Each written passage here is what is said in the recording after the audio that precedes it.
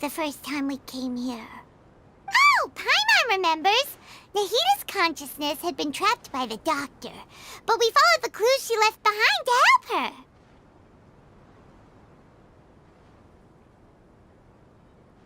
So much time has already passed since then, and it seems Sumeru's changing for the better now that Nahita's in charge, right?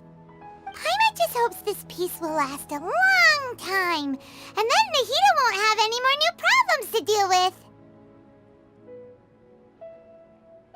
Yeah, guess you're right.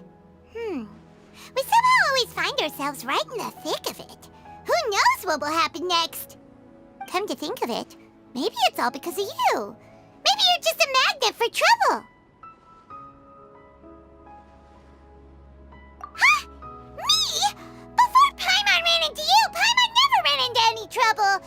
At most, when she was super tired, Paimon got caught in some strange whirlpool and sucked out into sea. And even then, you fished Paimon out. Anyway, for Nahita's sake, maybe we should think about heading to our next destination for now.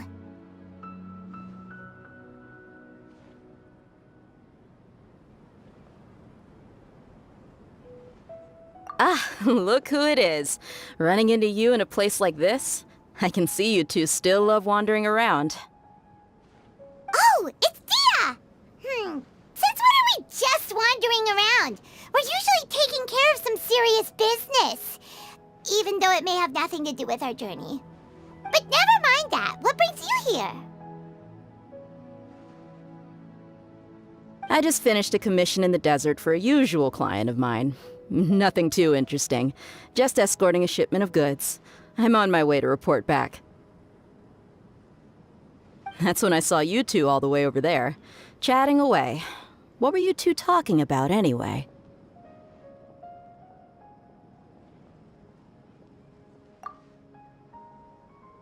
Huh? You serious? Can't say I saw that coming. But you are travelers after all. I guess you'd never stay for too long in one place. Bumping into you like this will become a rarity. I'm starting to feel sad just thinking about it. Hey, how about I gather a few mercs to escort you two? What do you say?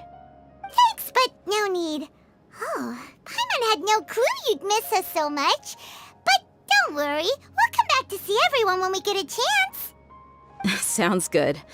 All you need to do to get to Fontaine is cross this stretch of desert and navigate some waterways. Knowing you two, I'm sure it won't be anything you can't handle. So, when are you leaving? Oh, wait a sec. Paimon just remembered there are still a few dishes in Sumeru that Paimon hasn't tried yet.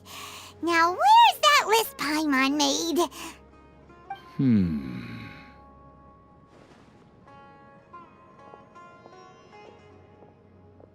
I see. Guess you won't be needing a going-away party or anything. It's sad enough to see you go like this. Though, now that I think about it, Sumeru wouldn't be what it is today without you. Seems true heroes always prefer leaving quietly. By the way, should we go say bye to Nahita?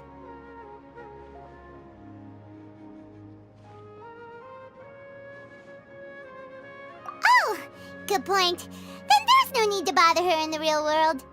Then, I guess this is goodbye for now, Traveler in Paimon.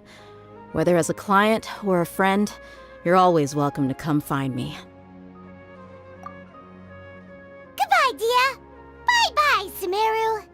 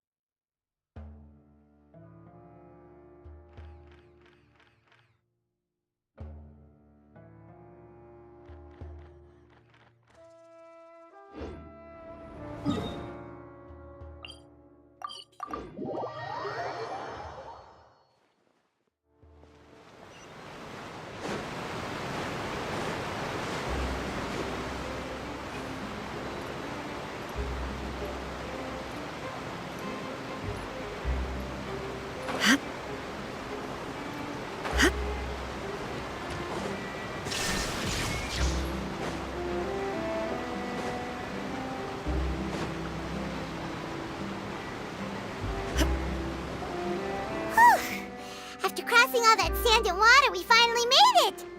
Oh, this must be Fontaine's port! Wow! Everything looks so advanced in Fontaine! Paimon's heard that the industry here is extremely developed, and there are all kinds of unusual machines! Just seeing the sights as a tourist is nice, but maybe it would be better if we found something to do! What do you think? Good idea! Nahida gave us loads of useful information. Seeking out the Seven is probably still our best source for information at this point.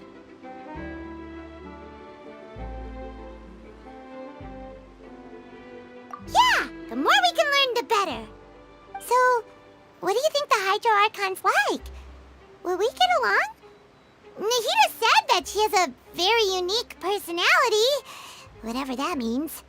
To learn about a nation's god, start with the nation's people. There seems to be some locals talking over there.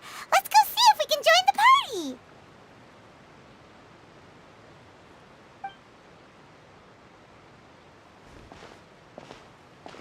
party. If you ask me, it's a tragedy how things ended for him. Clearly, he was a pretty decent person. Yeah, I didn't expect that kind of ending for him. I thought he would at least fight on a little longer for his family. I was expecting a sudden plot twist, but it's a pity that it never happened. Still, his story is quite the tearjerker.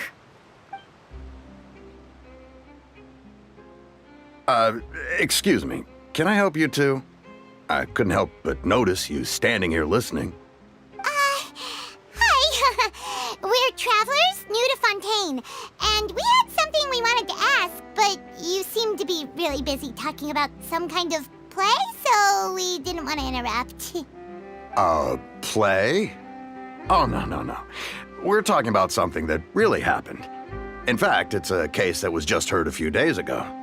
Really? Like, a real trial? But the way you were talking about it and the words you used just now made it sound like some kind of story.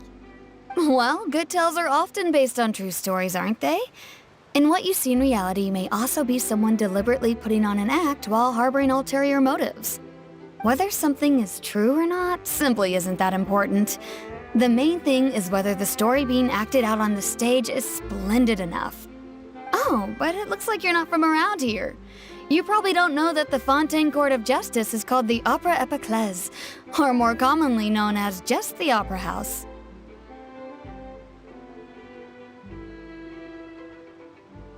But, shouldn't court cases be treated a little more seriously than that? Not to question Fontaine's way of doing things, it's just that putting someone on trial is usually a very serious thing. No worries. Other visitors to Fontaine have wondered the same thing. You could say that we just don't want to waste the moving stories behind those cases. And as for your worries about whether the cases are treated with due reverence, We have the absolutely just and honorable Chief Justice Neuvillette, as well as the Oratrice Mécanique d'Analyse Cardinal, a machine created by the Archon. Between the machine and the Chief Justice, false charges and injustice are a thing of the past now.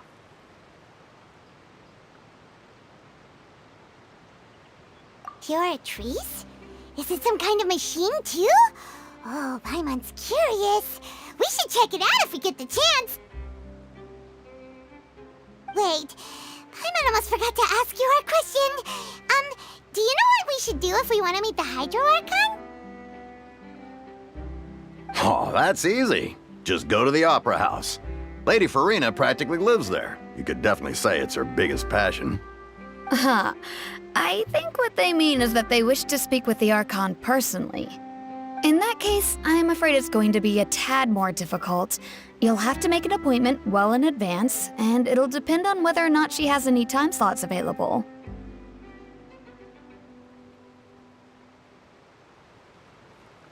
Huh.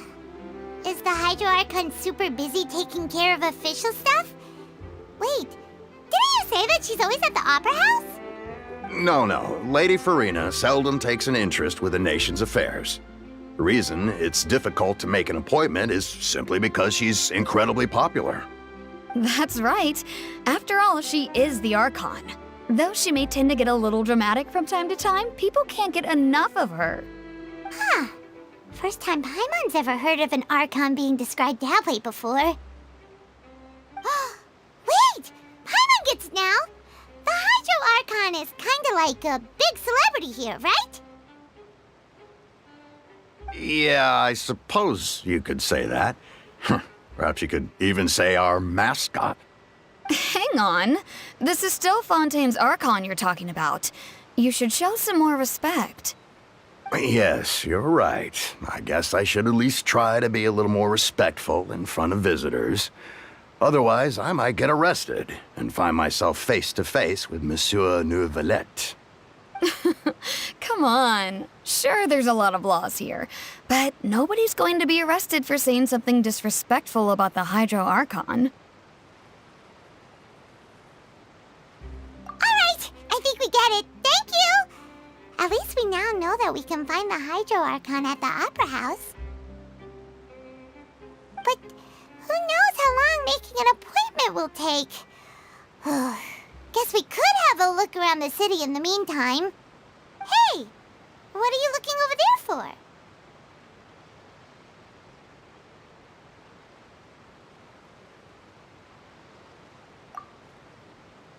Huh. Maybe something's the matter. She isn't going to jump into the water, is she? Maybe we better go check on her.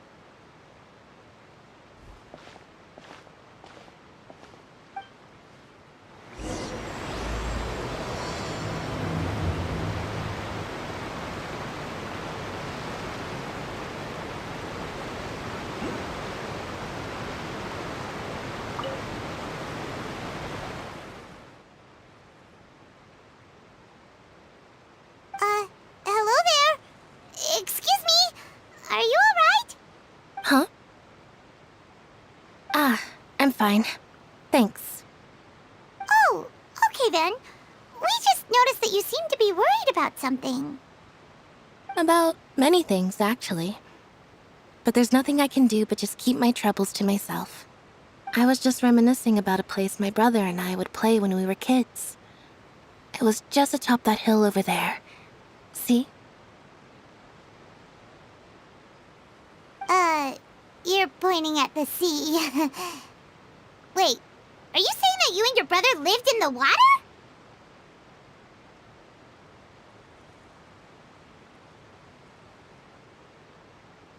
No, people call the waters around Fontaine a sea. It's actually just an inland lake that's filled with fresh water. And no, I can still see that hill clearly in my memories. Now, it's been completely submerged. He would skip and jump, tossing sand in the wind. The sun shone brightly, and the air was filled with the scent of the sea. But now, the water is gradually swallowing our memories. It won't be long before it swallows us. So really get what you mean. I don't believe we've had the pleasure of meeting. Are you Lynette's new friends? Oh, and you are? Thanks for looking after my sister. She often comes here to reminisce about our childhood, that's all. There's no need for any concern. Allow me to introduce myself. I'm Linny, and this is my sister Lynette. If I had to guess, I'd say you must be travelers from abroad. Nice to meet you. Paimon is Paimon, and this is the Traveler. We just arrived in Fontaine. We were just talking with your sister. Even though we didn't really get what she was saying. I see. It's unusual for Lynette to be so willing to talk with anyone. In fact, she seldom speaks at all. I'm usually the only one she ever talks to. Oh, really?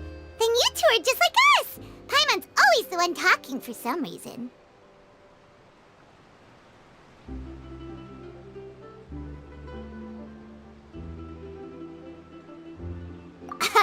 So that's how you think it is? I also think my brother can be too talkative at times. Seems you were right, Paimon. We are quite similar.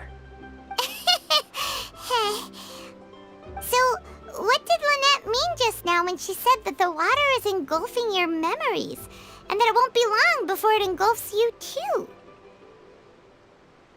Oh, that. It's from a prophecy that's been circulating in Fontaine for some time now. Well, I suppose prophecy isn't exactly the right word, because that implies a certain amount of uncertainty. There's no doubt about what's happening in Fontaine now. Where to begin?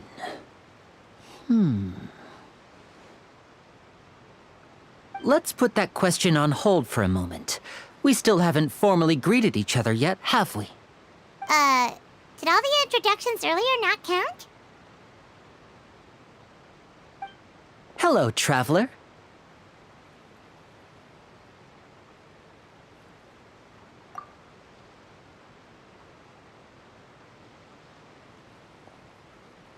And hello, Paimon. Hey! Why didn't Paimon get a handshake? You're not poking fun at Paimon, are you? Please, don't take offense. Just consider it a sort of etiquette we have here in Fontaine when making new friends. You should remember it. It might prove useful. Oh, all right then. Well, Paimon's just happy to have a local friend now. By the way, we were just getting ready to go to the Opera House to meet the Hydro Archon. Would you be able to show us the way?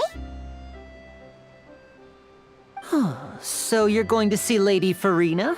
No problem at all. In fact, I was planning to go to the Opera House later myself. I'll gladly take you once I finish things here. Please follow me.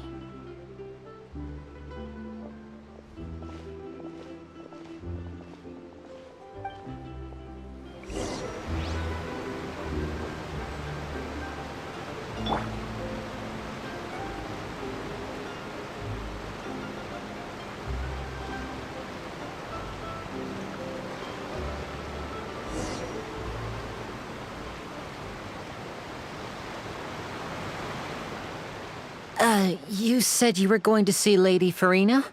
Well, it seems Lady Farina has come to see you.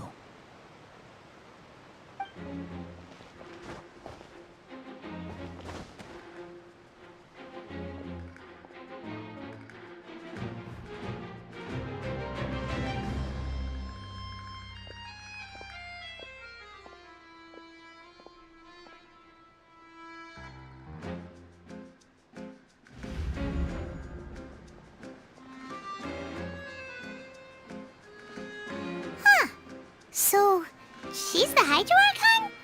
But how did she know we were looking for her? My dear people, rich and poor, those with cup in hand and those with nothing at all, raise your glasses in celebration. If you don't have one, then just raise your hand in lieu.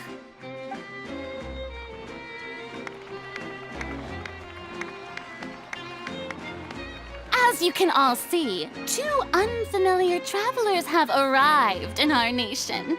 Come, let us make a toast in honor of this traveler and her companion who have journeyed here from distant lands.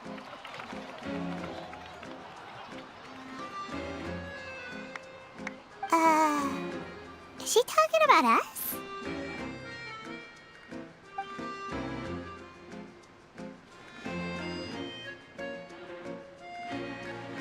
I've long heard of the turmoil and chaos you've left in your wake as you visited other nations. But I welcome you nevertheless. No, I have come to receive you personally.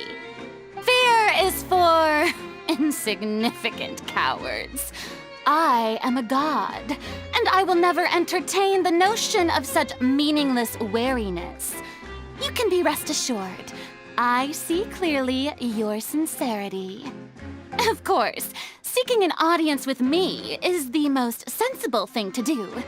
It will allow you to truly behold my power and witness my authority.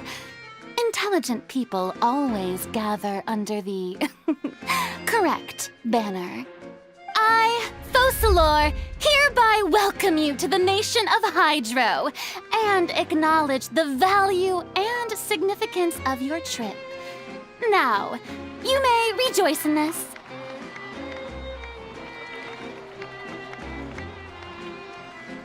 Yeah, Paimon still can't believe it. Feels like we've only been here for a few minutes. But the Hydro Archon's entrance was, how should Paimon describe it? A little over the top? Miss Hydro Archon? How did you know we were coming? I see. As Outlanders, you inevitably lack even some of the most basic understanding. Don't forget that even the gods can be divided into the mediocre and the excellent. I suppose it's only natural for you to be awestruck by my abilities. You had best stop and consider. Do you really have the noble qualities and etiquette necessary to communicate with a god? All it takes is a flick of my finger for me to know everything about you. Whoa, talk about sounding high and mighty. Oh? What's with these looks? Perhaps the welcoming ceremony still isn't enough? What else should I say then? Is she waiting for us to start talking? Wow, I didn't expect to see Lady Farina here. What a surprise! Wait, does this mean they're the legendary blonde traveler? How did I not notice before? Hey, what's all the commotion? Oh, is that Lady Farina? Is there some kind of drama going on? Of course. That's the blonde traveler, the one all those stories are about. Lady Farina came here to personally see her. Oh, I bet this is going to be the duel of the century. Ooh, I've got to see this. I knew Lady Farina would never disappoint.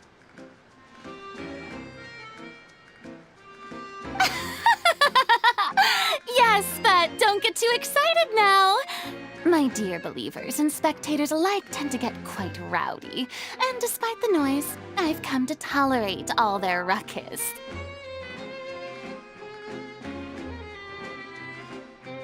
You may consider this my reward to all of you. I have determined that there will be an epic duel between myself and this traveler from another land, just as you were hoping to see. Now she wants to fight? Aren't we getting a little ahead of ourselves?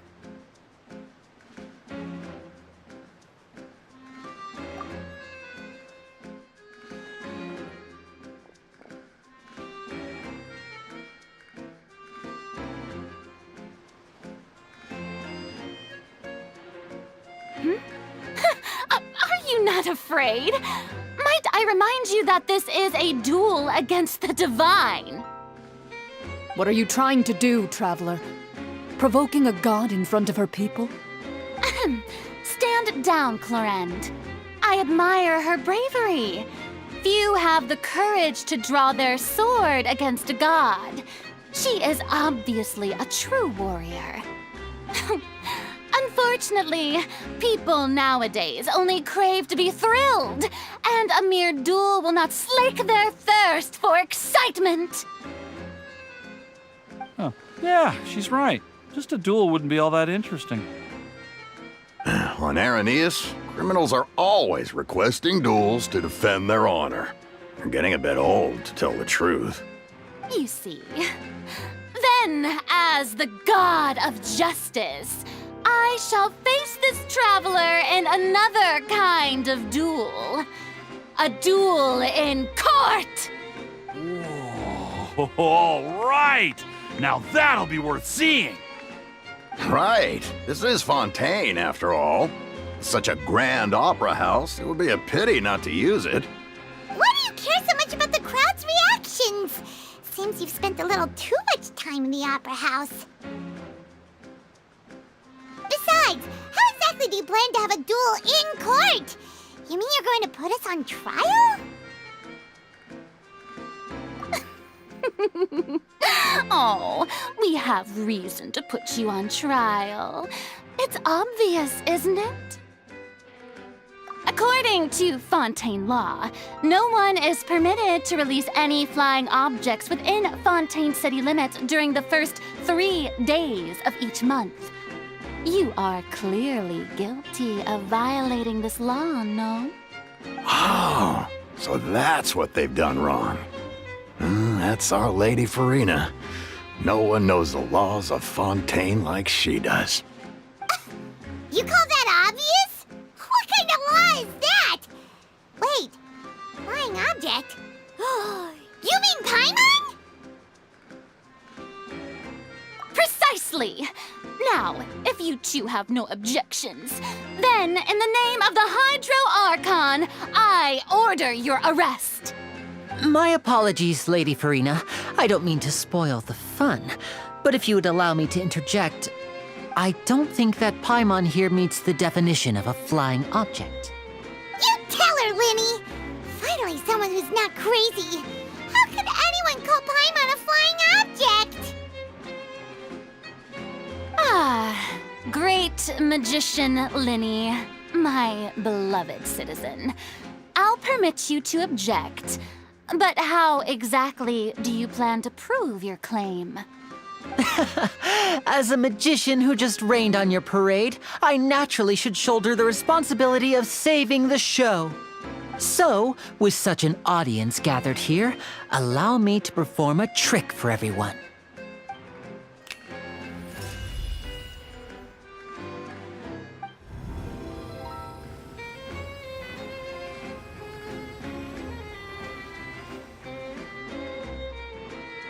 Ta-da!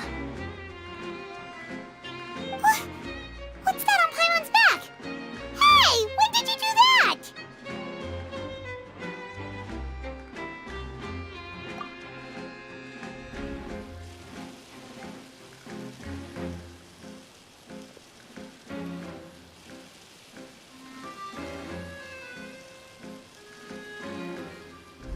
There. As you can all clearly see, Paimon should be classified as, well, something like a balloon. This rope has been in the traveler's hand all along. It was just that no one could see it before. Huh? You call that magic? You've got to be joking. I thought it was pretty good. Nice one. Huh, I'm not sure what to think. It seems Lady Farina's charges no longer hold water.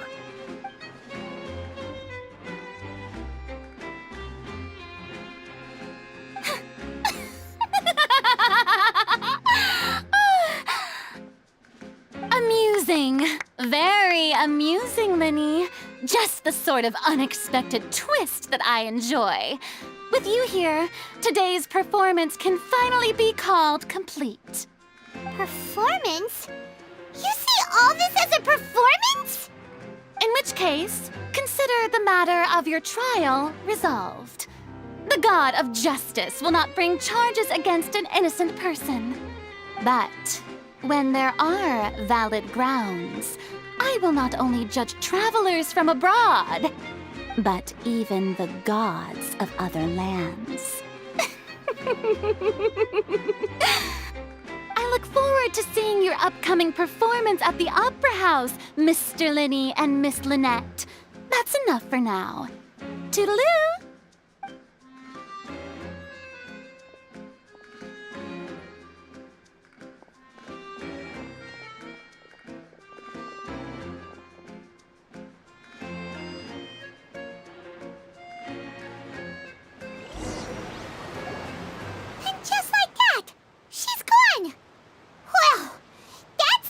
Unpredictable Archon Paimon's ever seen. We never even had a chance to ask her anything.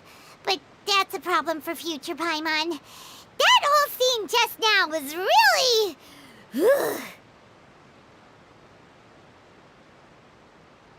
Don't mention it. I just happened to remember that there was such a law, so I did a little preparation, just in case. I didn't think it would actually come in handy. So, now do you see what kind of god Lady Farina is?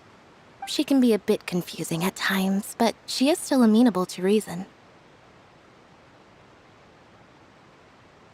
Anyway, Paimon had no idea you were a magician, Linny. It sounded like you'll be performing at the Opera House, right?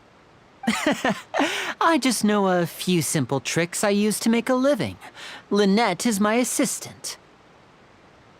It will actually be my first time performing on the most prestigious stage in Fontaine, the Opera House. But isn't the Opera House where criminal trials are held in Fontaine?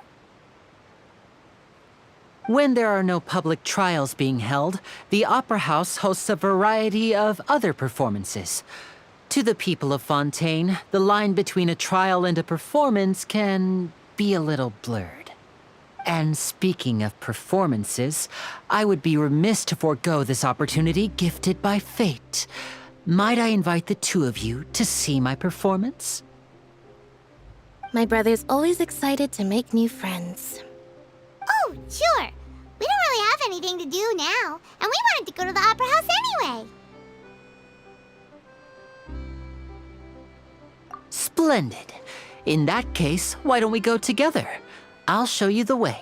I just have something to take care of first.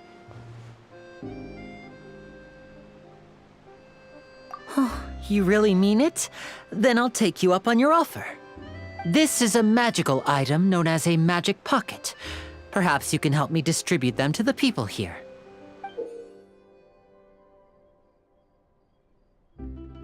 Huh?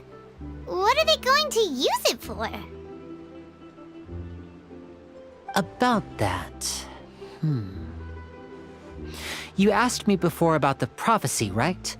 Let me start by telling you a little more about what it entails. I'm not sure exactly when it began, but a prophecy has been circulating around Fontaine. It says that every person in Fontaine is born with sin. No matter how the nation of justice holds trial after trial, this sin cannot be absolved. Until one day, the water levels in Fontaine will rise, and the sinful people will slowly be drowned. In the end, the people will all be dissolved into the waters, and only the Hydro Archon will remain, weeping on her throne.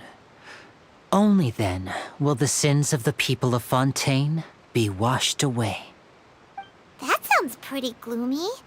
Why are people in Fontaine born with sin? What is that supposed to mean? There are lots of guesses.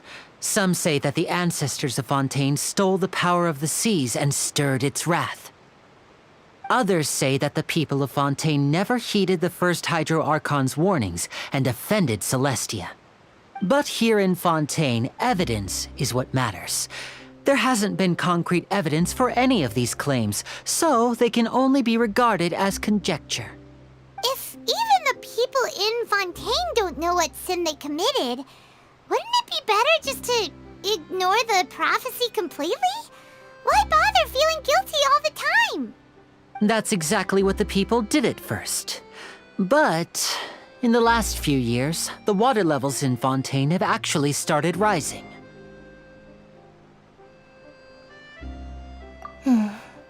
Many places have already been completely submerged, and now lie beneath the sea. Many people carry on with their lives as before and shrug it off as a natural phenomenon. But my family and I think that the people of Fontaine shouldn't ignore the possibility, which would end up sentencing them to death. We hope that at least the people who reside near the waterfront can move away before it's too late. So, we've started distributing magic pockets to them. As a magical item, these magic pockets have astonishing capacity. I'm sure they will come in handy when people are moving their belongings. Oh, Paimon gets it! It's like preparing for a rainy day! But this is more than a bit of rain.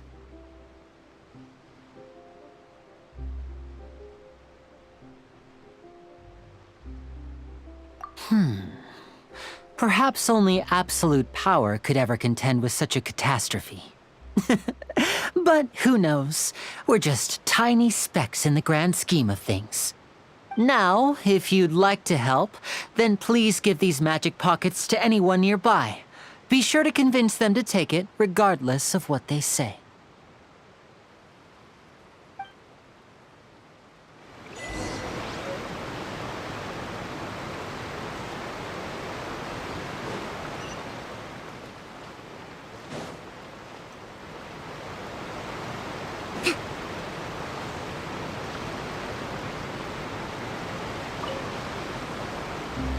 So you're the blonde traveler that everyone's been talking about.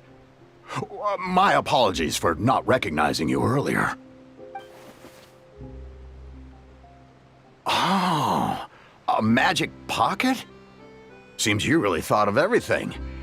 I guess it's better to prepare for the worst and hope for the best. Thanks. Please, also thank the magician on my behalf when you get the chance.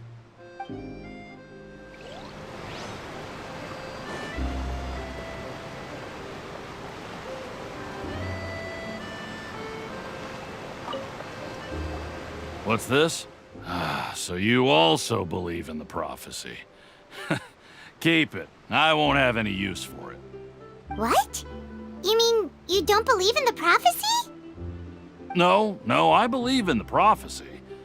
But I also believe in another story. The story says that people once lived in the ocean. They were one with the ocean and couldn't live apart from it.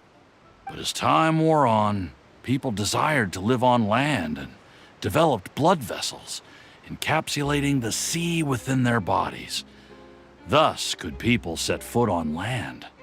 So, if you ask me, when the water rises and takes us all, it'll be like we're going home. Oh, we hadn't heard that one before. But people can't live underwater. They'll die. You should probably still take it. All right, I'll take it. I guess I just feel that being dissolved into the water doesn't necessarily mean death.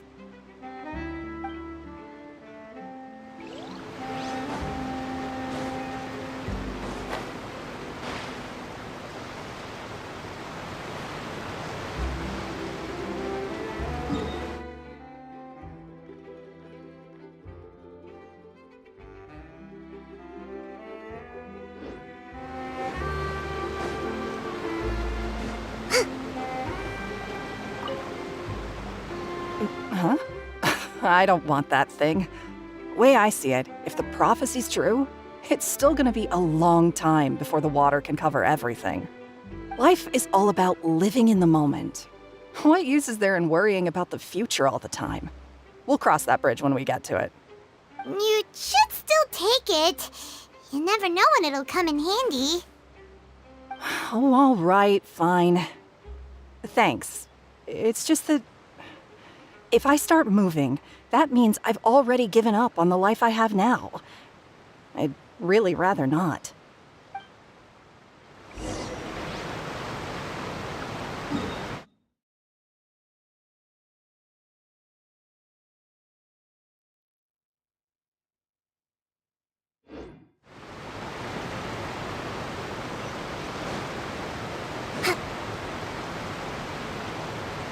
Oh? You already handed out all of the magic pockets? That was fast. So, what did people have to say? I bet you heard some, interesting opinions. Yes, but that will change once disaster strikes. I know they'll change their minds, so it's only right to help them prepare. Is there anything else you need to do before we leave? Yes, one last thing. I have the magic pockets made by a workshop in the court of Fontaine. Since we're out and about, I was thinking about bringing him some more materials. So, you want to collect materials? Just tell us what the materials look like and we'll help. Many hands make light work. Oh, that would be much appreciated. We'll need some Romaritime flowers. I remember seeing them near the waterfront on the east side of the harbor.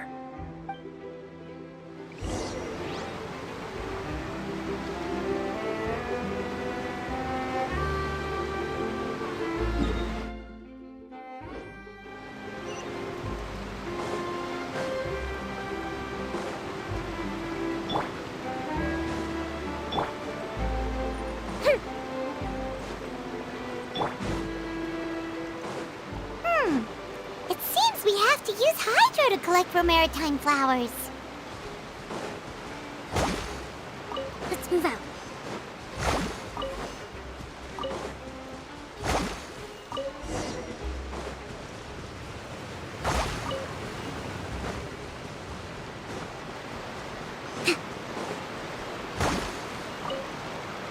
Let's move out.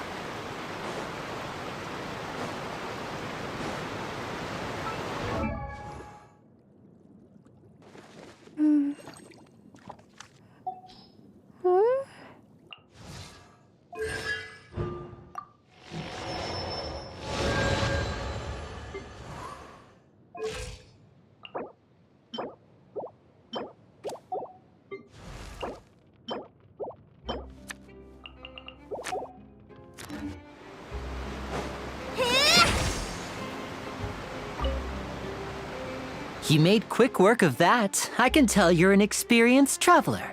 I've also finished collecting a few here. Maybe next time you'll feel like helping too, Lynette. No way. I'm in power-saving mode today.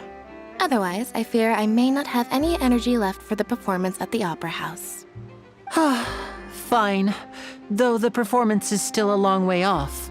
Now that we're finished here, we should get ready to head back to the Court of Fontaine. So, we're going to the Court of Fontaine before we head to the Opera House? Good. Paimon wants a tour of Fontaine's largest city and try...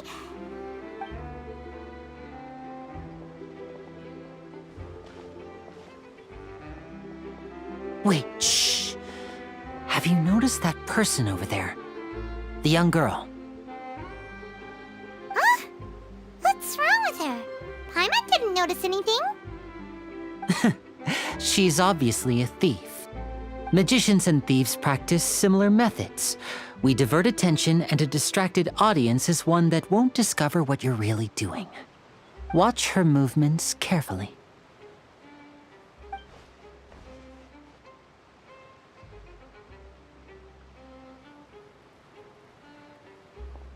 Oh, he's right! Shh, keep your voice down. We need to think of a way to catch her, but it seems she's very alert. Perhaps we should split up. You two can ride the lift over there and wait up top. I bet that'll be her escape route if she tries to run. All right, let's go.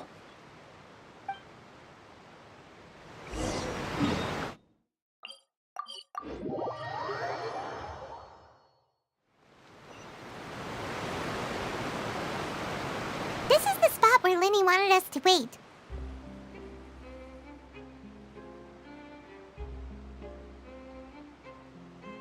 Oh, look! Isn't that her?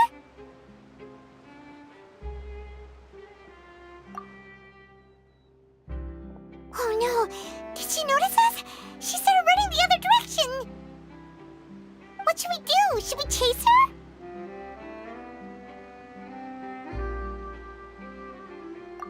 You're right. She might also be trying to lure us away.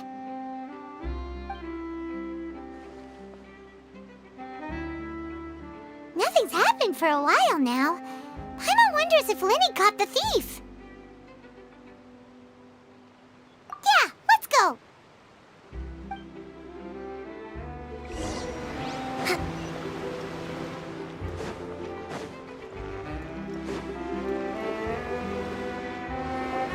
Are you sure that's all she took?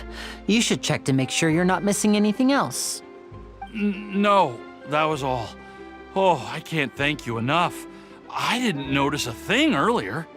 Anyway, I should be going now. Thanks again. Oh, were you returning what the thief had stolen? That's right. Pity I wasn't able to catch her. She distracted me by dropping the thing she stole on the ground. By the time I looked back, she was already gone. I saw the general direction she went, but Linny twisted his ankle, and I needed to make sure he was okay. Oh, did you get hurt, Linny?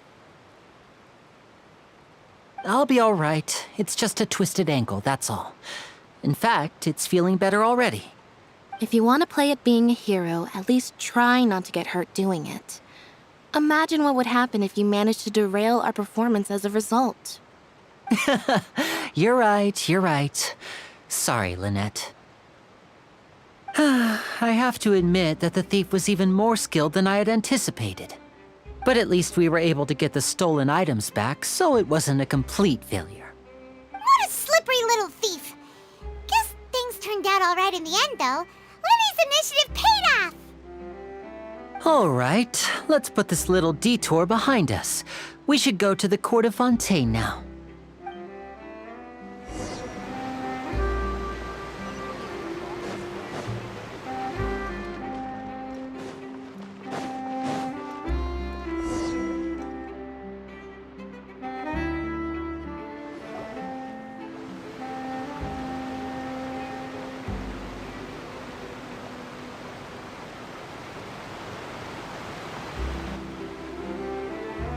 So, we ride this thing to go into the city? What an ingenious way to get around! People in Fontaine really know how to use water! This is an aquabus. It allows people to travel between several key locations around Fontaine. It's pretty convenient, but the ride can become a little dull after a while.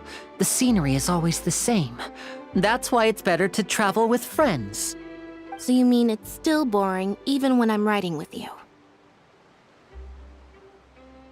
No, that's not what I meant. It's just that, well, you don't really talk that much. Besides, it doesn't really feel like a real trip when it's just the two of us. It's the same as being at home. Whatever. Guess that's what it's like to be an older brother. It's about time for us to leave. Let's get on board.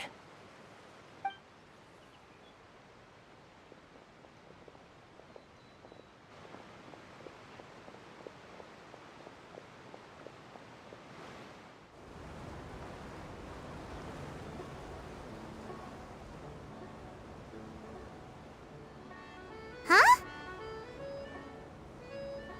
What? Traveler! Paimon! Charlotte! Oh, I never guessed I'd bump into you while riding the aquabus.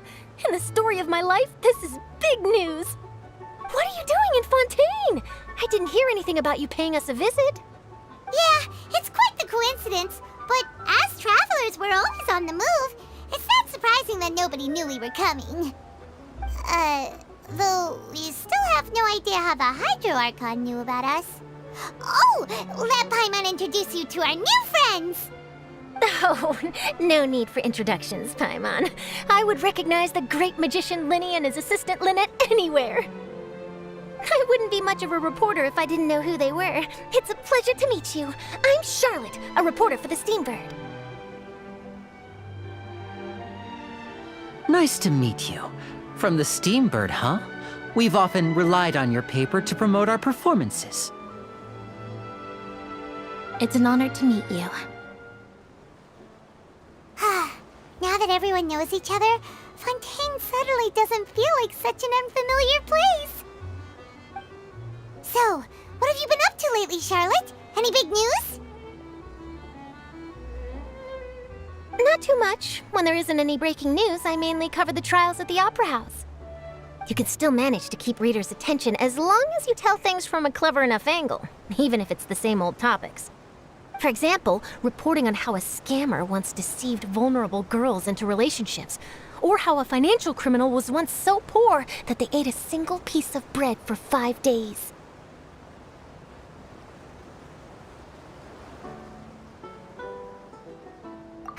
You're right. Seems you know me pretty well.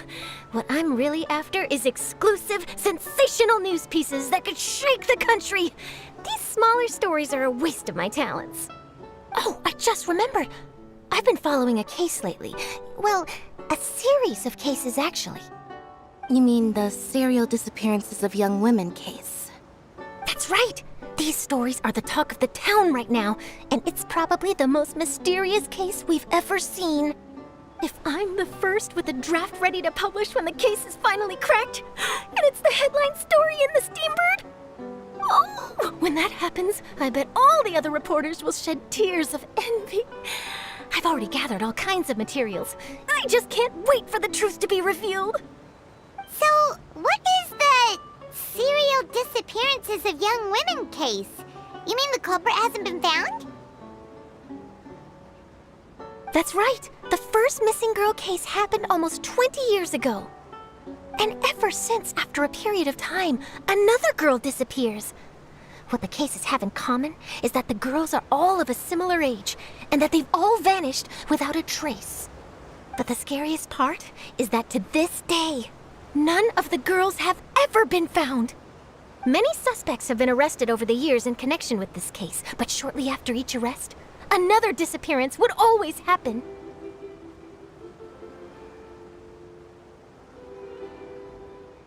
Yes, it's possible. But either way, I believe that every case has some precise truth behind it, waiting to be exposed. Yes, I agree. And at the very least, the family of those missing girls deserves some sort of explanation. I just imagined for a second what I would do if Lynette were to suddenly disappear. I'd pay any price to get her back, and then find a way to track down the culprit. Please don't imagine that, Linny.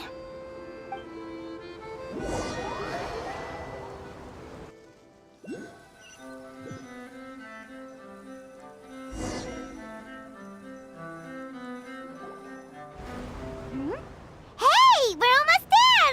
Look!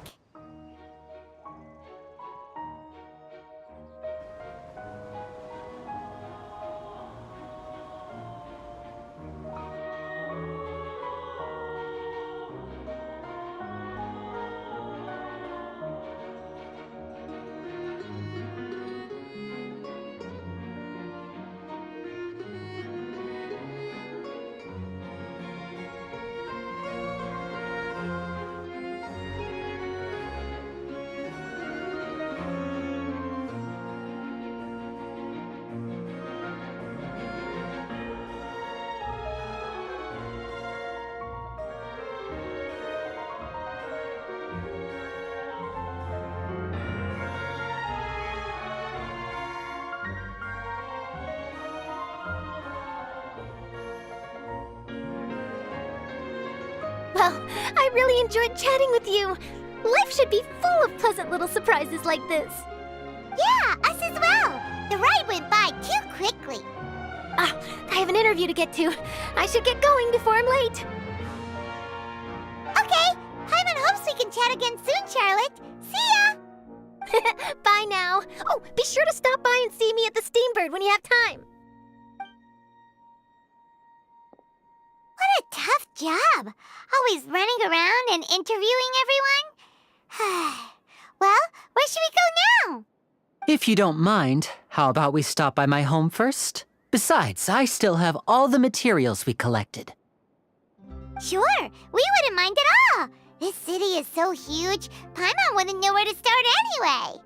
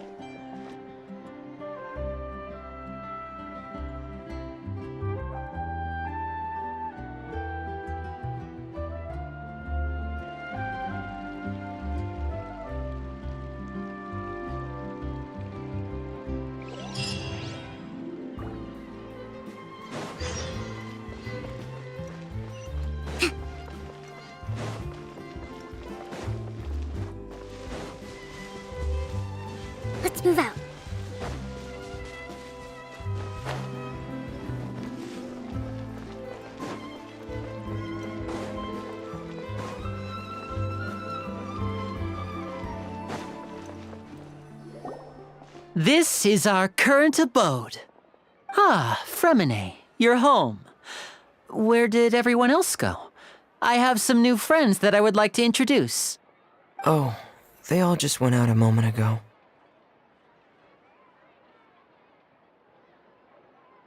I see. Everyone is getting busier now that Father will be returning soon. I suppose that can't be helped. Allow me to introduce you to my little brother, Fremine. He is a phenomenal diver. Hello. Nice to meet you! Paimon is Paimon, and this is the Traveler! Oh, you sound very proud to have a diver as a brother, Linny.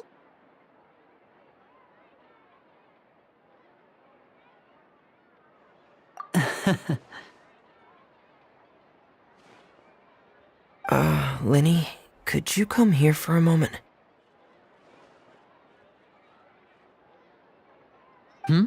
What is it, Fremine? Do you have something to tell me?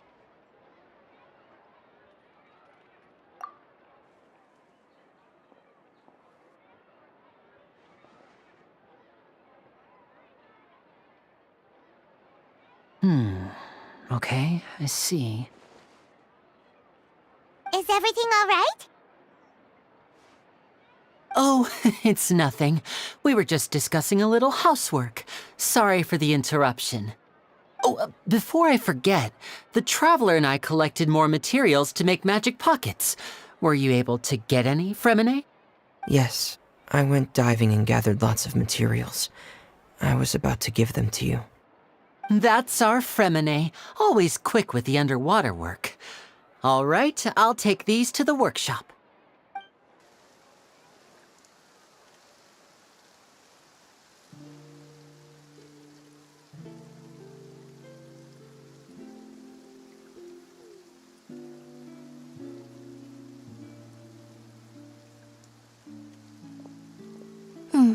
Looks like rain.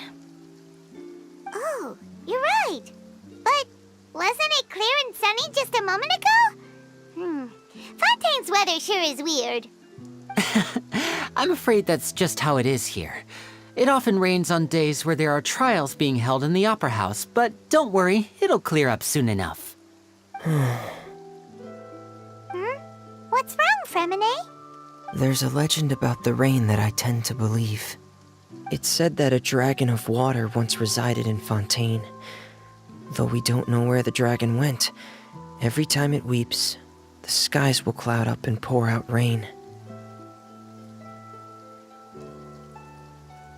When I was a child, my mother told me that if I wanted to go outside and play, I should yell toward the sky at the top of my lungs. Hydro Dragon! Hydro Dragon! Don't cry!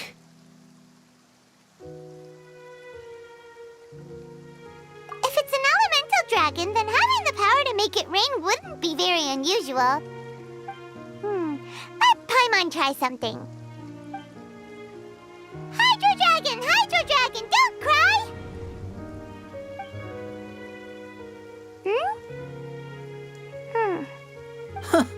Doesn't seem to be of any use. It is just a legend after all.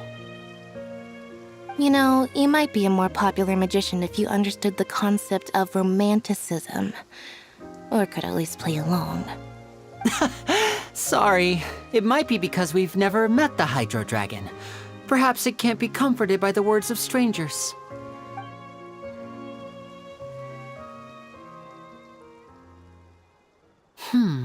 It rained for longer than I suspected. Oh, it's already getting late. Was there something you needed to do, Linny? Yeah, some preparations for the show at the Opera House. I need to find a way to catch the last aqua bus of the day. On the day of the performance, just ride the aqua bus to the island of Aeneas. I'll have Lynette meet you at the fountain in front of the Opera House.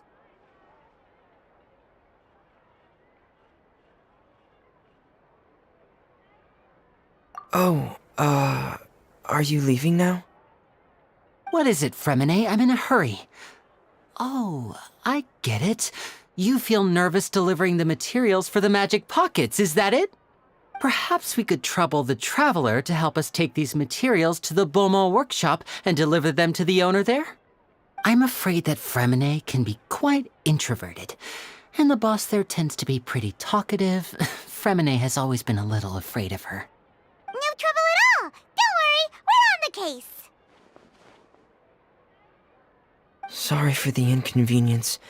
I'm quite useless when it comes to such tasks. I'll think of a way to make it up to you. Oh, no need! This'll be a walk in the park for us!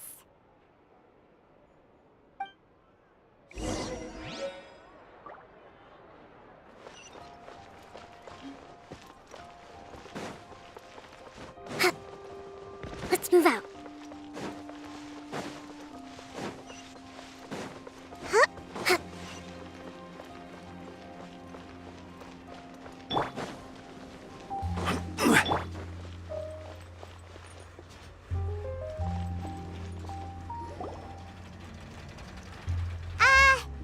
Hello? Is there anyone here? Oh, hello there. New customers? Looking to buy, or do you need something made? Or perhaps you're just looking for a chat with me. Oh no, we're just here to deliver some materials. Here they are. They're for making... what were they called again? Ah, these must be for magic pockets. I could tell right away. I've already made several orders worth now.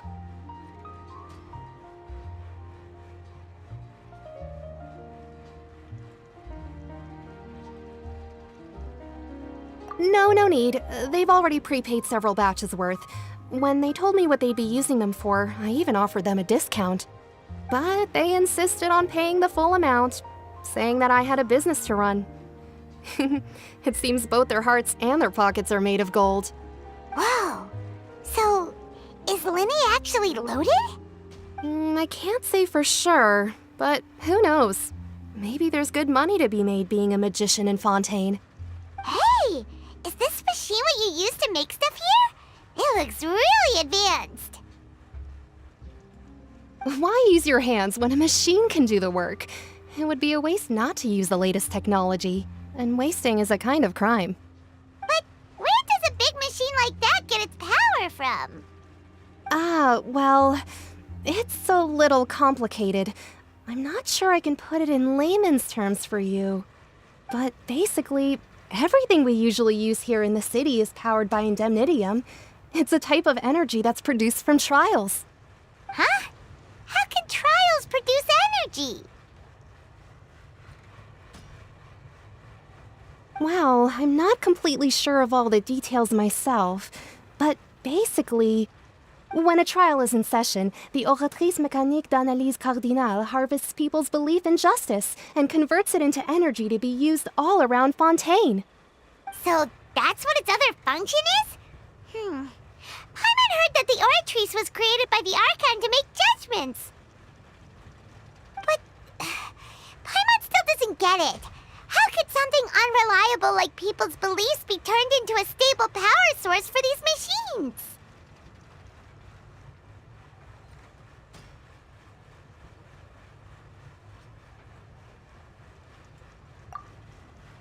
Oh, yeah!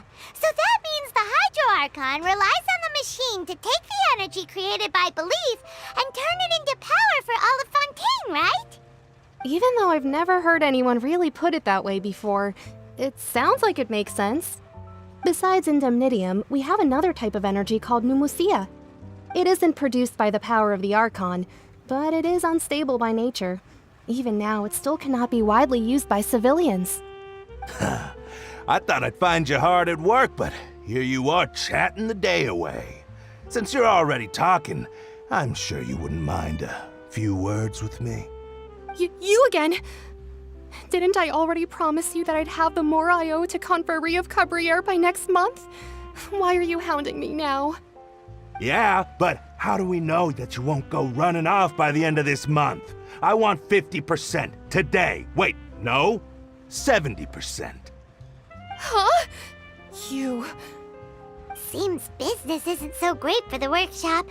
We've already finished our job and delivered the materials. Maybe now's a good time to leave? Hey, hold on! Before you go around trying to collect payments, why don't you settle your own debts first? If Confrérie of Cabriere wants to poach clients from Northland Bank, that's fine. But I'm afraid you still owe the bank a hefty sum of mora. So why don't we work things out between us first, before you get back to your little conversation here? You're from Northland Bank. But we said we'll pay everything we owe next month. Why are you hounding me now? Traveler, Paimon! I didn't think I'd run into you here in Fontaine. What are the chances?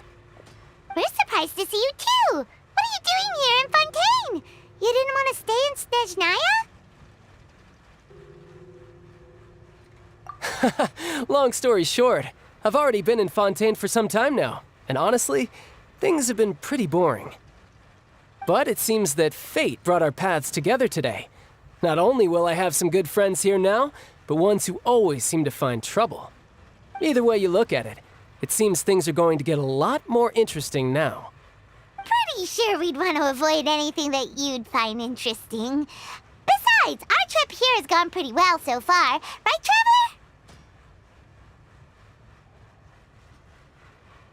Traveler? Hey, you, Northland Bank boy. Aren't you forgetting something? Don't interrupt. It's not often I run into the Traveler like this. Why don't you wait for me over there for a while?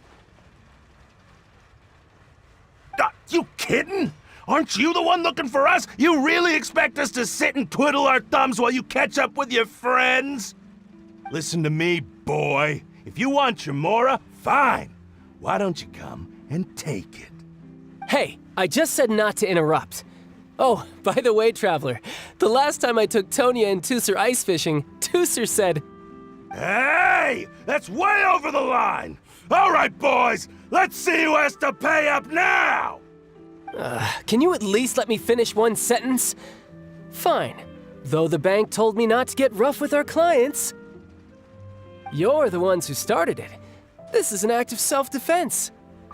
You two will have to be my witnesses, okay? I'm sure this won't take long.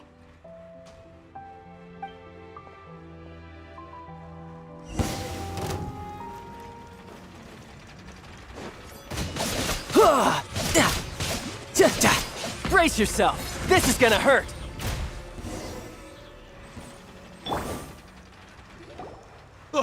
What's your deal, Brad? How are you so strong if you're just a staffer from Snezhnaya's Northland Bank? Wait, don't tell me you're... Oh, now you notice. It's a little late, don't you think? Just make sure you understand that you don't mess with Northland Bank. Got it?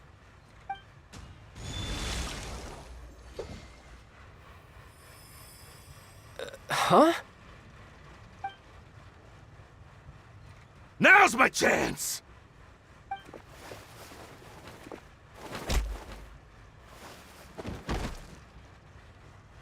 Huh. That was weird.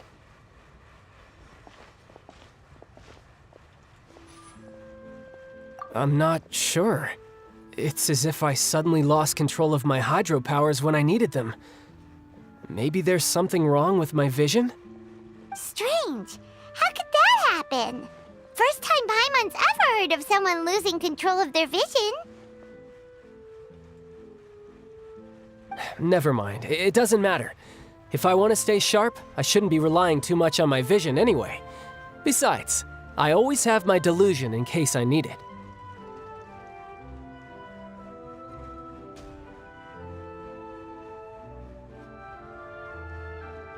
So what are you doing in Fontaine, child? I don't see its work for Northland Bank. Well, I guess it's because I've been in a bad mood lately. Huh? What kind of reason is that? Wait, since when do you feel down about anything?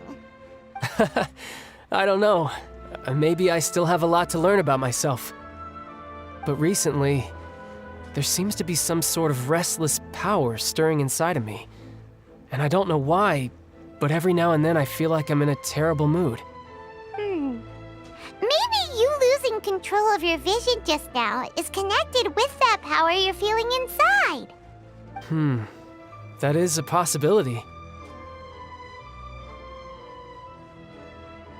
I can't remember if I ever mentioned it before, but when I was 14, I fell into some unknown abyss. It was during that time I learned nearly all of my abilities. The one who took me under her wing and taught me was named Skirk. She was always quiet and very mysterious. Nobody knew where she came from or what she had been through, and she was always very strict when teaching me combat techniques. One time, I asked her why she was willing to take me on as an apprentice. From what I could make of her answer, it was because I had awakened it, and traces of it remained on me. She said that all my combat training would be useful in the future. But what is it? What did you awaken? She never explained that, but my guess is that it's related to a dream I saw when I had just fallen into that abyss. In my dream, I was in the deepest depths of the sea, and the boundless seabed was all around me. But in front of me appeared a whale that was so massive, I felt like I couldn't breathe. A whale? Oh, that sounds familiar! When we fought against you before, you summoned a huge whale that seemed to leap at us. Is that the one? That's just an abstract form of a whale that I create using my elemental powers. It takes that shape because the scene I dreamt of the whale has always been stuck in my mind. I'll never forget it. So you used the whale as inspiration for one of your moves? Huh. Seems a little twisted to Paimon. So why don't you just go ask your master? Maybe she knows the answer. You make it sound so easy. Ever since the incident I experienced there, I've never stopped searching for Master Skirk and that unknown abyss. But it's been years now, and I've still found nothing. There isn't even a trace of the place where I remember falling into the abyss. Oh, it sounds like some kind of ghost story. Yeah, I'm out of leads at this point, but there's nothing more I can do. It seems that strange encounters in this world tend to be elusive like that. Oh, seems the time really flies when I'm talking with you. I just remembered I have somewhere else I need to be, so I should get going. What? More work for the Northland Bank? And no, it's more of a personal appointment. Lately, I've been sparring with some of Fontaine's official champion duelists whenever I'm feeling bored. Official champion duelists? You mean it's their job to duel? Yep, in Fontaine, before a criminal goes to court, they're given one chance to defend their honor by requesting a duel with an official champion duelist. The champion duelists are all-powerful fighters selected from among the nation's best, and the duel itself is a no-holds-barred fight with no specified stopping point. So engaging in such a duel is regarded as a symbol of defending your honor. If a criminal manages to win the duel, they'll be acquitted. But if they lose, they'll have no choice but to stand trial. And the worst-case scenario is that you're simply killed in the duel. Though it's rumored that Fontaine has a death penalty, from what I can tell, no one has ever been officially sentenced to death. So really, the only people who opt to duel are those who have suffered a grave injustice in being accused, or those who greatly value their honor. Otherwise, why gamble with your life? So, do many people actually get out of their trials by winning the duel? Apparently, it's exceedingly rare for anyone to actually win. Fontaine probably enacted this system as a way to show that the nation respects the honor of its citizens. Besides, none of the champion duelists are to be trifled with, which is exactly why I was itching to face them as soon as I got to Fontaine. Apparently, the one I'm meeting today, Clorinde, is the strongest of the champion duelists. I had been asking her for some time before she finally agreed to face me today. Well, that's child for ya. Paimon feels like we heard that name somewhere before. Clorinde. Huh.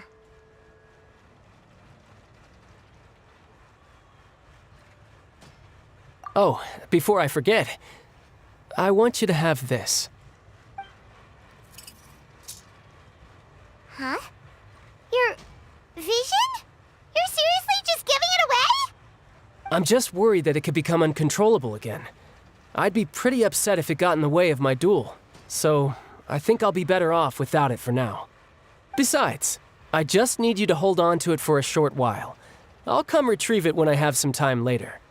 Paimon knows what you're up to. You just want an excuse to come talk to us again, don't you?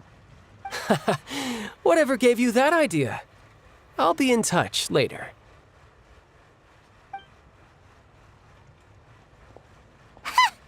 That sneaky guy. He said he's been feeling down lately, but he seemed the same as ever to Paimon. Well, seems we don't have much to do for now. We might as well walk around and see the city before Lenny's performance.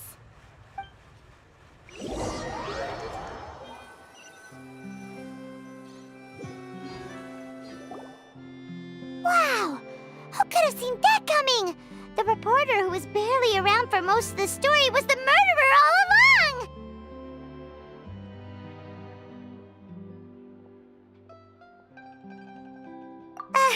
Sorry. Paimon was just surprised, that's all. Whew. Paimon never saw that twist coming. The murder mystery novels here are amazing! The whodunits here in Fontaine are a lot different than the light novels you see from Yai Publishing House. Both have their merits, but Paimon thinks this style of novels are more, well, novel. It's so exciting to reach the moment when the mystery is uncovered, especially in the one Paimon was just reading. You should buy a copy and read it too. Oh, sorry about that. Paimon will be more careful next time. Hey, shouldn't we be heading to the Opera House to see Lenny's performance soon? It's almost time for the show to start, so we should get going. Lenny said that the Opera House is on Aranias, so let's go ride the Aquabus!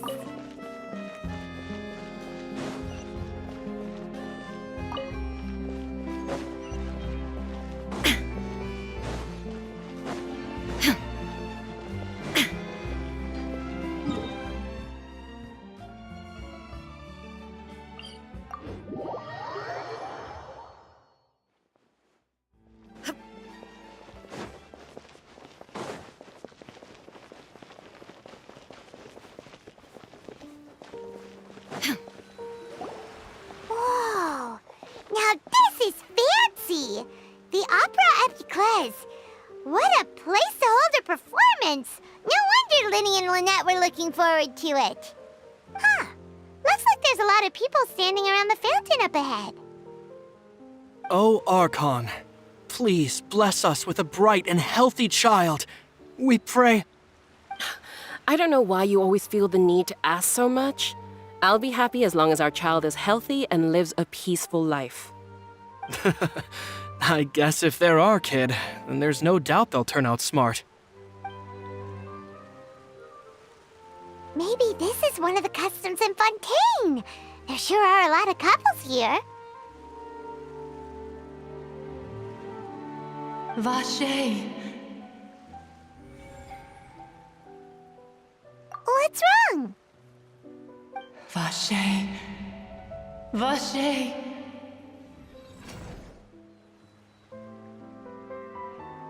No, Paimon didn't say anything. Are you hearing things? Welcome to the Fountain of Lucine. All the water flowing through Fontaine converges here. It's customary for newlyweds to come here and wish for children. Ah! Lynette! You scared Paimon! When did you get here? Lenny asked me to wait here for you, remember? Right.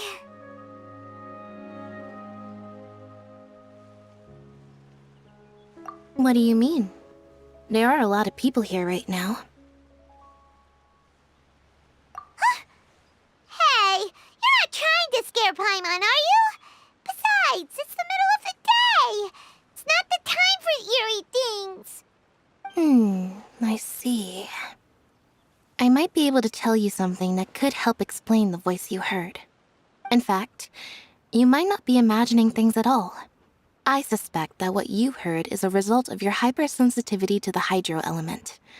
Others in my family have had similar experiences. It's because of her sensitivity to the hydro element? But what would hearing a voice have to do with elemental power? When do you cry, Paimon? Wait, what? What does that have to do with anything? Just answer me. When do you cry?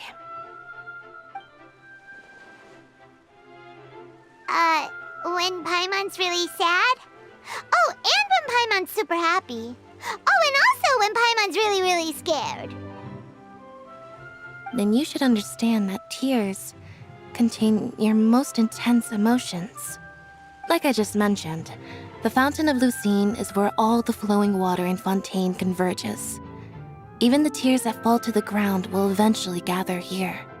So maybe what you heard was the intense emotion coming from someone's tears.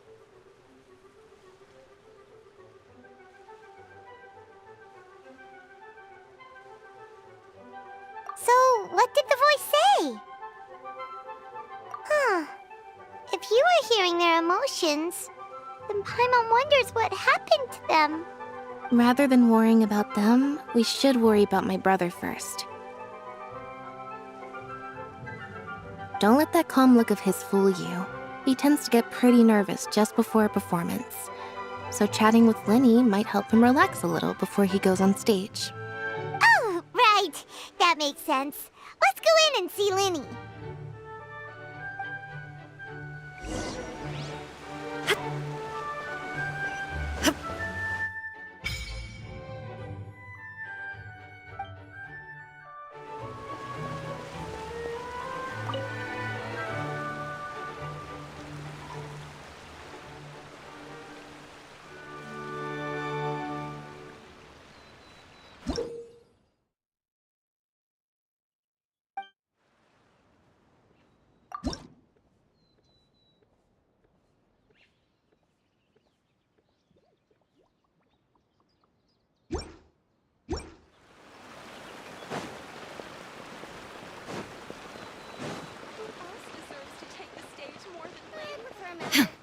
No two cases are alike. The details guide the story.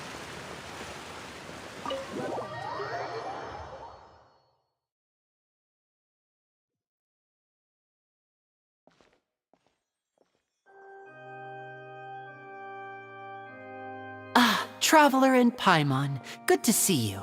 I knew you two would come. Are you kidding? We wouldn't miss it for the world. We've been looking forward to it. I can tell, judging by how early you've arrived. But you're actually right on time. The audience still hasn't started entering the venue yet, which means now is the perfect chance for us to take you to the best seats in the house. Wait just a moment. I'll fetch the tickets.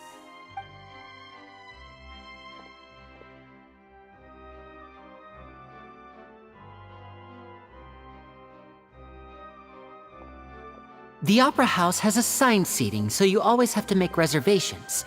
I've already reserved your seats, and here are your tickets. Ooh, front row seats! Thanks, Linny! Don't mention it. There's no need to keep thanking me. Hey, Linny! Could you come over here and take a look at this? Oh, I'll be right there. Seems there's an issue with the stage props over there. That's Cal, my assistant, calling me. I'll go lend him a hand. Yeah, we'll just go to our seats. You go ahead, Linny.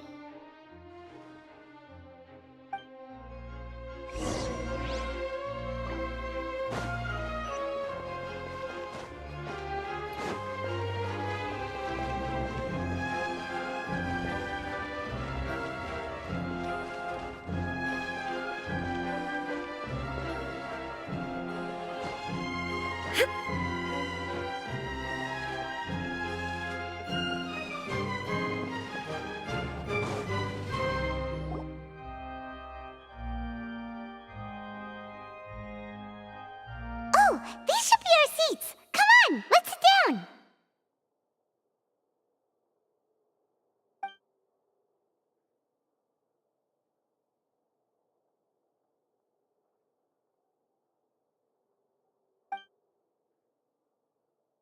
Uh...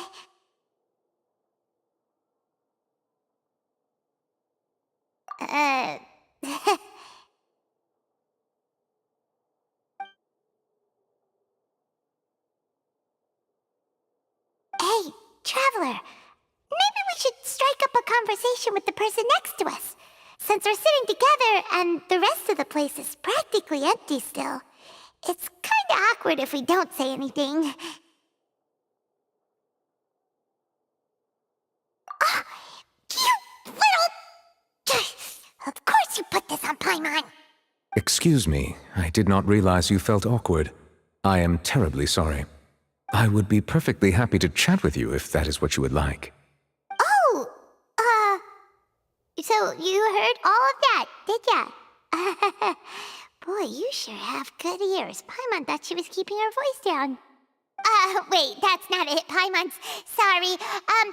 Paimon's the one who was being rude, talking under her breath like that. So, let's talk, but, what should we talk about? Oh, Paimon's got it. You're also here early and sitting in the front. Are you a friend of Linny's too? A friend, you say? Well, if Mr. Linny would like to be my friend, I would be more than happy to reciprocate. Oh, so you're not friends with Linny then? Oh, this is getting more awkward by the second.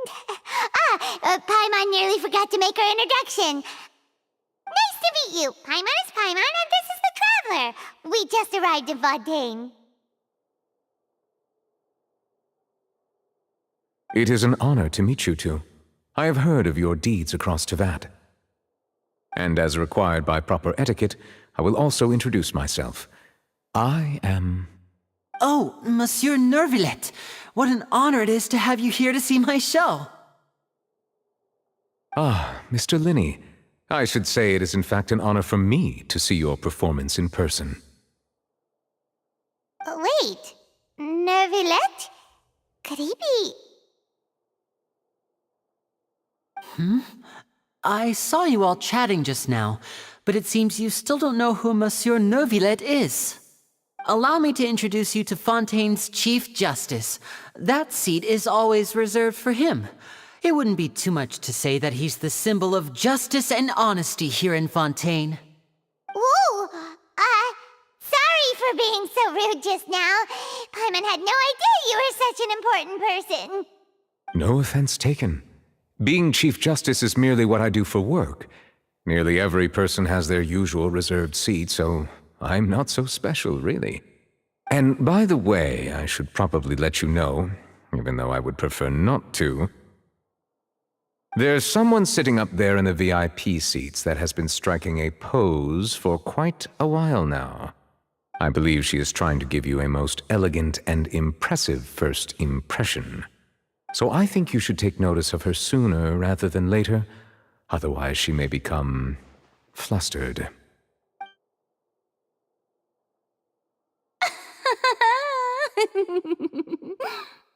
Huh?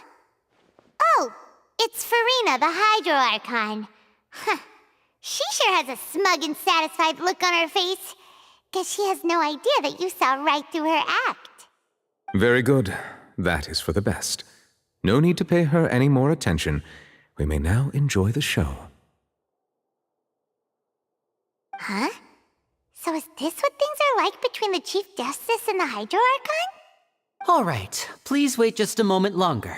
I've pretty much finished my preparations, and the performance will start as soon as the audience has made their way to their seats. Yay! The show's finally about to start! Paimon can hardly wait! Paimon's never seen a real live magic show before!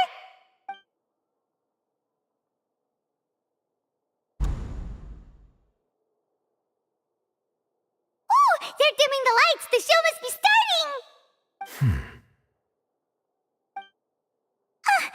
Sorry.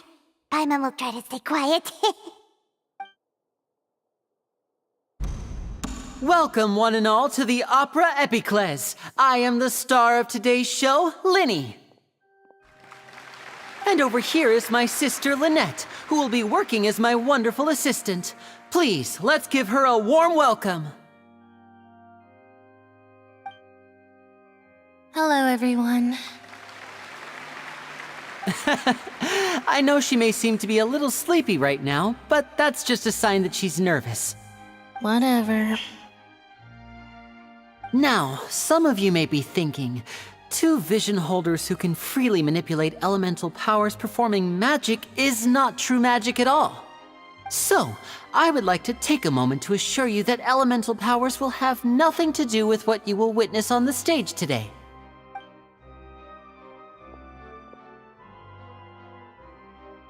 Both Lynette and myself have removed our visions for the show. That way, even the gods won't be able to help us. Oh, good point. That's what makes the show real magic. Now, without further ado, let the show begin. Lynette will now exit the stage to make some preparations. I know you might miss her, but don't worry. She'll be coming right back on stage momentarily. Perhaps in an unexpected way. I'm sure she'll be stealing the spotlight soon enough. Oh, and before I forget, there's one more thing I should say. You never know what can happen in the blink of an eye. A magician's greatest skill is making things disappear or appear. The possibilities are endless.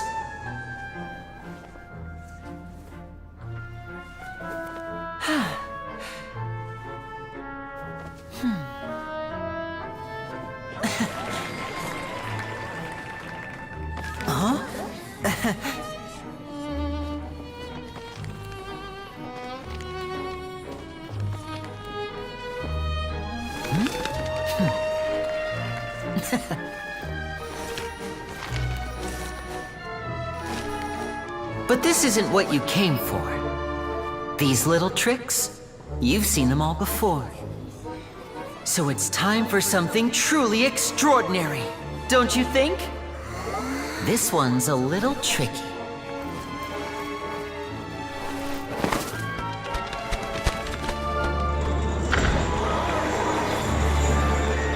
Using this water tank, I shall make my sister vanish completely, right before your very eyes.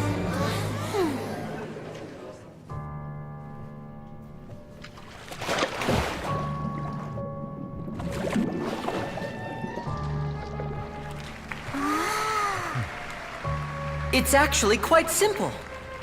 She'll just turn into air bubbles and float right out of the top.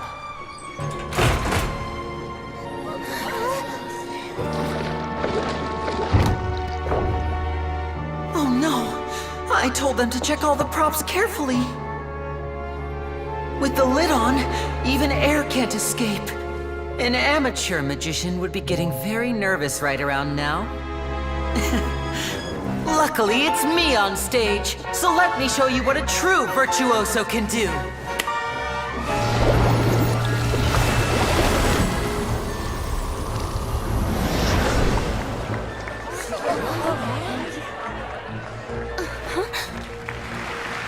Lynette, are you still there? Don't go too far. We don't want to use up all our magic. Hi, I'm back. Uh-huh.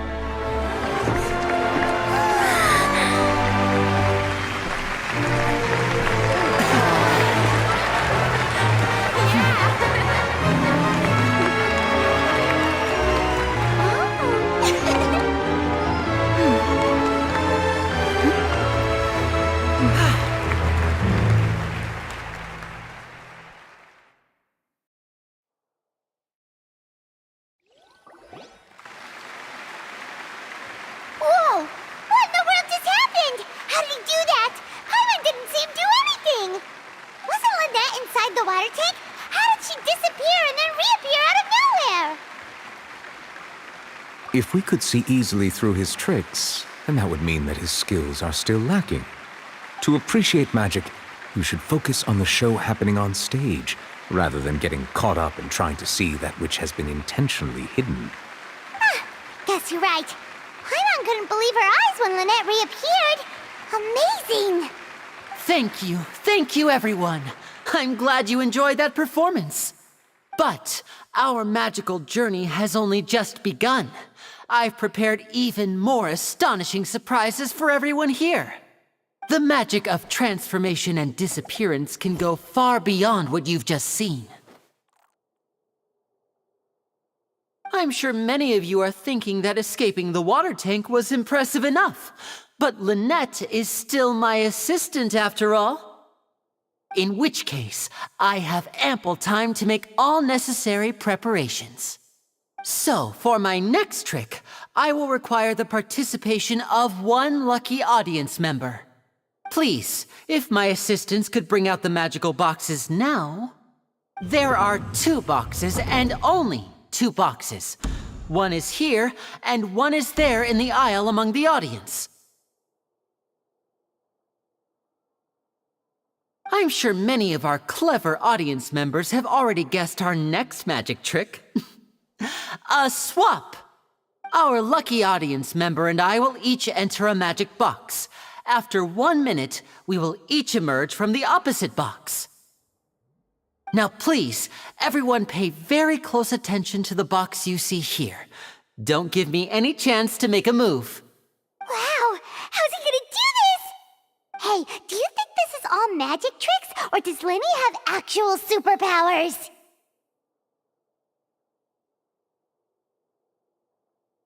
The lucky audience member will be generated by this random number selector. It selects numbers entirely at random. Even I don't know who will be chosen to participate. Now then, let's begin. Let me see. Oh, row 7, seat 3. Congratulations! You now have the chance to experience magic firsthand for an entire minute. Please, come forward. My assistant will take you beside the magic box. I'm sorry, it might be a little cramped inside, but no need to feel nervous. We've carefully arranged everything for you to be as comfortable as possible. You don't need to do anything, but no matter what strange things may happen, don't come out of the box. If the magic is interrupted, who knows where you might end up? You might even find yourself in the Fortress of Meropide. Oh, okay. All right. Before I enter the magic box, there is one more thing I need to ask the audience to do. Could you all give me a countdown? Like this. 60, 59, 58. Just keep counting down. You can go a little faster or slower if you like. I won't be able to see anything in the pitch-black box, so I'll be relying on your voices to know when time is up. Oh, and no tricks now.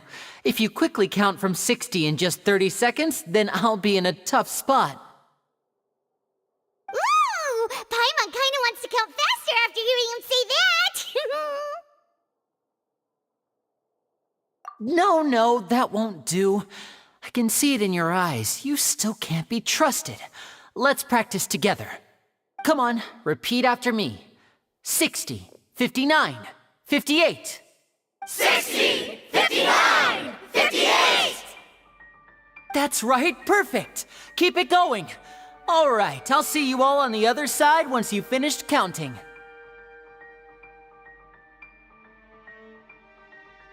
$54, $53, $52? Huh? Why aren't you counting, Nervalette? I am counting in my head. I think things are exciting enough in here as it is. Merely a consequence of my identity and personality. Do not worry about me. Just enjoy the show. Oh, all right. You look so serious that Paimon thought you might be feeling uncomfortable or something. 40, 39, 38! Mr. Linney, are you all right in there? Is everything ready? Yes, I'm fine. I'm just double-checking the direction of the magic. It would be a disaster if we get sent to the wrong places. For example, mid-air right above the audience. Even though he's saying that, Lenny doesn't seem nervous at all.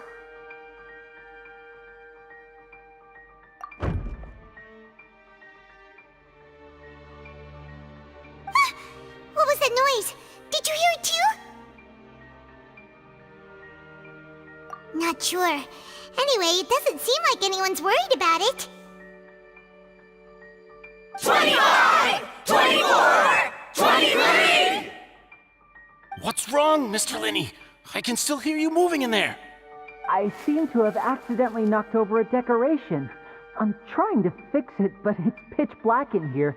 I can't tell left from right. Never mind the decorations. There's no time for that. The show is what's important. No, that's unacceptable. I want my show to be perfect. Don't worry, we still have 20 seconds. Hear them counting? 19! 18! 17! It seems things aren't quite going as planned. I apologize, everyone. It feels like you're all starting to count faster, but that's all right. I know it can be tiring to do such a long countdown. 10 seconds and change is still plenty of time. 10! Almost there now. Whew.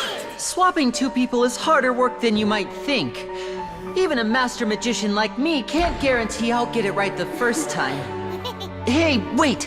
Is this the back one? I can't tell. They both look the same inside. Huh? No, that's not it. I'll try again. 7! Hey, slow down! Honestly! 5! 4! 3! Whoops! That doesn't count!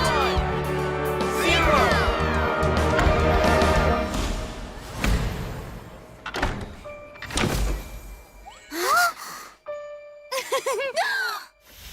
Ta-da!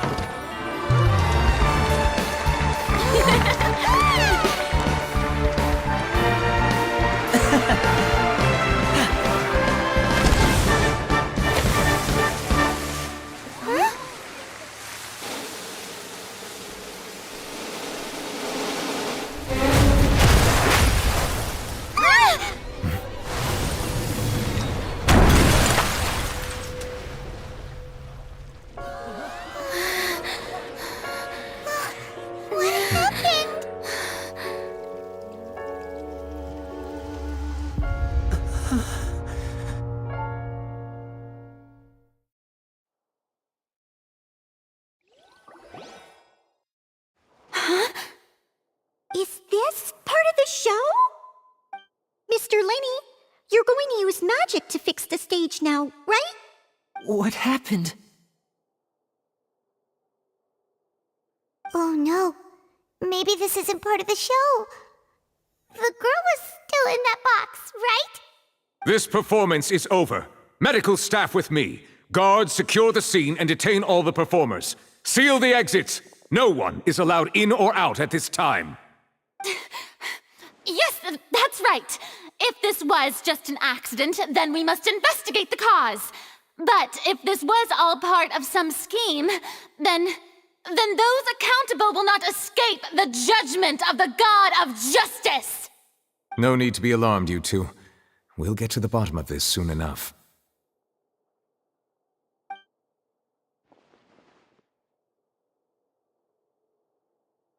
Unfortunately, the person who is in the magic box has been pronounced dead. His name was Cowell, one of the assistants in Linney's magic troupe. Apparently, the fireworks on stage ignited the ropes that were suspending the water tank, which then caused the tank to fall onto the stage. As of now, we are still not sure why we found Cowell in the box, rather than the guest from the audience. And after an initial search of the area, the guards have confirmed that the girl is nowhere to be found. It appears that this incident was not merely some mishap with the performance. And there are many indications that it is connected with the case of the serial disappearances of young women. The serial disappearances case? That's the case that Charlotte mentioned before!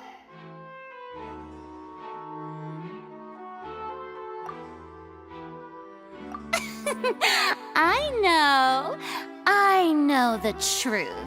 I can see through the whole thing. Really, using such a shallow and obvious mystery as his finale, did he really underestimate us that badly? I say that our powerful magician, Mr. Linney, is now the prime suspect for the serial disappearances case. Huh? Why me? This whole thing was an accident. Oh, this all occurred during your magic show, did it not? The missing girl disappeared after being chosen, did she not? The deceased is one of your assistants, is he not? Now that I think about it, that whole speech about magicians making things disappear was nothing more than a provocation, a bald-faced challenge. That can't be right. How can Lenny do this? He was in the box on the stage the entire time. We could even hear his voice. Besides, before the show, he told us that he would like to catch the criminal behind the disappearances. He couldn't possibly mean catching himself. Save discussion for a later time, please. Lady Farina, may I assume that your comments just now constitute an accusation against Mr. Linney and his associates, and that you are pressing charges? I just think that I think it might be a little early to talk about formally pressing charges. But what Lady Farina said just now makes perfect sense. Looks like she's gonna personally deliver justice. A kidnapping and murder carried out under the cover of a magic show. Lady Farina said it all. I mean, of course, my dear people. But what excites me even more than the obvious truth before our eyes is the opponent I'll be facing. That's right. I mean you, Traveler. You'll support Lenny, won't you?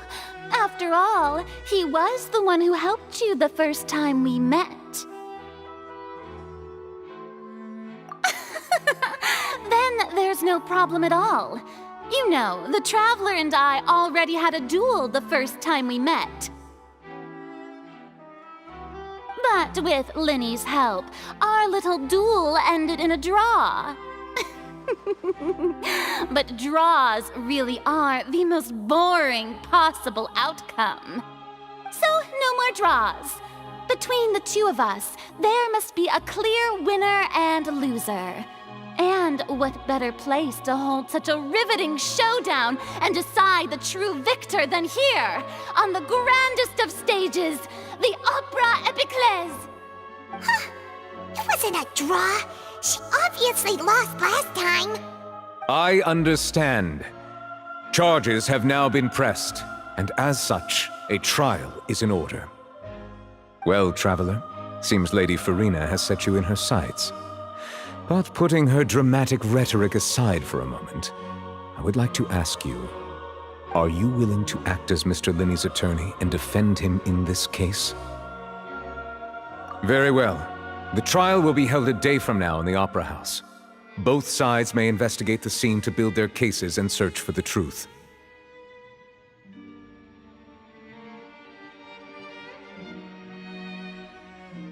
Linney and his troupe are all potential suspects and shall remain within the Opera House. The audience may begin to leave in an orderly fashion once they have been cleared by the guards. A day isn't that long. Let's see what kind of case this big-shot outlander can build in such a short amount of time. I'm really quite looking forward to hearing it.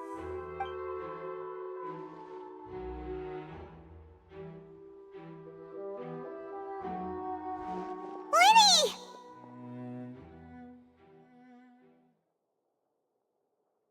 Sorry about everything that happened just now. Were you frightened? Of course! Who wouldn't be scared after witnessing an accident like that? Yeah, I'm a little shaken up myself. How could this happen? And poor Cal. I know you already claimed that you would defend me, but now it's just us talking. Tell me, do you think I could possibly be the murderer? I understand. Even I'm not sure what happened, so I can only imagine how difficult it is for you to grasp the situation. I'm sure everyone sees me as the biggest suspect at this point. But, if you ask me, the whole thing is mysteries layered upon mysteries, such that all that's left is confusion. I don't know whether what happened there on the stage was purely an accident or not, and I don't know why poor Cal was in the box. As for how that girl chosen from the audience could suddenly disappear, I'm afraid I don't have any answers either. If someone tampered with my performance, then we need to figure out what they did. Even a skilled and knowledgeable magician like myself couldn't pull all that off in just 1 minute. Which is precisely why we need to investigate! As this book says, the impossible could not have happened. Whatever happened must have been that which is possible.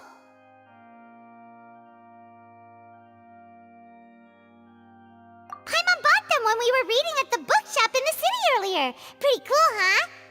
Don't worry, Paimon used her own savings to buy them. It wasn't from our travel funds. I think they look cute on you, Paimon. You have good taste, Lynette! That's the right attitude. Feeling depressed isn't going to help me now. I need to get back to my normal self. But with the guards watching our every move, it's going to be especially difficult for Lynette and I to prove our own innocence. Good thing you agreed to be our attorneys. Thanks for that. We'll be counting on you. Yes, thank you so much. Yeah, just leave it to us. Oh, since we're going to start investigating, Paimon has a question first. Where did Lynette go during the performance? Well, I'm afraid that would involve some of our essential trade secrets as magicians. The secrets behind our magic are past saving, Linny. I suppose you're right. The truth behind our tricks is going to be important evidence that will be weighted during the trial. 'Tis truly a pity. As a magician, our magic show is a work of art. We've poured countless hours and spared no effort in perfecting it. But if revealing our secrets will help you uncover the truth behind what happened, then it will be well worth it. We should go somewhere else if we're going to discuss our magic tricks. We'll go speak with the guards, and in the meantime, you can go investigate the stage and the seating areas. Alright, let's go have a look while the investigation teams are still here. Detective Paimon is on the case!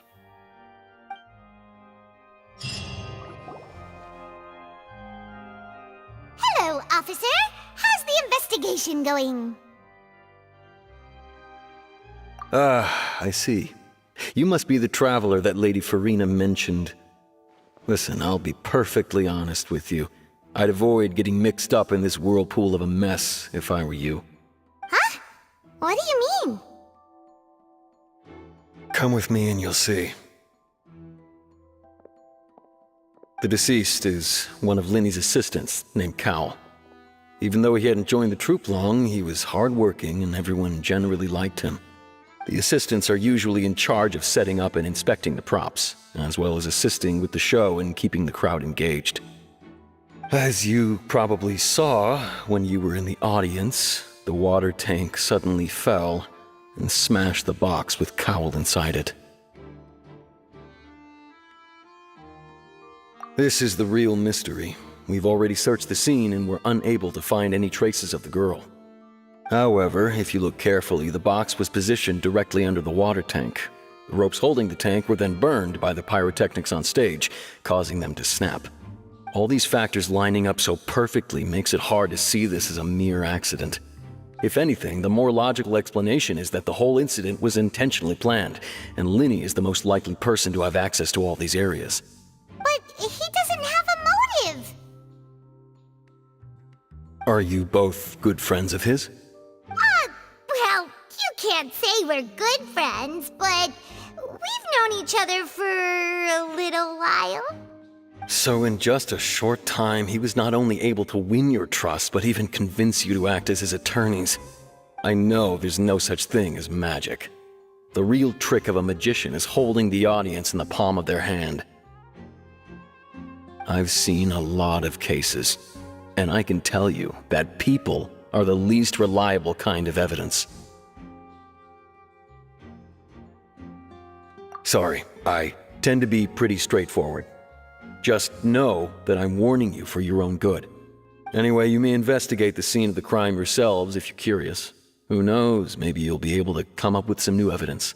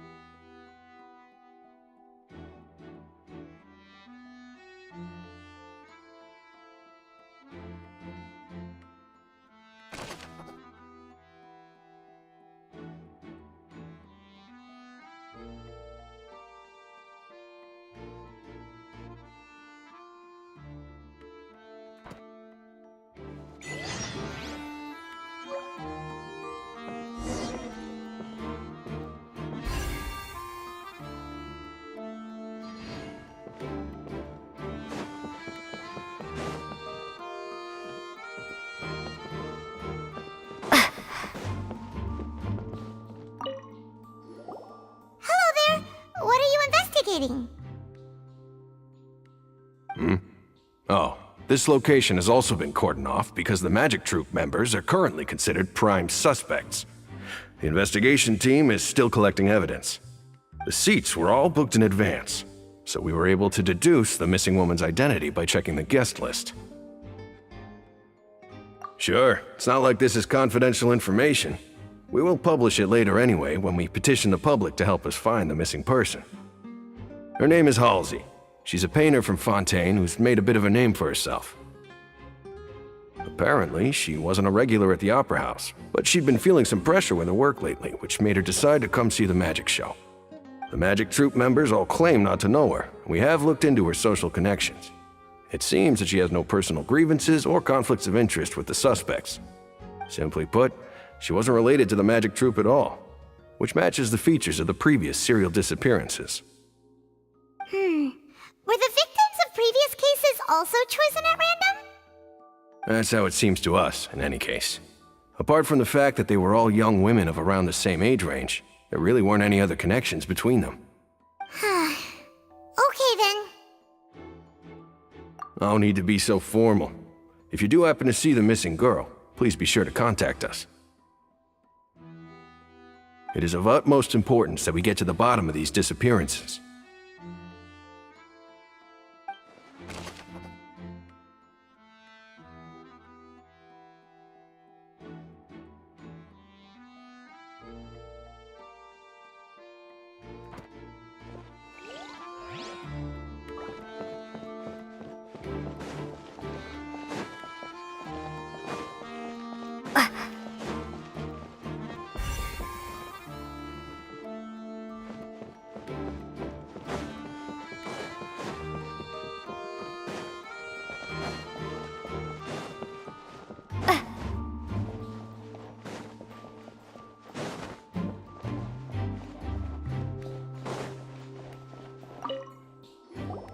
I see that you're investigating the area.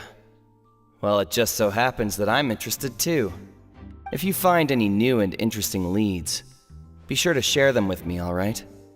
We don't have too many thoughts yet.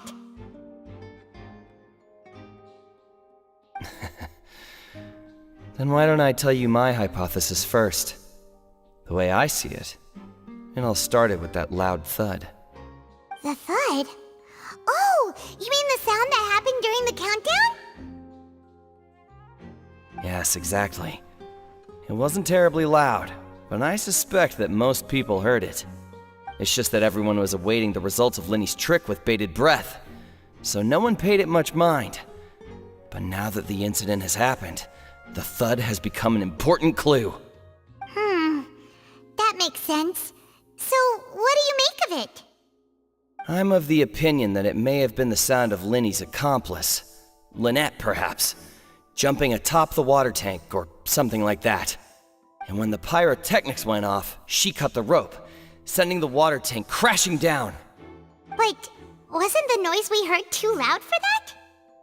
Perhaps the balance wasn't right, leading to a particularly rough landing. Oh, that's true. I suppose I must reconsider. That does remind Paimon, though. What was with that sound?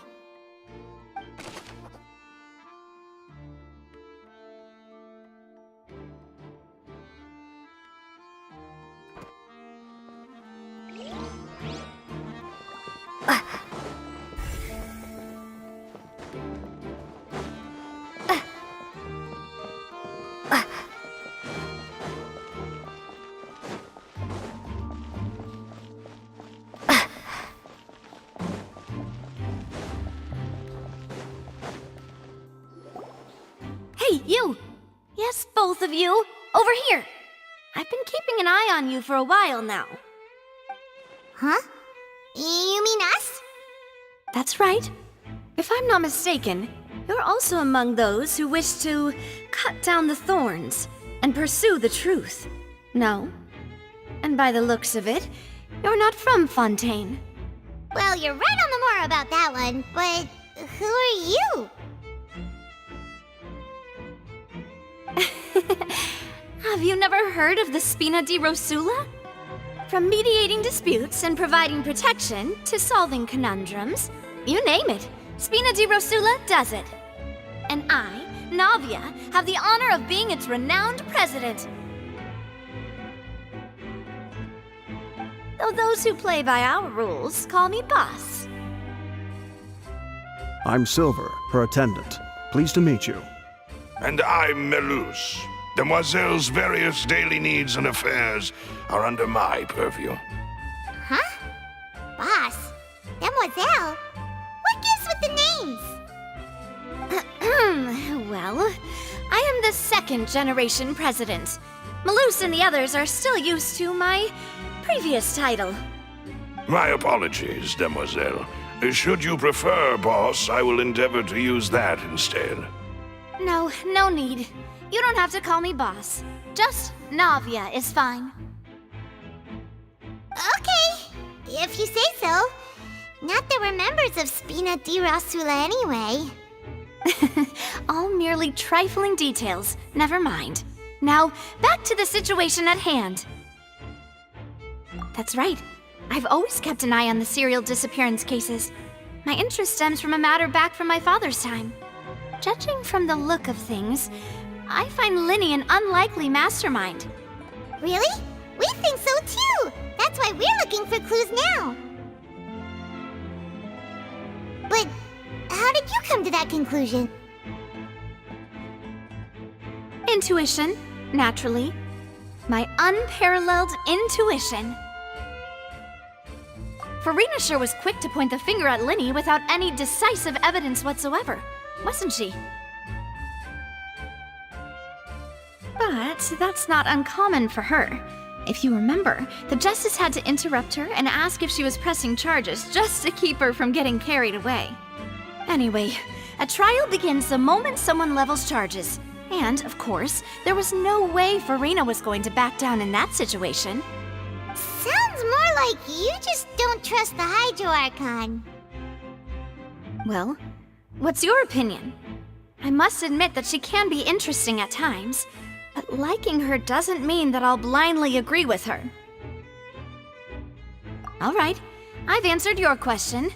Now, it's time you answer mine. Wait a minute, did that answer count?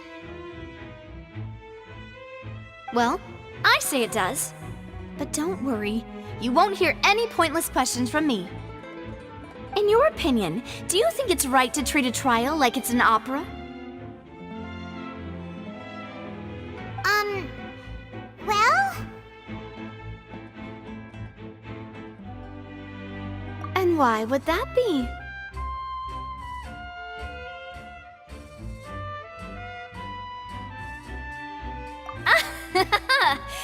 See, Silver and Melus? I told you they'd be different. Most astute of you, Demoiselle. I too think that the Traveler's response was most excellent. No matter how wonderful the script or how fervent the audience's expectations may be, the trials that go on stage here must be based in fact. And if that can be done, boss, then... All right, that's quite enough, Melus. Anyway, I like your answer. You passed with flying colors. Now, I need to make some preparations, following which our joint investigation shall commence. You two shall be my assistants. Wait! Since when did we become assistants? Oh, well, I can be the assistant, sure. Or your companion, if you like. I'm really not that fussy. That's more like it. Far be it from me to brag, but I believe that Demoiselle's intuition will be instrumental in uncovering the truth. You wish to save a friend from false accusations, and we wish to unravel the disappearances. In this sense, our goals are aligned. You have a point. You're quite the talker, aren't you, mister? And what about you over there? What do you think? You seem like you've got something on your mind. I have nothing to add. Oh, alrighty ready then. We'll be making some preparations first. Just be sure to let us know if they start revealing Linny's tricks. Thanks!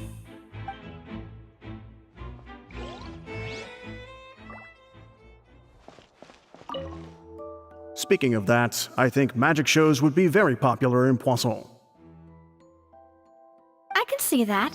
Maybe I should try to learn some magic. If I could make things disappear, cleaning my room would be a cinch. You need not worry about such things, demoiselle. That falls under my duties.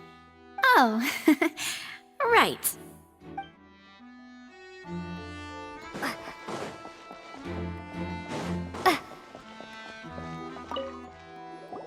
Sorry, but no one can freely enter or exit the Opera House at the moment. If you wish to leave, you must register your identity with us first. No, we're not leaving. We're representing Linny and Lynette as attorneys, so we're investigating the case. Were you always guarding this entrance?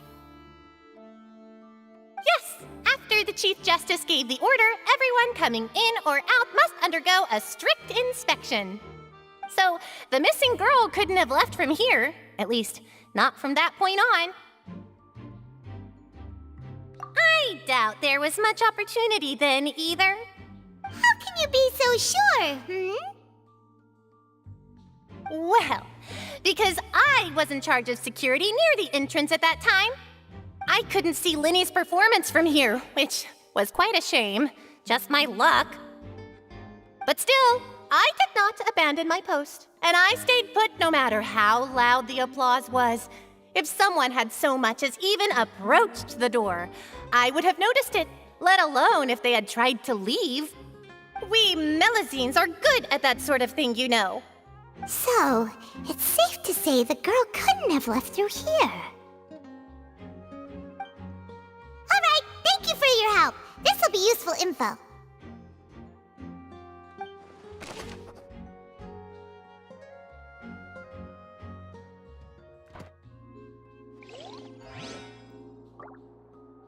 My apologies, but access to the venue is restricted at this time. Please register first.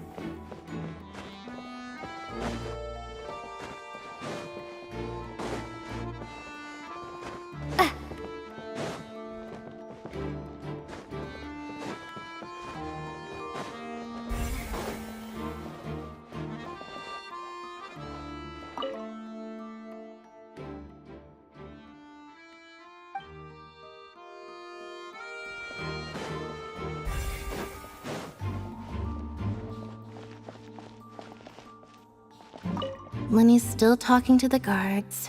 It seems he'll have a lot of explaining to do. I think someone will be assigned to monitor us later, but that's alright.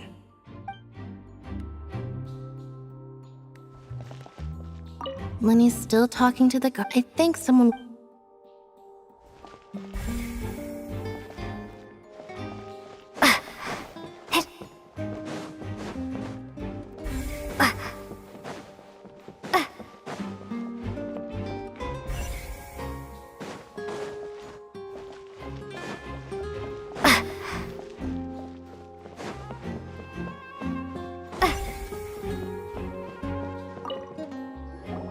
So this is the rope that broke and caused the water tank to fall. The rope looks pretty durable. How can it be burned through so quickly by fireworks? Why are you suddenly so serious, Traveler?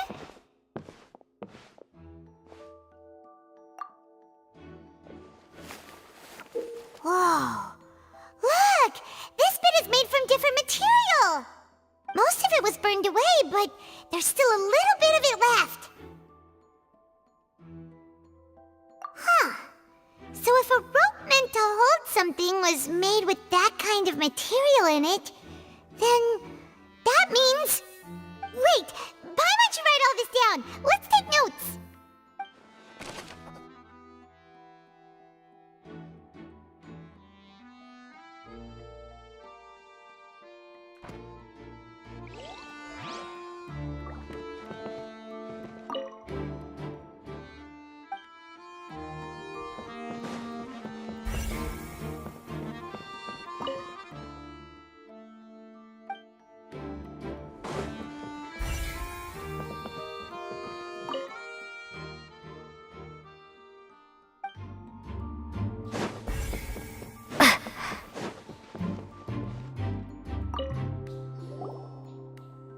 The investigation team has some new findings. Turns out there's an issue with the random number selector after all. See, I told you. What if the machine picked some big guy's seat? You think the murderer would have still made his move then? Sorry to interrupt, but we're helping Linny and Lynette with their side of the investigation. What were you saying about the number selector? There's something wrong with it? You're trying to help them? That'll be a tall order. Linny used the machine to pick a random member of the audience during his performance, right? The lucky girl that later disappeared. Well, we thought there might be a serious problem with the machine, so we had it taken away for further inspection. It turns out that the seat number it picked wasn't random at all. The machine picks that same number every time. I'm sure you already know that you have to make a reservation in advance to get a seat, regardless of whether it's a trial or some performance. In other words, Linny knew who would be sitting where from the very beginning. That much checks out. Linny reserved our seats for us, too. Bet you see why I was saying it'd be tough to make a case for Linny. Even though it's bad for Linny's case, Paimon had better write it down.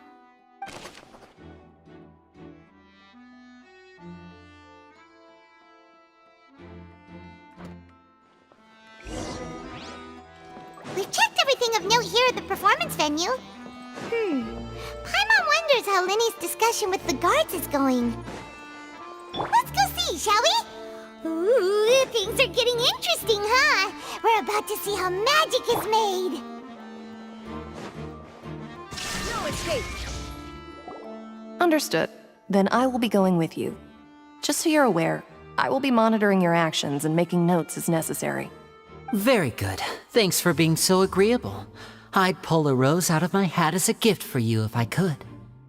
You may spare the pleasantries. I'm just doing my job. You've arrived. Who's this? Me? I'm Spina di Rosula's guardian angel. If you've got a problem, I've got the firepower. Sorry, I got a little carried away there. Call me Navia. I'm a partner of theirs, and will be helping investigate this whole situation. And these are my companions. Would you mind if they join as well? Fine by me. Oh, new helpers? I would be most grateful. Well, let's just say we're tagging along. It's not every day you get to see the secrets behind magic performed on such a large scale. I appreciate your kind interest. Come with me. We'll be heading below stage. Huh? Below stage? Yes, a world of secrets is hidden beneath this magic box, prepared specifically for this switcheroo trick. But before I reveal everything, you should have a look first. Notice anything strange here?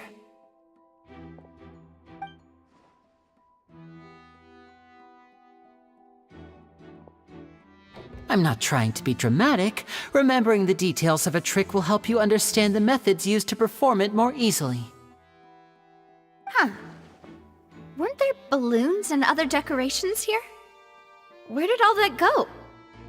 Ah, good eye. That said, you're still far from discovering the answer. The back? You mean the inside of the door? What's different about it? Paimon didn't notice anything. Very good indeed. I thought you might not be able to catch that, given that you were sitting in the first row. The back of this door was patterned. Those patterns are now gone, replaced by a smooth wooden board. So, if you put 2 and 2 together, what do you get? Exactly. All right, let's go. I'll tell you how it works as we head down.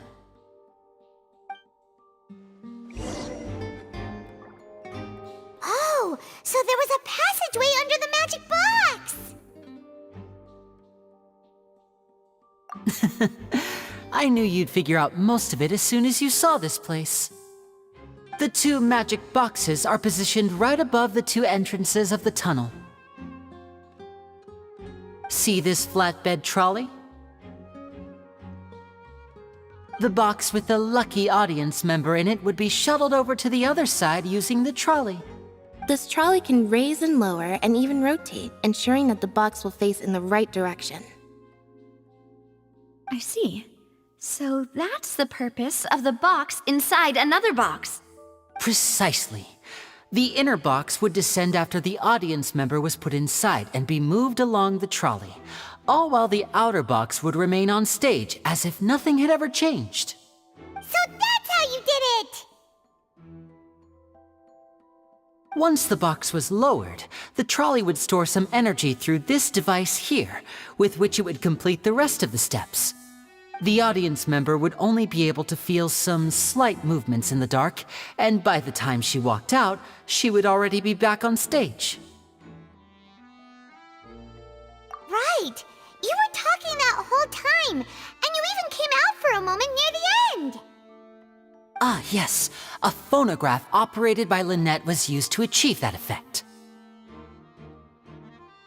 My assistant and I had already scripted our conversation beforehand. When the countdown began, I had already gone to the opposite box via a tunnel using that ladder. And what about Lynette? Where was she? I was in the mezzanine space in the back of the box. Oh, interesting! That's how we were able to coordinate Linny's lines with the assistant. And by the way, I was the one who walked out of the box at the end. I mean, we are twins. All it takes is a change of clothes and no one can tell who's who. And that's my favorite part of this trick. Only Lynette and I can perform it. So that's how it all worked! Wow! Every detail you revealed was more amazing than the last! Lynette would briefly walk out of the box and then go back in, jumping into the tunnel and escaping before the box on the trolley could finish ascending. And then I walk out of the other box in the audience area, and the trick would be complete. The operative word here being would. But as you saw, Cal was in the box, not our audience member. She, on the other hand, mysteriously vanished. We really don't know how that happened. If not for that interlude, this would have been an astonishing trick.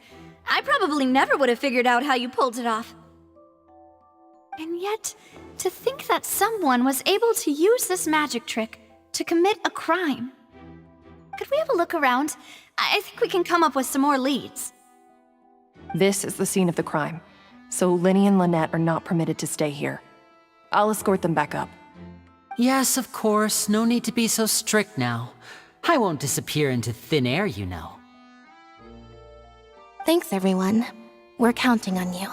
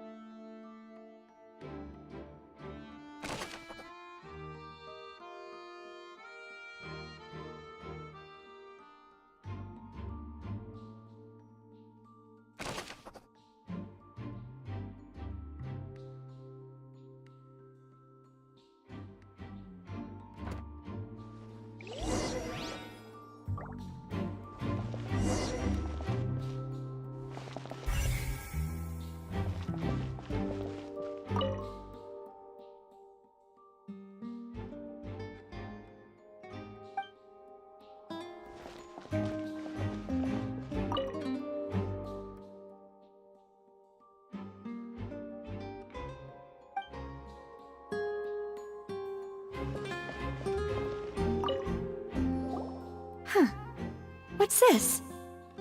Looks like a hook tied to the end of a rope. Huh? There's all kinds of odds and ends here. Perhaps it was a prop for a different trick. But why would it have been left here? Whatever it is, let's make a note of it first.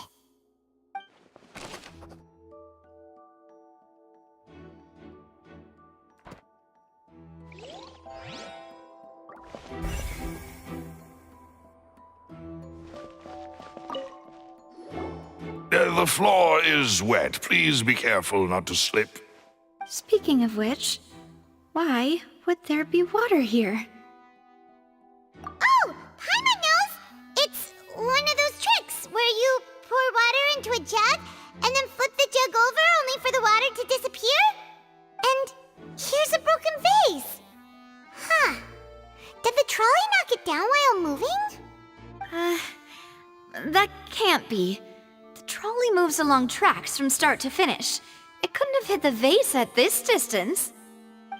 Let's note this down too and think about it later.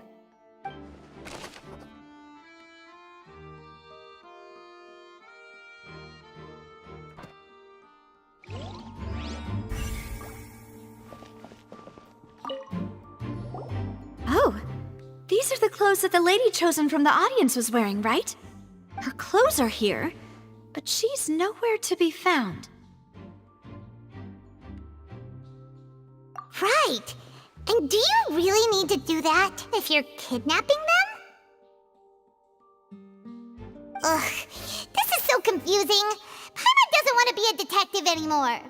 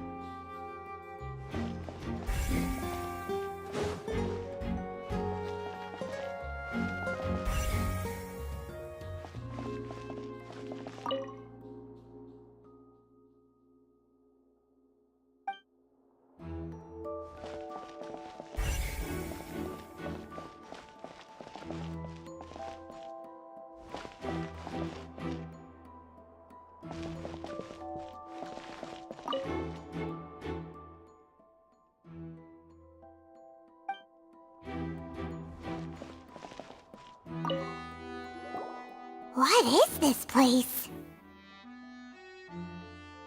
It seems someone could fit through here. Huh. Could this have been the suspect's escape route? Alone, perhaps. But if they had to pull another person with them, this space would be too narrow. But there are no other ways in or out of here. Oh, you're right! Let Paimon write that down.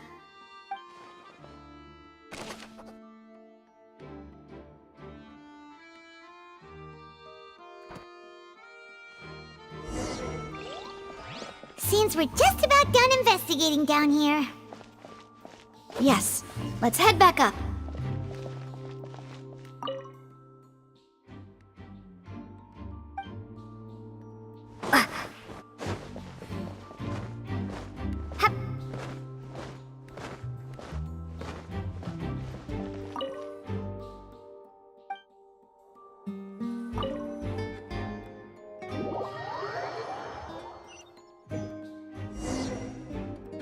Well, we've ascertained the state of the crime scene. Let's find a place to sort out our findings once Malus returns. It seems to me that there are several things that don't add up here. Apologies for the wait, demoiselle. So, what did the guards say? Did the criminal escape through the vent? They believe the odds of that are very low, since the vent leads to the Opera House's basement. The guards have checked the area carefully. No one left through the basement during the performance or after the incident, and no one was found hiding there. So the tunnels become like a secret chamber then! You know, like the kind you usually see in novels!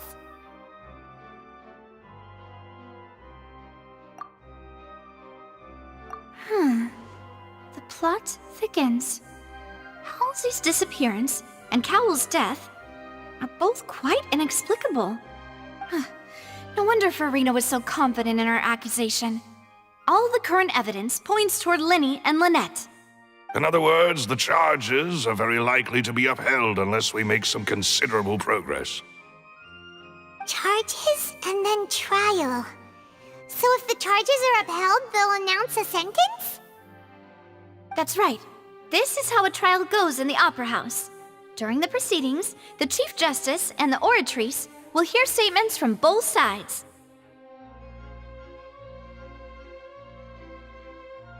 That's right. This is how indemnitium is produced. The statements from both sides, the defenses from attorneys, witness testimonies, and even the audience's emotions will all be projected on the Oratrice. To put it simply, it's as if the Oratrice has its own will, and is a judge in its own right. This also precludes any kind of favoritism on the part of the Chief Justice. And not that this has ever happened anyway. Once both sides have finished speaking, the Chief Justice will make his final decision. This, too, will be used by the Oratrice as a reference. Then, finally, the Oratrice will be consulted by officials. The result it returns is the will of justice itself. Huh? So that machine is the one that actually decides? Paimon thought Neuvillette called the shots. In practice, there is very little difference. Both have always come to the same judgment, which is why people have great faith in the Chief Justice. Ah, yes, the guards also asked me to convey that none of us will be allowed to leave this place before the trial. Huh? Why? Because we've chosen to act as the twins' proxies. That makes us persons related to the case. They're concerned that we might be colluding with outside parties, or that we might find outside help to disrupt the case. And even if that were not so, it could prove problematic if we happen to spread key information about the case ahead of time. I'm ready to break out at any time. Whoa! There's no need for that! Paimon thinks they have a point. That said, are they providing food? Of course. I just hope you don't mind the lack of options. I'm afraid that catering to all tastes is not in the cards, nor is any guarantee of balanced nutrition. In that case, let's just sort out our findings together here. Pity. I was hoping to take you to try some of Fontaine's famous desserts, too. I mean, what better way to properly think through our findings than over some tea and sweets? Huh. Breaking out suddenly doesn't seem like such a bad idea after all. Just kidding! Paimon will still do her best, even if there are no snacks. What do you mean, no snacks? Of course we'll have snacks. If we cannot buy some, then we'll simply make some. Huh? Here? But how? Understood, demoiselle. Everyone, please come with me.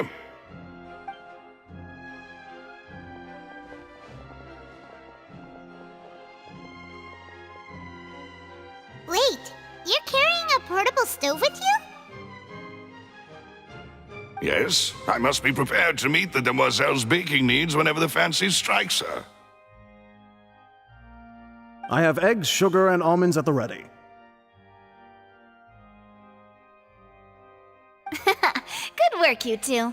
Then I'll get to it. Please sit tight for a moment. You'll get to taste my awesome snacks soon enough. These three are quite the interesting group.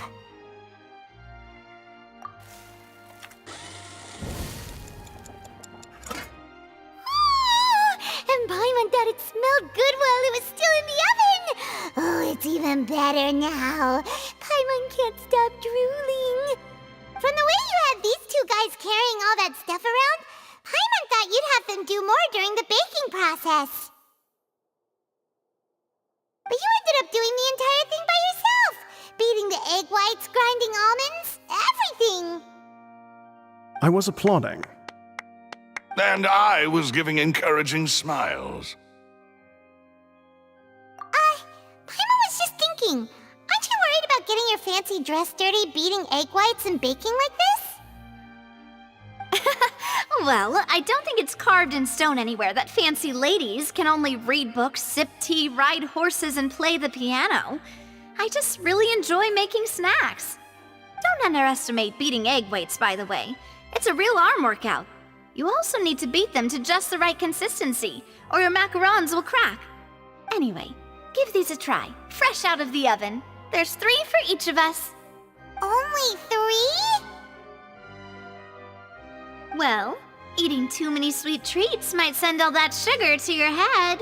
You wouldn't be able to think clearly about the case on a sugar rush, would you? Tea is ready to be served as well. This is Demoiselle's favorite, strong black tea with a floral fragrance that clears the mind and lifts the spirit. No need for concern. I'm merely doing as I should.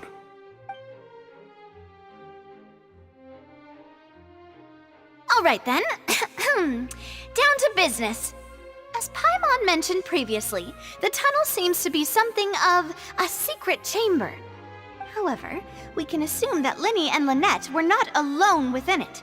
Some criminal also occupied its sealed confines. The magician twins could have committed the crimes, of course, but they lack any logical motive. Exactly! Why would they do such a thing right when everyone was watching? The flower vase and the thud we heard during the performance could indicate some altercation between Halsey and the criminal in the tunnel, resulting in the shattering of the vase, the discarding of her clothes, and her abduction. Perhaps the criminal thought that since she was chosen from the crowd, she would be too easy to identify if she was still wearing the same clothes. Paimon thinks that makes sense, but the real trouble is...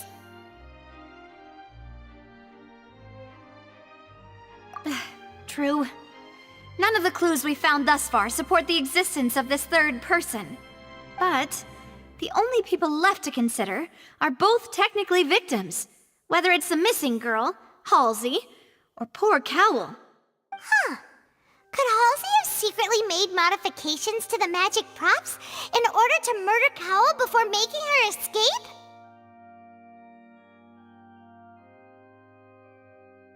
That's right. And even if she had tampered with the setup, she would need to understand the entire trick to pull it off. Nor does she have any motive. The guards said that she has never had any dealings with the magic troop's members. Were we not thorough enough in our search? From the sound of things, this is turning into an impossible case. Your macarons are amazing though, Navia. They smell great! They're nice and crisp and super sweet! They are my specialty after all. And I see you've already had 5 of them. What? 5? Oh, that can't be right. Paimon only counted 3, honest! Please don't worry about it. At my age, a few less sweets might actually be a good thing. No. Being greedy is one thing, but Paimon knows how to count. Besides, Paimon knows that if she ate too many, then others wouldn't have enough. Wait, even you don't believe Paimon? How could you? If Paimon ate those 2 extra macarons, then may they turn into stone in her stomach! All right, we get it.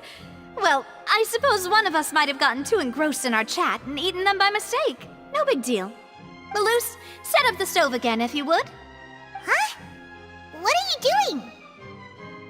Making sure everyone gets 3 macarons, of course.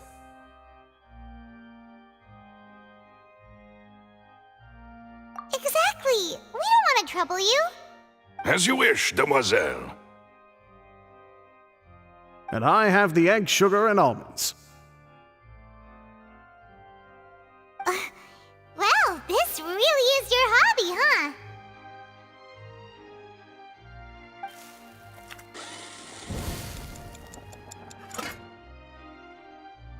Well, that's it for snack time. A I'm going to have another look around the area. I don't know what we're looking for yet, but we've still got some time. As attorneys, I suggest the two of you think the case over again. It would be awkward if you got all tongue-tied on stage during the trial. All right, thanks for your help and for the snacks. It was nothing.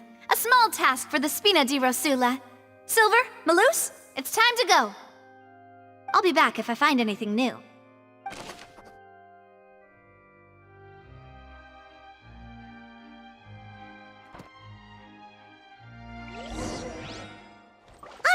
It's time to put our heads together. We've got to get our defense ready for the trial. Oh, it's probably gonna be a long and difficult case. There's no point in worrying about that now. We just need to prepare. Here, take Paimon's notes. They should help you review the situation.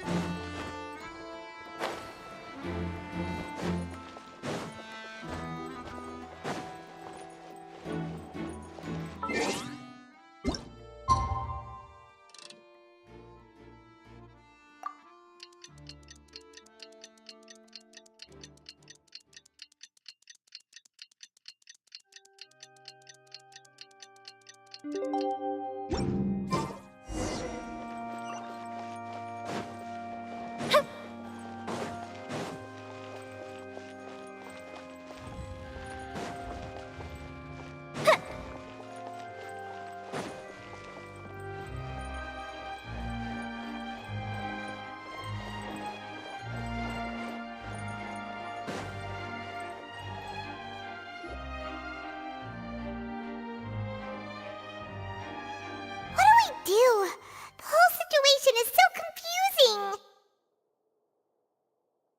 Good plan. Impossible things don't just happen. We'll get to the truth one way or another. Just relax. Even if everyone else suspects Lenny and Lynette, at least we will be supporting them from the stands. Besides, I doubt Farina understands any more about what happened than we do.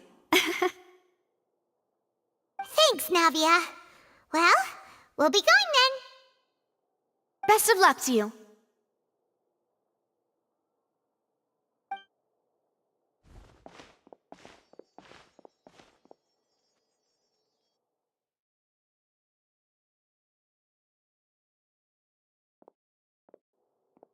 Ah, finally, you're back.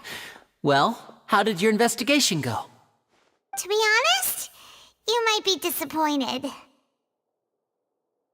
No. We're already very grateful that you were willing to help.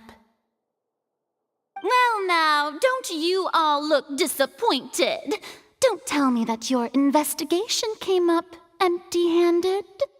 That was to be expected, of course. The guilty can never produce proof of their innocence. But don't let that stop you. I shall be terribly disappointed should you, my most anticipated foe, concede so easily.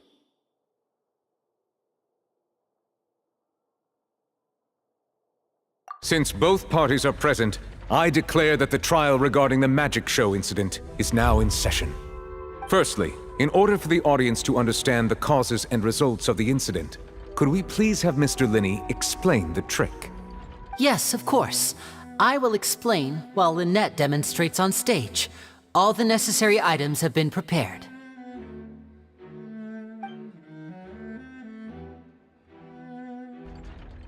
Thank you, Mr. Linney.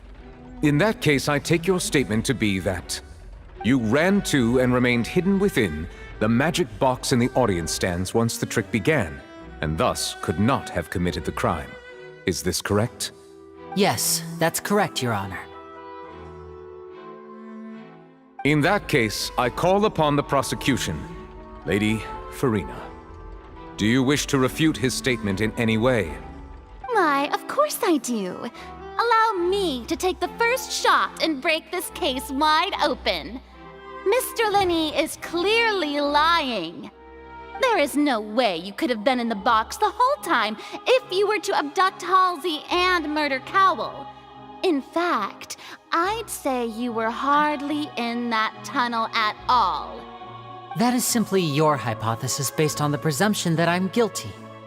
Oh, is that so? And if I may ask, what did you hear while you were inside your box? The roaring countdown of the crowd, of course. That's how I kept track of the time and built anticipation for the finale. And you didn't hear anything else at all? Nothing that might leave an impression of any kind? No, nothing. I see. But when the count reached 30 seconds or so, there was a thud. One so loud that I believe practically everyone heard it. Huh? Hey, hang on! Something's not right here.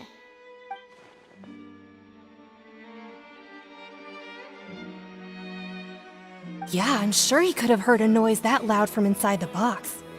I was right by the box and I definitely heard the thud. Look at those scales. Could those mean... Well then, ladies and gentlemen, allow me to use the words of the magician himself. You never know what can happen in the blink of an eye. Indeed, it seems his alibi can also collapse in the blink of an eye. Of course, I have armed myself to do far more than smash your alibi. Confidence cannot go unfounded, and my foundations are rock solid. Tell me, aren't you and Lynette actually from the House of the Hearth? The House of the Hearth?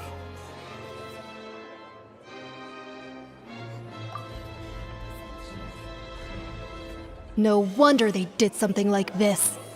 So the serial disappearances were the Fatui's doing. Now it all makes sense. I've got a feeling that what happened on stage probably wasn't just an accident. That's irrelevant. Our identities have nothing to do with what happened. Indeed. Then perhaps you could tell us everything that happened during that 1 minute. Your first priority is to prove yourself innocent after all. I'm sure there is little that needs to be kept secret now. Unless your script already has holes in it. The Outlander is speechless. My, oh my, don't they look flabbergasted? Now comes the infighting and discord, I suppose. This was almost too easy. Good thing I made all those preparations. Seems the all-nighter I pulled last night is really paying off. Hey, Linny! Why didn't you tell us this before?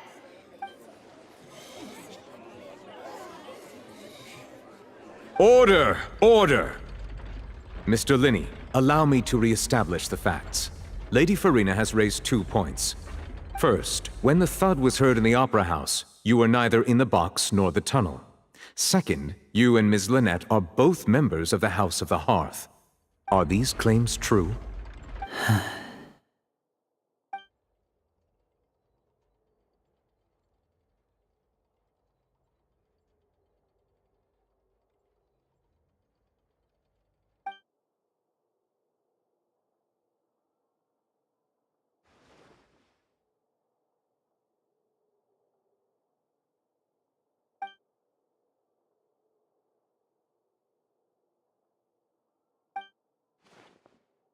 Please answer my question, Mr. Linney.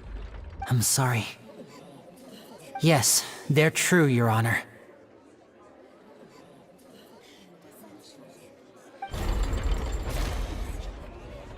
I knew it! Well, that's it. We might as well move on to the sentencing already. What should we do now? Granted.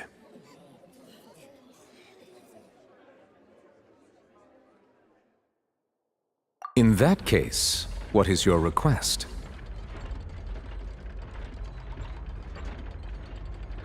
Is that really necessary? They're already as good as guilty. The defendant deceived their own attorneys. What is there left to discuss? Order! Order, I say! Your request is reasonable, and we shall adjourn. This trial will reconvene in 1 hour. So you would stick to Mr. Linney's defense even after knowing what you do now?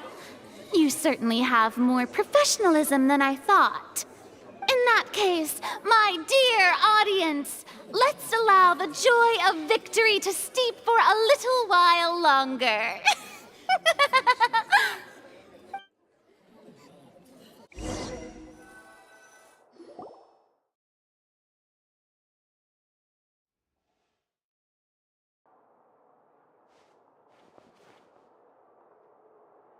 Well, this is awkward. I didn't think the Hydro Archon would dig all that up. I'm sorry, Traveler and Paimon. Yeah, sorry. Paimon doesn't know where to start. We trusted you two. We based our entire reasoning on the assumption that you weren't bad guys. Not to set the wrong tone or anything, but Paimon's really mad! I'm very sorry. I know you're angry, and reasonably so, but please, let me explain. I know you've clashed with the Fatui several times before. I wouldn't be surprised if just hearing the word is enough to make you upset. But our organization is very, very large, and the Harbingers have very different personalities and goals. Right now, we want to save people. As many as we can. That's right. I'm sure we're on the same page when it comes to this nation and the disaster that its people might face. I knew if it weren't for our respective identities, we could become good friends. That's why I didn't wish to flat out lie to you, but chose to hide some details instead. The truth is very important, but being completely transparent about everything would see us spending more effort than we need to.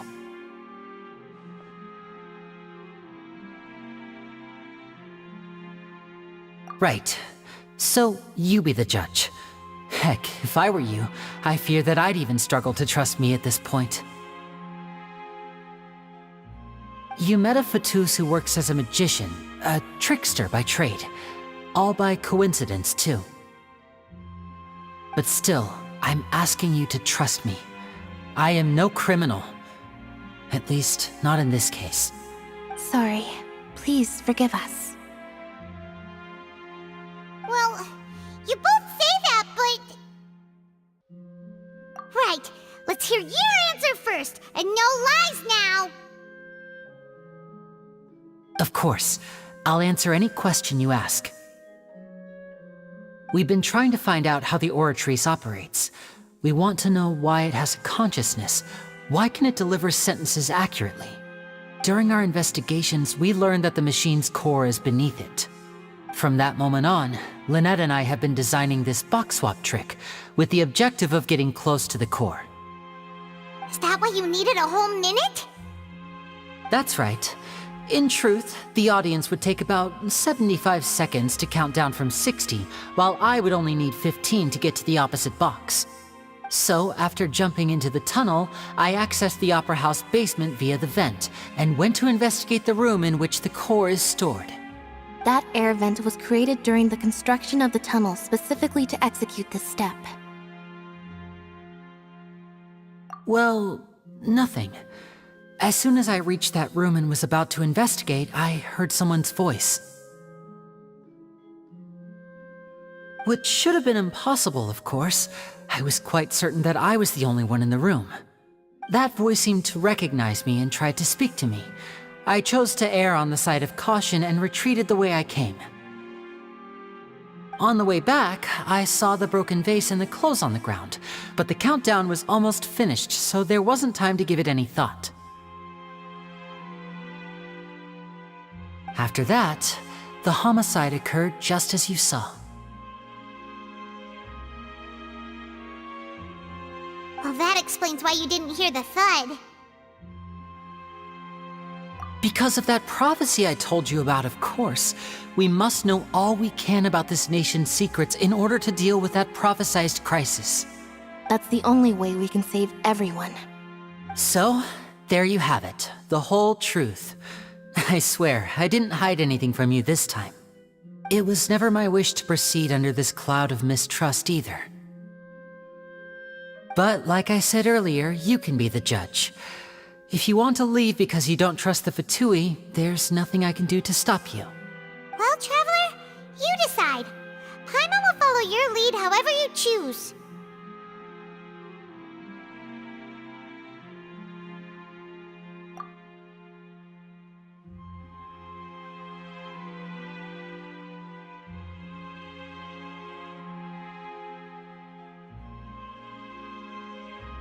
Okay, thank you. Thanks for giving us a chance. The current problem is that the scales are tipped pretty badly against you two. If we want to refute the Hydro Archon's accusations, we're gonna need a seriously watertight defense. Huh? Oh, Paimon thinks she gets what you mean.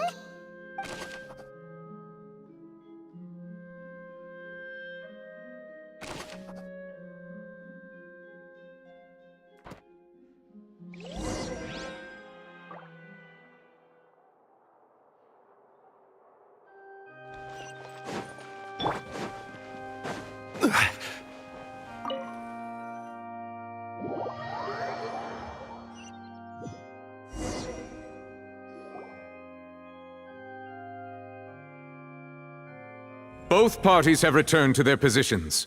Let us continue the trial. When last we left off, Mr. Linney acknowledged the new evidence presented by Lady Farina as fact. Therefore, Lady Farina may continue stating her reconstruction of the events. Ugh, that took long enough. Now then, if everyone would lend me their attention. At this stage, let's revisit that scene from Linney's perspective.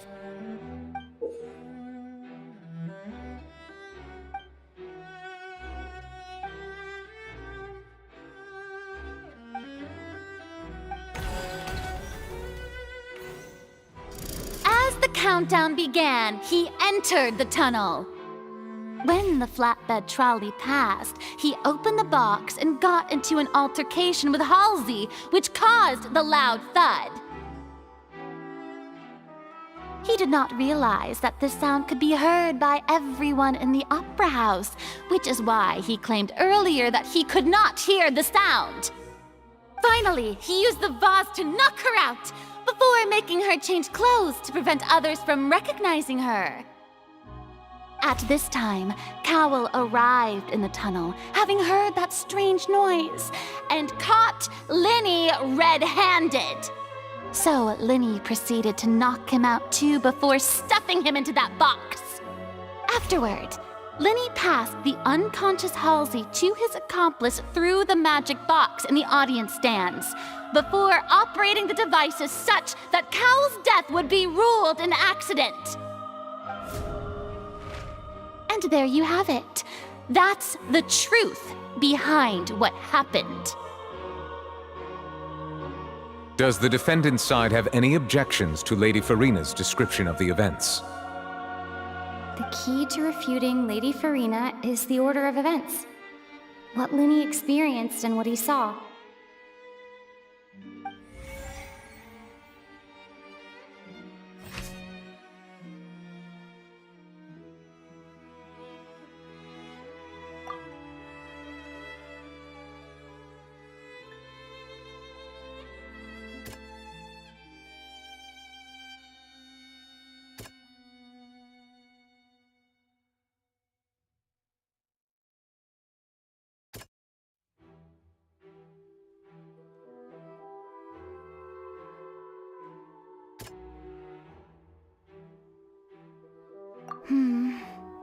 Seems this won't produce a particularly effective rebuttal.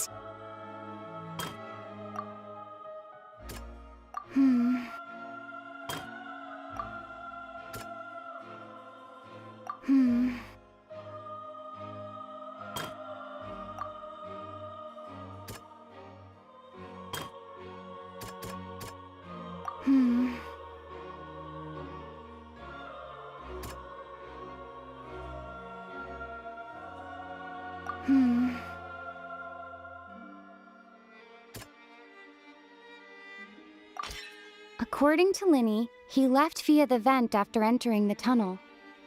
He couldn't have had that altercation with Halsey.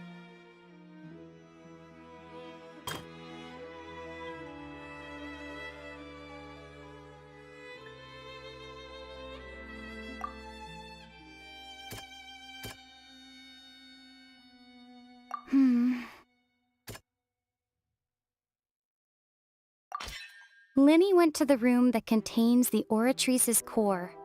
This is the actual truth.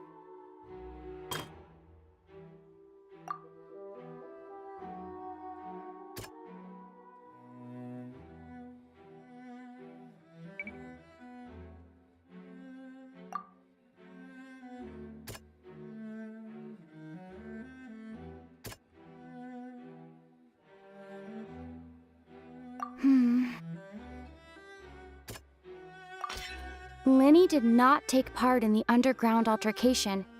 He only witnessed traces of the aftermath. Attention! Ace Detective Paimon has something to say! When the countdown started, Linny did indeed go into the tunnel. But he immediately used a vent to access the Opera House basement, which is where the underground core of the Oratrice is stored. Once he reached that area, he heard a voice in what should have been an empty room. Since he felt something was amiss, he returned immediately. The crime scene had already developed by the time he reached the tunnel again, and in order to complete the magic trick, he did not remain there for any length of time. Finally, he reached the surface, and that was when the accident happened from his point of view. Therefore, he's innocent!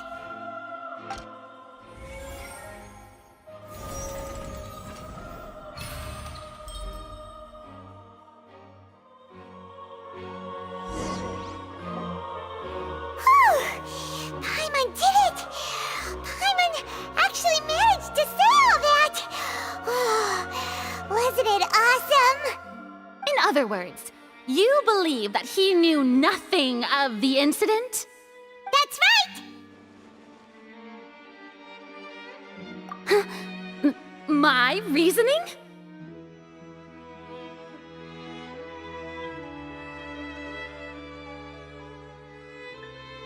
If that's the case, then if Carol hadn't entered the tunnel, who was the entire setup meant to kill? Assuming that what you say is true, Linny only needed to kidnap the young girl to cause a new disappearance case. What would the point of killing someone on stage be? Oh, they have a point. That's right, you tell them! And that's why they're partners of mine. They've managed to turn things around.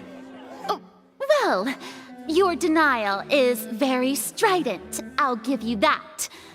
But what proof do you have to back your claims?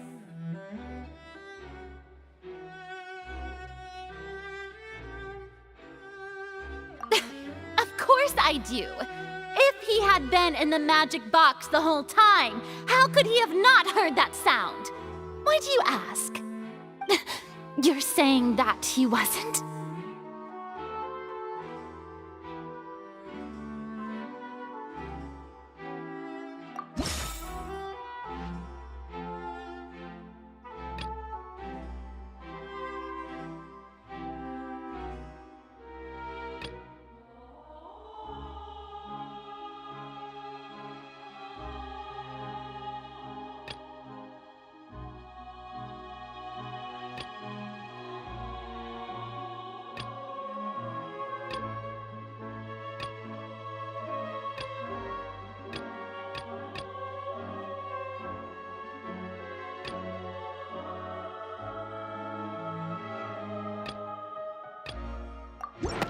That's right!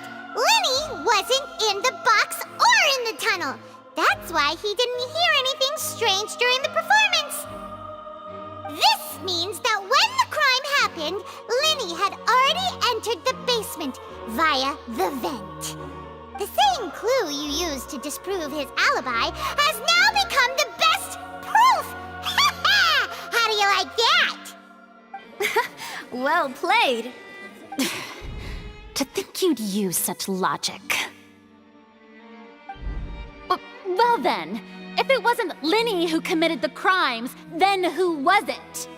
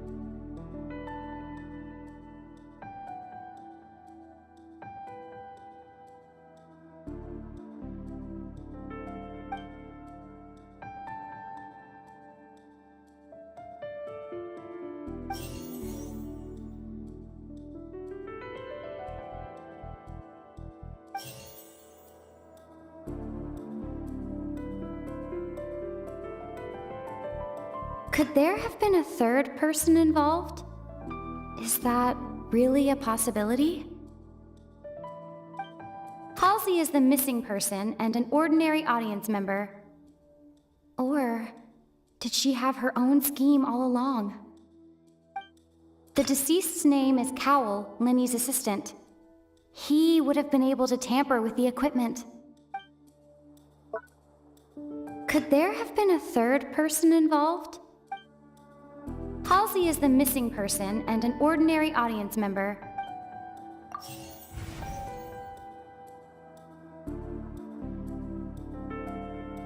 The deceased's name is Cowell, Lenny's...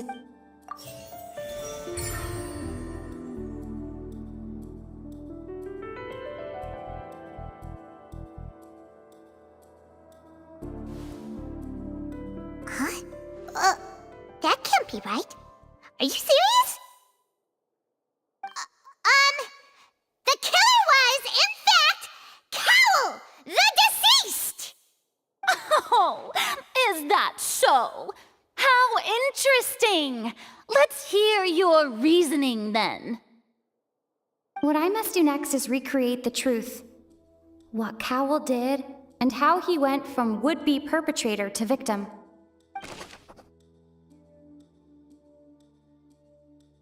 No one entered or left the Opera House through its entrances. So, where would the criminal have wanted to take Halsey? The deceased's name is Cowell, Lenny's assistant. Halsey's clothing was in the tunnel. So, there must have been some fear that she would attract attention.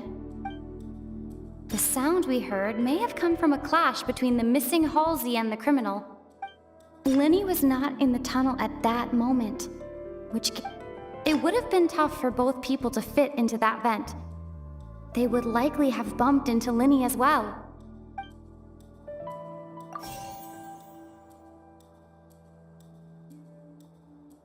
The sound we heard may have come from a clash, but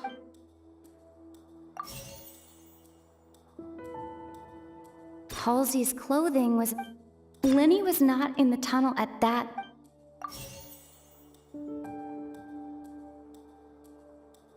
The deceased's name is Cowell. Halsey's clothing was in the tunnel.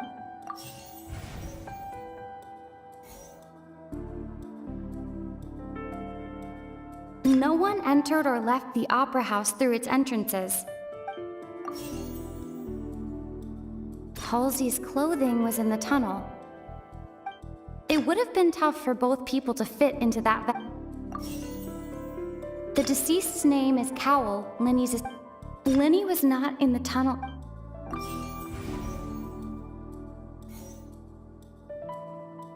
The deceased's name is Cowell, Lenny's assistant. The deceased's name is Cowell, Lenny's assistant. No one entered or left the Opera House. Halsey's clothing... It would have been tough for both people to fit into that vent.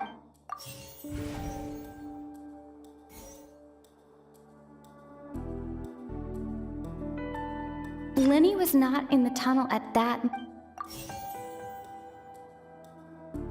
No one entered or left the Opera House.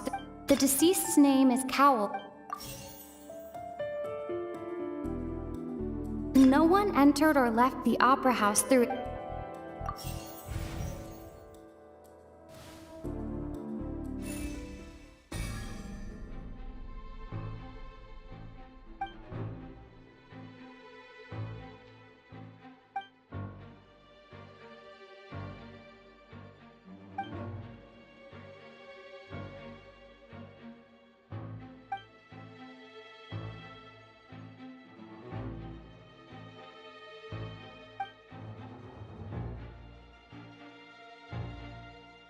What's wrong, Traveler? Are you still having trouble figuring things out? I see how it is. So this was all just a bluff. And here I thought you had something to show for it. But it seems you're still far from the truth. Look, since we're at a dead end, why not consider a different track? Just like the trick as it transpired, the end result must have been utterly different from the magician's initial design. If only we knew how Halsey disappeared. Well, that would be nice, but the tunnel only has 3 exits, and none of them seem very likely. And it's not like this is a magic trick where you can just make a real live person disappear. You know, like you did from that water tank, Lynette.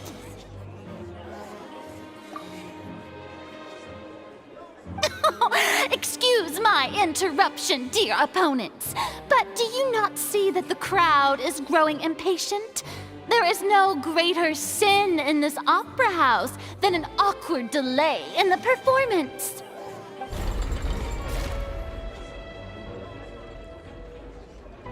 If the defense is unable to make further effective arguments, we will move on to the next stage of the trial.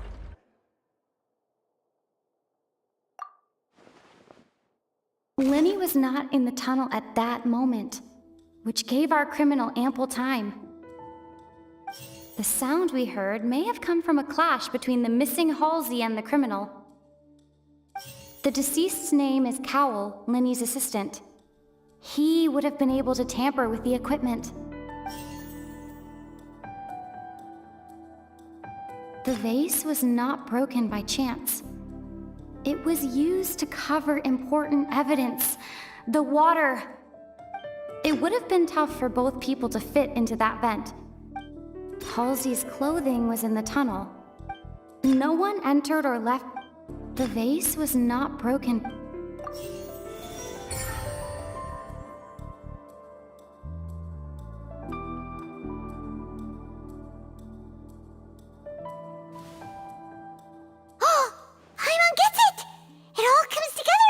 Disappeared instead of being kidnapped? Lynette escaped from the water tank, vanishing gradually and leaving only clothes behind. If there's a similar method where a person could be transformed into water... Just a moment, please. I do hope you know how preposterous you sound at the moment. How could a person ever be transformed into water? This is reality we're talking about here, not some magic trick.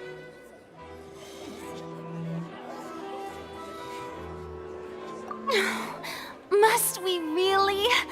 I should think that of anyone. Your friend Linny already knows this truth very well. Magic tricks are ultimately just illusions and misdirection. But Halsey's disappearance is very real. We're talking about two completely different things. Even so, I trust the Traveler's judgment. The truth must be out there somewhere.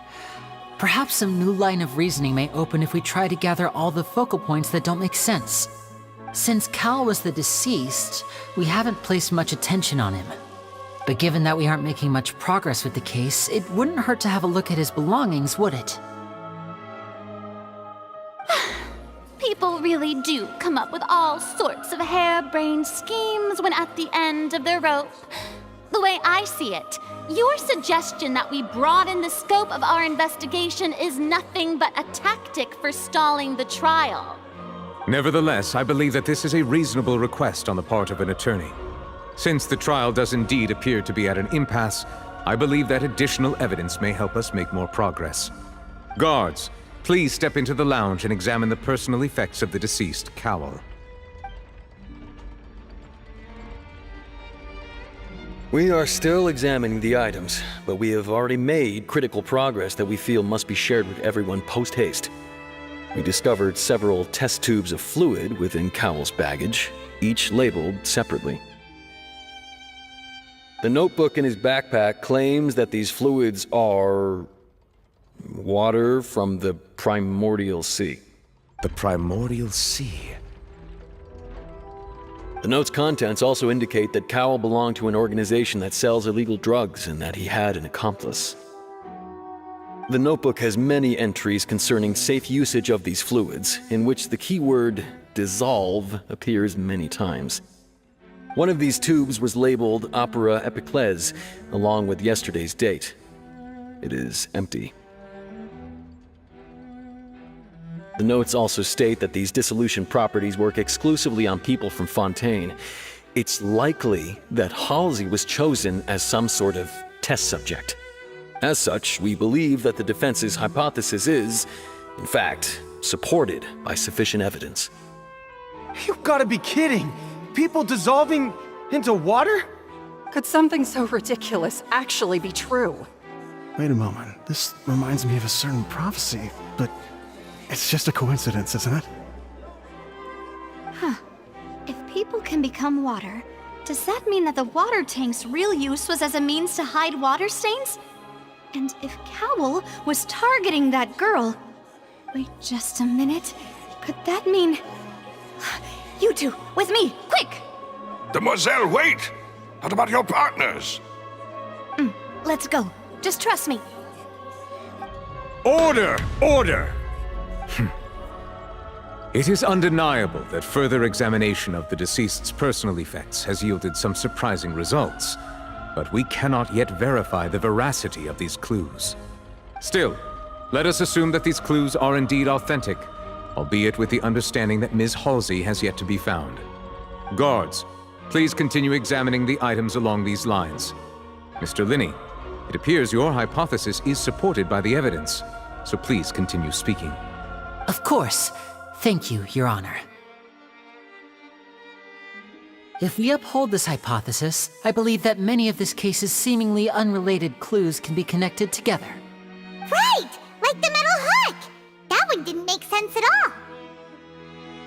Let's think about this. Cowell's methods must have something to do with that water from the primordial sea.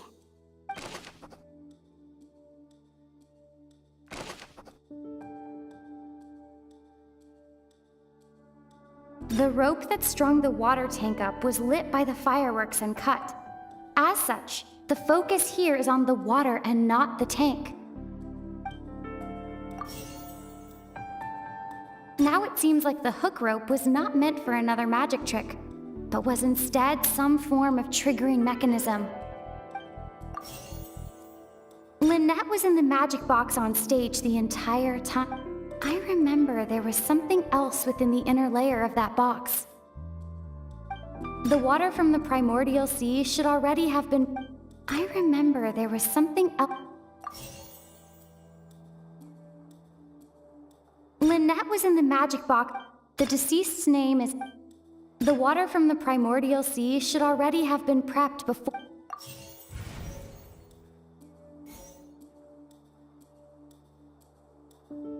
The water from the primordial sea should already have been prepped. Lynette was in the magic... I remember there was... The water from the primordial... I remember there was something... The rope that strung the water...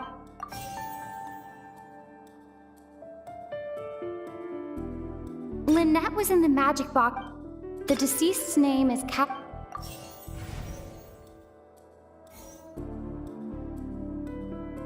The deceased's name is Cowl.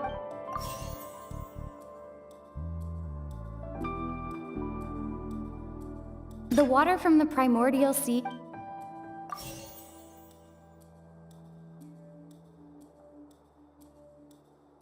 Lynette was in the magic box. I remember there was something...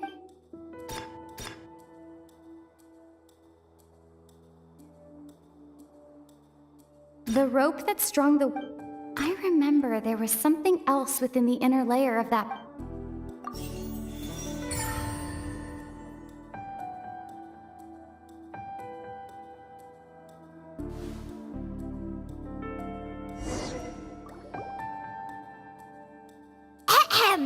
It's Ace Detective Paimon's time to shine again!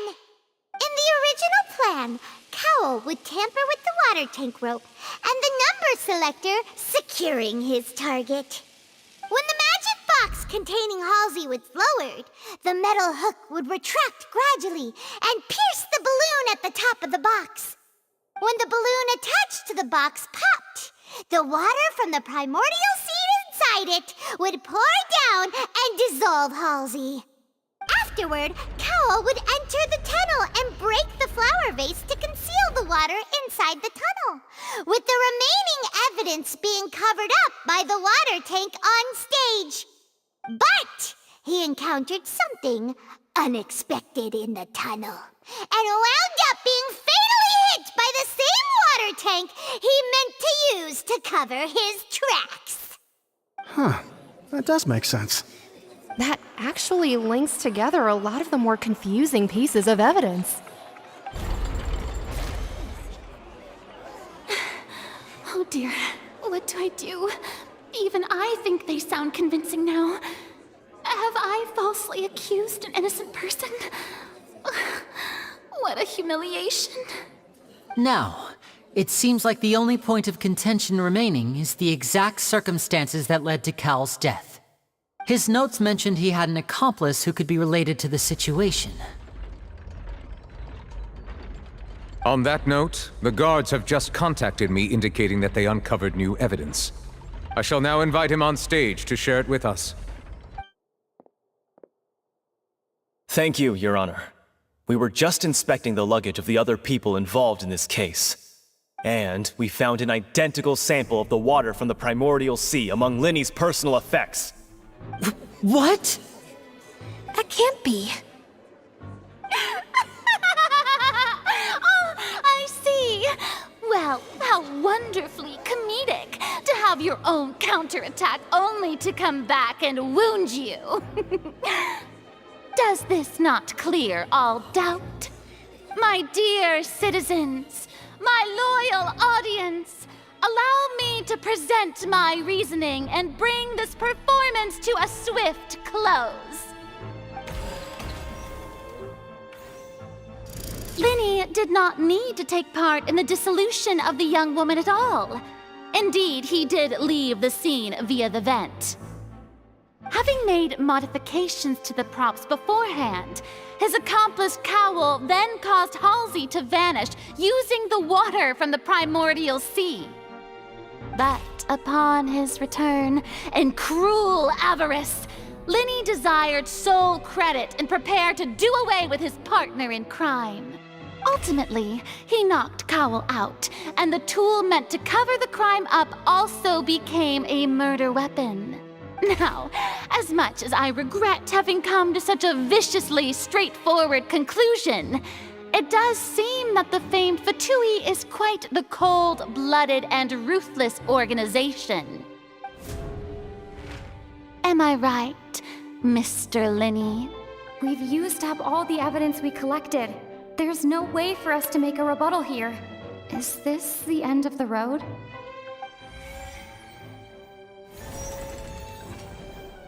Oh no!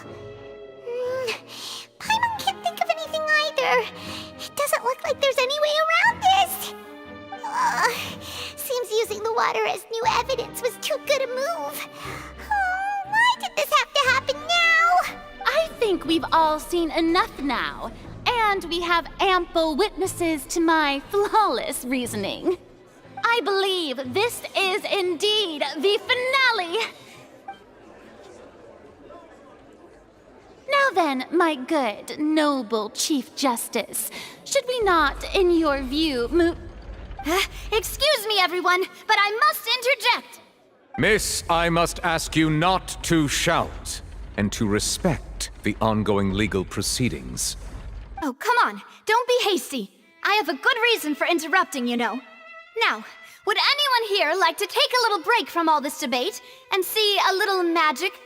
I'll show you an amazing trick, one that can bring a young woman who has disappeared back in the flesh, right before your very eyes. Please, do the honors, Mr. Linny, if you would be so kind. What in the world is she saying? No offense, miss, but miracles like that are beyond my scope as a magician. Come on now, don't be silly. Magic is all about misdirection, isn't it? It often conceals the truth while presenting a fascinating illusion. But once everyone believes the illusion, can't magic reveal the truth to them once again? And wouldn't such a trick be the most marvelous finale to today's performance? Come on, Linny and Lynette, give it another go. Don't worry, Spina di Rasula has made the necessary arrangements on your behalf. But as the magic makers and stars of the show, I think I should leave the final performance to you.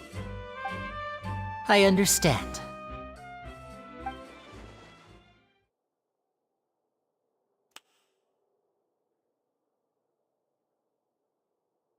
And voila!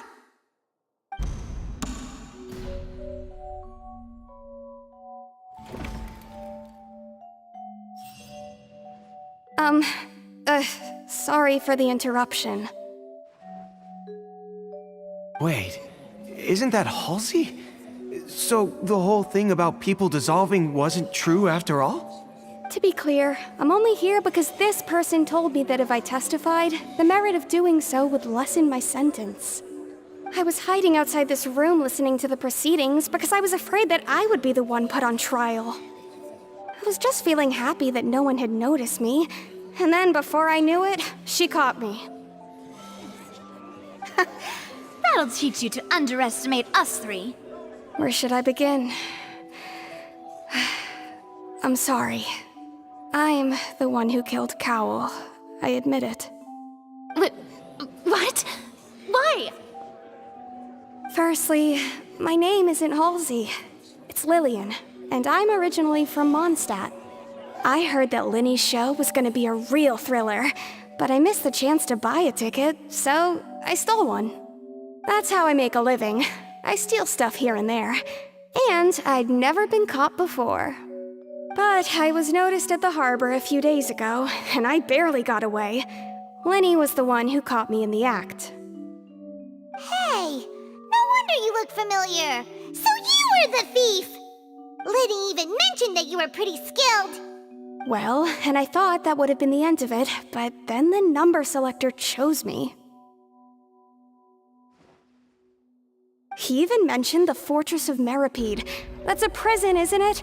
So you can imagine how shocked I was. I thought he was on to me for sure.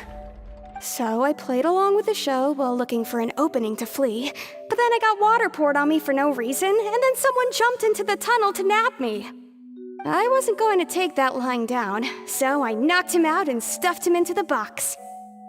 There was nowhere to run from there, though, so I had to change my clothes and hide in a box containing performance costumes. I slipped out after the first guard arrived at the scene and continued hiding inside the opera house. Can a person even hide in there? But I swear I didn't know that the water tank would fall down. Really, I swear it. Had I known that, I wouldn't have put him in the magic box. I may be a thief, but I'm no killer. Well, that makes everything pretty clear now, doesn't it? This time, we need to tell the entire story from Lillian's perspective.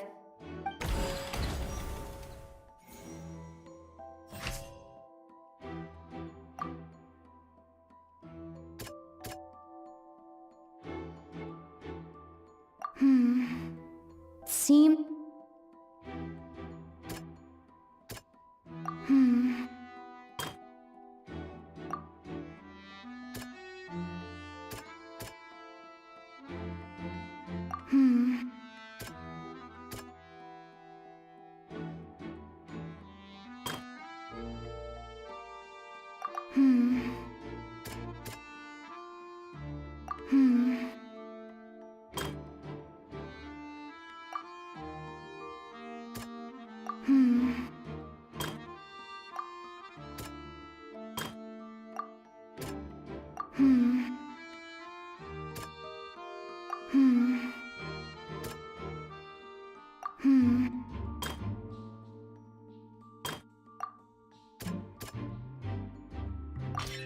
The strange sound wasn't from a fight. It was Lillian's attempt to break out when she was frightened.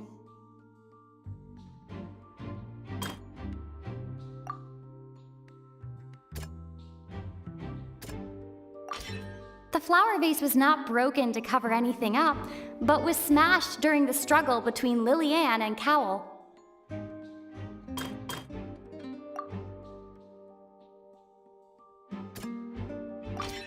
Lillian was afraid that she would be recognized if she left, so she changed clothes and hid, biding her time. Just what one might expect of an experienced thief. And it's Ace Detective Paimon time! Having been selected out of the blue, Lillian panicked. Her panic only intensified after she entered the tunnel and had water poured on her head. So she kicked the door open, producing the thud we all heard. Hearing the commotion, Cowell leapt into the tunnel, only to discover that Lillian had not dissolved. He did not know that Lillian was not from Fontaine, but was a thief who made her way in by stealing a ticket. Mistakenly believing that the water from the primordial sea needed time to take effect, he tried to force Lillian back into the box. The two broke the flower vase during the struggle, but Lillian came out on top, knocking Cowell out and putting him in the box. With no way of escaping, she changed her clothes and hid in the costume trunk until the performance ended.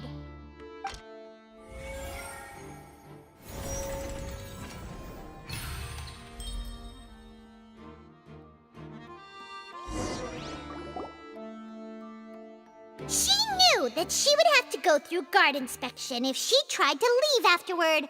So, she has been trapped in the opera house these last 2 days. She had already become desperately hungry by the time we were chatting over macarons. So, she swiped 2 of them right under our noses. Talk about a sneaky thief. At this point, all the events that happened in the tunnel have now come to light. Ah, so that's the whole story.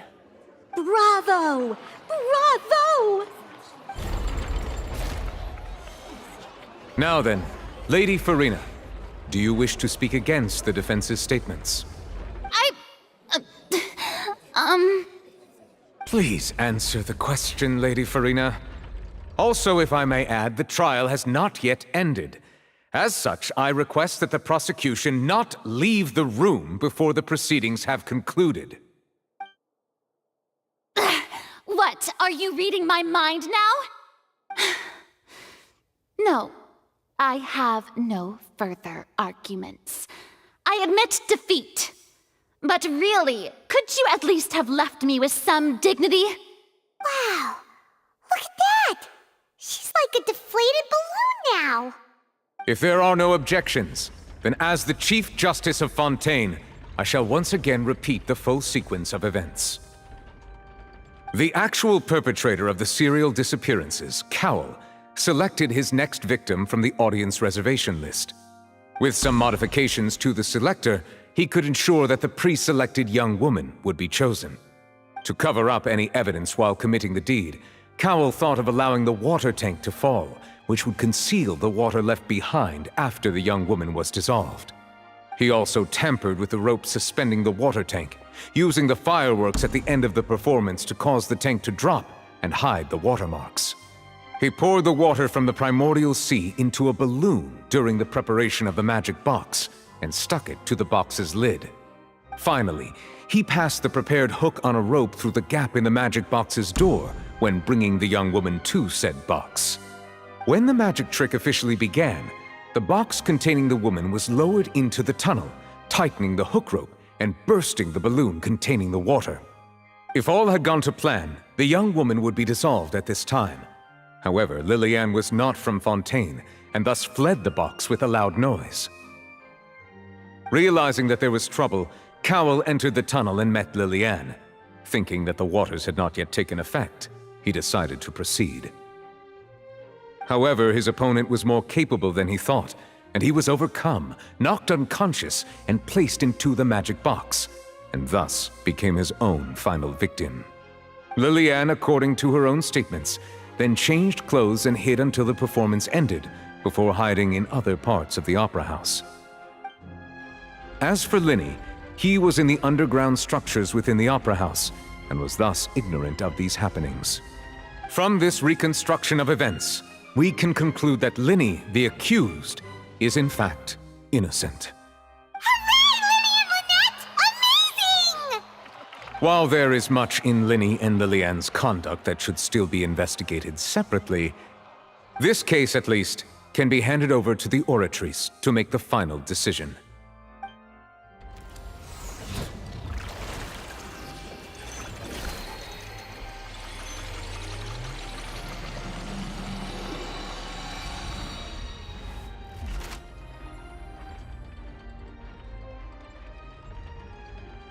As such, Linny and Lynette are officially declared not guilty.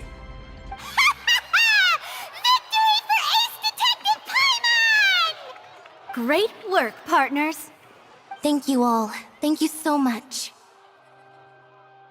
Next, I think we deserve an explanation, Guard Vaughn. How did you find the water from the primordial sea in Linny's baggage? Right! Your discovery caused me to make a serious mistake, you know. Or was that not a discovery, but false evidence that you dared to bring before this court?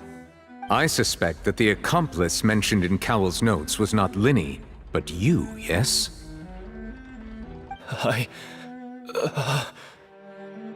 I'm sure you know what you must do to lessen your sentence.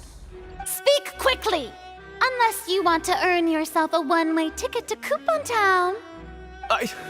I was just following orders. We were supposed to place blame for the serial disappearances onto Linny, and thus cause suspicion to fall on the Fatui.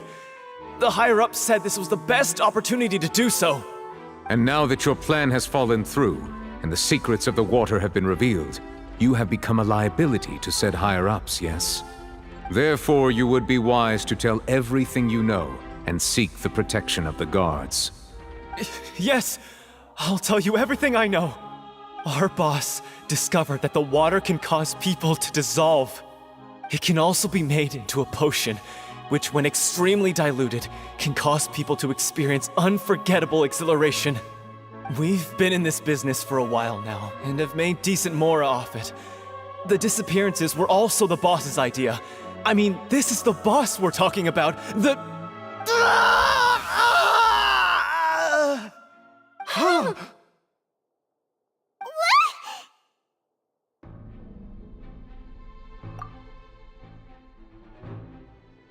And now he can no longer talk.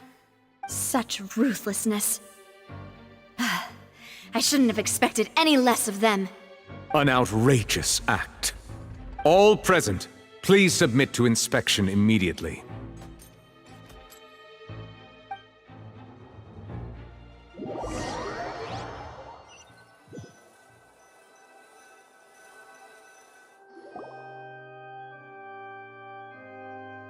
So, we're just going back now? That's true, but... Traveler, Paimon! Please wait. Lenny... I know you may not want to speak to me right now. Maybe you don't even want to look at me. But still, let me thank you again for defending me to the end, even after you learned that I'm a member of the Fatui. I guess. But regardless, I'd like the opportunity to set things straight. I didn't approach you with any ulterior motives or ill intent. I've spoken to you as myself, just plain Linny this entire time. As for why I'm a Fatus, it's because the goals of the House of the Hearth align with those of an orphan like me. That's all. That was how Father, who you might know as the Knave, approached recruiting us back then too. The Knave? The one who controls the House of the Hearth? She's your father? That's right. And since we're here, I was wondering, would you mind hearing a story? It's about my past. Back when our parents first died, Lynette and I were left wandering the streets. To survive, I took to surreptitiously observing an older street performer who did magic. It took me several days to figure out how he pulled off his amazing tricks. I took my sister through several streets until we found a crowded corner, and we began to perform magic tricks there. To my surprise, we proved to be pretty popular, and we could at least stop worrying about where our next meal would come from for a time. But I didn't want my sister to remain a street rat together with me forever. Before long, an aristocrat came to me and claimed that he wished to take us in after watching my performances. So you went from orphans to nobility just like that? That was how we felt at first too. As if fate was on our side and we could say goodbye to those painful days. But I gradually discovered that while we were called foster children, he was really after my talent for magic tricks.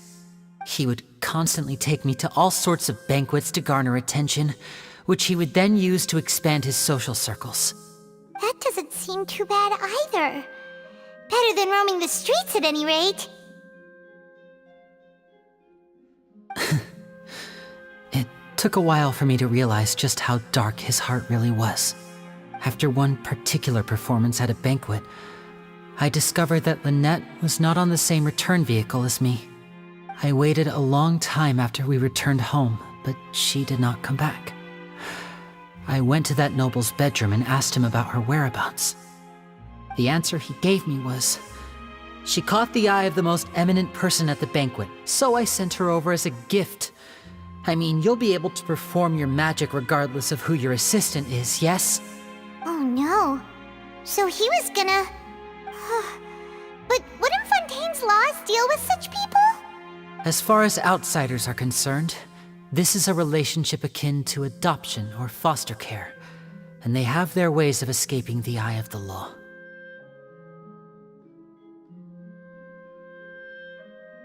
I managed to ferret out the location of the mansion of that so-called eminent person and hurried through the night.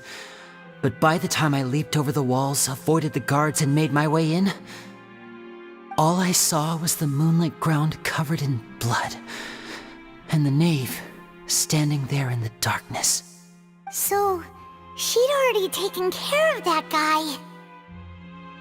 That's right. She had rescued my sister before she could come to any harm, and had even discovered several girls hidden in a basement, all of them orphans. Father, I mean, the knave, might have seen something in me, and so she made me an offer. The House of the Hearth welcomes you, for your interests align with ours. Here, none will ever betray you. Indeed, betrayal shall never be permitted here. I was hesitant to trust her. I mean, I had just been betrayed by nobles. But she was also quick to destroy the noble who had taken us in at first, giving us back our freedom. Oh, so that's how the two of you joined the House of the Hearth.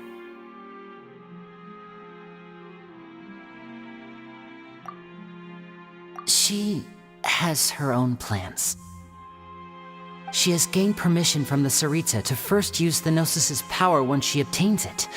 She plans to use it to find a way to break the prophecy and save Fontaine. So, she believes in that prophecy too? That's right. The whole House of the Hearth is currently working to combat that crisis. Today's case has also proven that people from Fontaine can indeed dissolve into some sort of water, thus further supporting the prophecy. All of us house members here, Lady Arlecchino herself included, are from Fontaine. We won't give up on defending our homeland. To us orphans, the only connection we have left to this world, apart from our family, is our homeland. So, from small deeds like distributing magic pockets to huge schemes like stealing a Gnosis, everything is aimed at dealing with that prophecy. It's all right. I understand. The only thing I can do is relate all this to you. I just hope you can understand that even as a member of the House, I have never stopped making my own decisions, and that I believe what I'm doing is right. If you should need anything at all in the future, feel free to find me. I will do my best to help you, as plain Linny.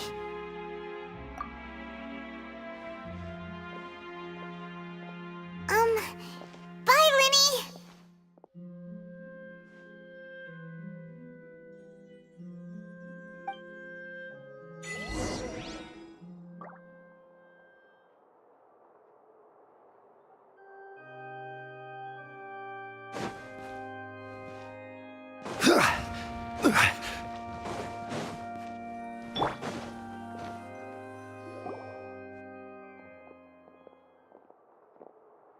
Hey there! What was with the disappearing act you pulled right as the trial ended? Were you looking for us, Navia? Well, this whole thing isn't exactly over, is it? I do feel that we're getting closer to solving the serial disappearances case, though. Don't you think so, too? Huh? What's wrong, my dear partner?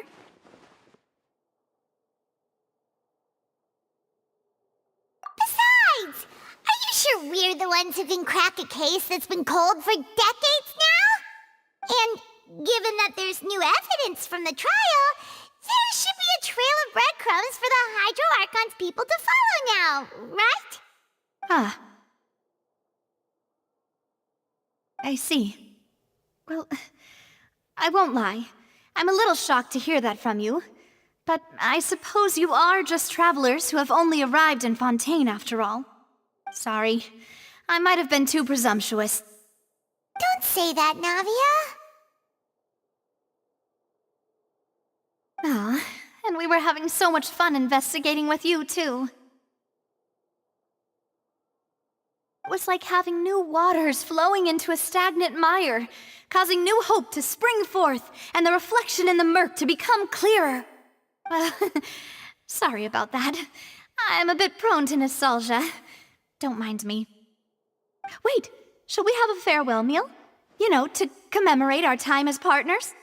Huh? Do we really need to get that formal? Well, guess you really did treat us as partners, huh? Well, I just like to have a proper ending to every important memory. That way there are no regrets later. Anyway, it would just be a meal, so it shouldn't take up too much of your time. You don't have to twist Paimon's arm. If Boss Navi is treating, count Paimon in! In that case, why don't we return to the court of Fontaine and head to the Hotel de Boer? I believe we'll make it just in time for dinner. All right then, let's have our farewell meal.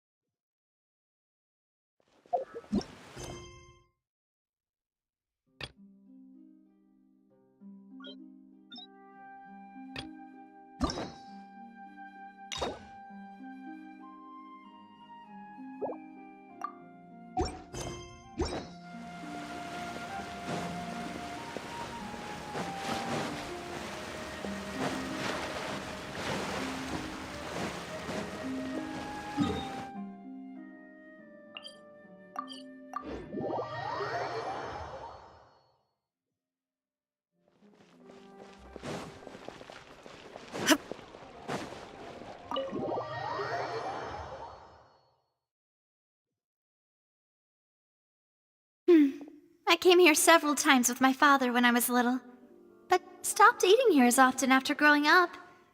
I hope the food here will be to your taste. Oh, don't worry. We haven't eaten at a hotel like this in a while. Paimon's getting excited already. In that case, I'll go order for us first. Please wait here a moment.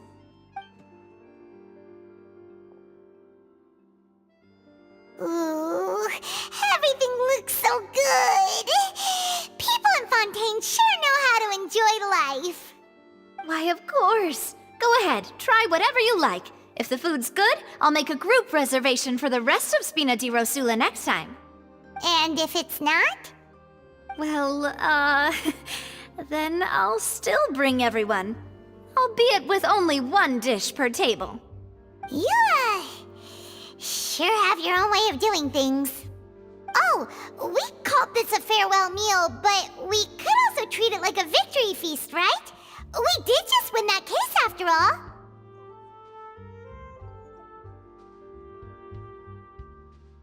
Oh, true. Very true. In that case, boss, we'll have another 2 dishes. Huh? Paimon didn't mean that you had to order even more food.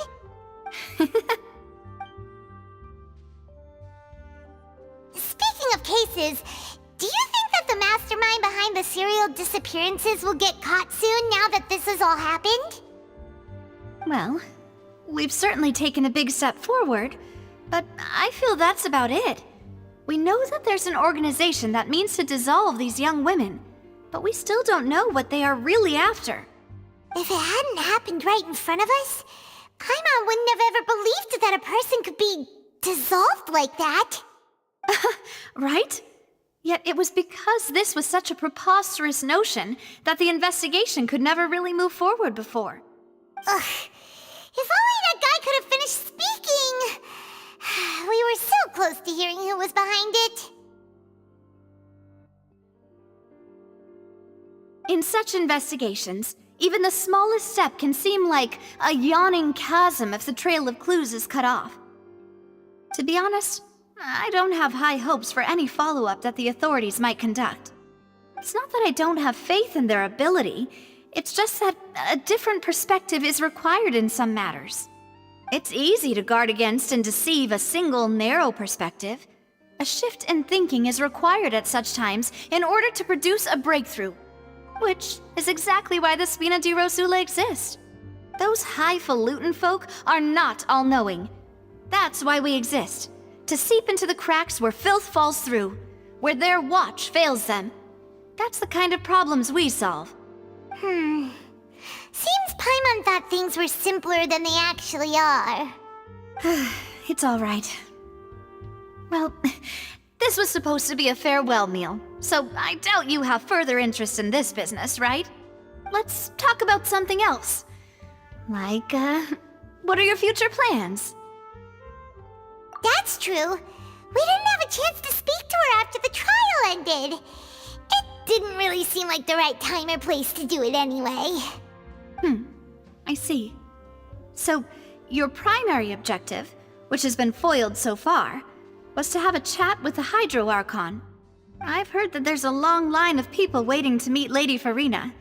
I suspect you'll be waiting for quite a while, considering that you missed your chance today. Yeah, we've heard that she's super popular here in Fontaine, and that it'll be tough getting any of her time. Well, would you consider some more, unique ways? Perhaps even methods of, let's say, questionable legality? Guess that's Spina di Rosula's boss for you. Chock full of sketchy ideas. Well, what did you have in mind? Well, one way would be to infiltrate a performance troupe at the Opera House, only to abandon your act at the play's climax and ask to speak to her after the performance. I'm sure Lady Farina would be eager to see the ending, and would agree in order to finish watching the play, don't you think? Could you suggest something a little more practical? This plan seems pretty hard to pull off. We'd have to go learn how to act, and acting's really hard. All right, here's another. Find a way to conceal yourselves under her bed, then wake her up in the dead of night and demand answers. Don't let her go back to sleep until she answers all your questions. I can personally testify that this one works. When I'm sleepy, I'll do anything as long as I can finally get some sleep. That might work, but that's not really the problem. The problem is we don't want to get ourselves arrested. Valid point. I overlooked that part. I was just thinking about leveraging a person's desire for sleep. All right, no more joking around. Perhaps you could... Oh, I don't know. Cut the line when she's on a break. You did defeat her in court, clearing citizens of hers from false accusations. False accusations she had nearly upheld personally. I imagine that she feels quite ashamed about the whole thing. You mean that if we catch her while she's on a break, she might be too embarrassed to refuse? Oh, that does make some sense. Why don't we give it a try after this meal? You know, strike while the iron is hot and all. Huh? Paimon, did you drink my Fanta? Was this your drink?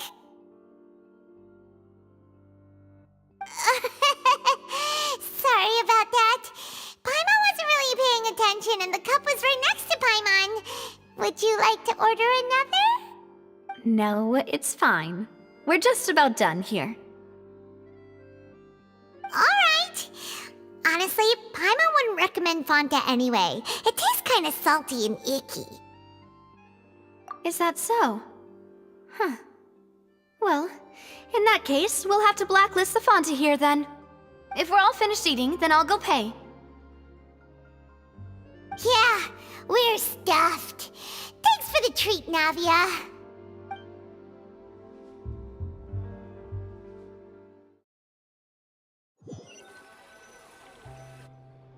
Oh, so full. Paimon can barely float anymore. Nah, that would be so... normal. You know, like you. Okay. As for expenses this month, we're left with... Hey, Navia! What are you doing over there? Oh, nothing. It was just a meal, you know? Nothing the Spina di Rosula can't cover.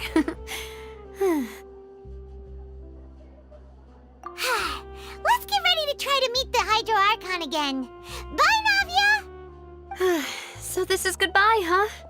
Well, if you do encounter any other trouble in Fontaine, you're always welcome to contact the Spina di Rosula. I'll give your requests the highest priority. In any case, I wish you smooth sailing. I'll see you again, partner. See ya!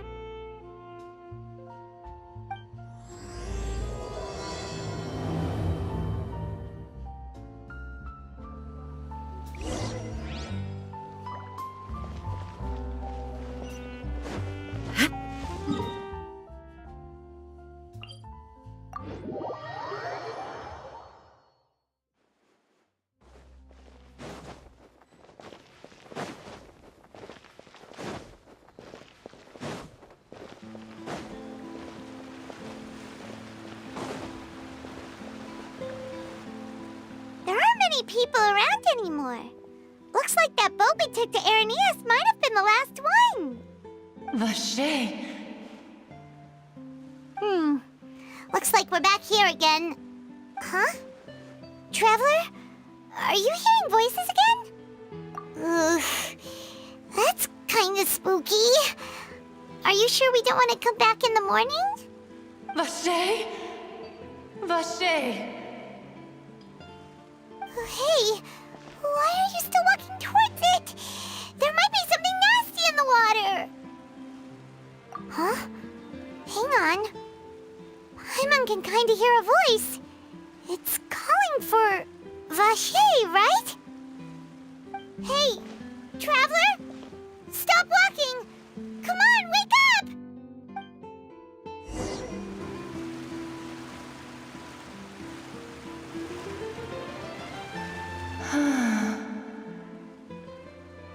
Vache, are you my dear Vache?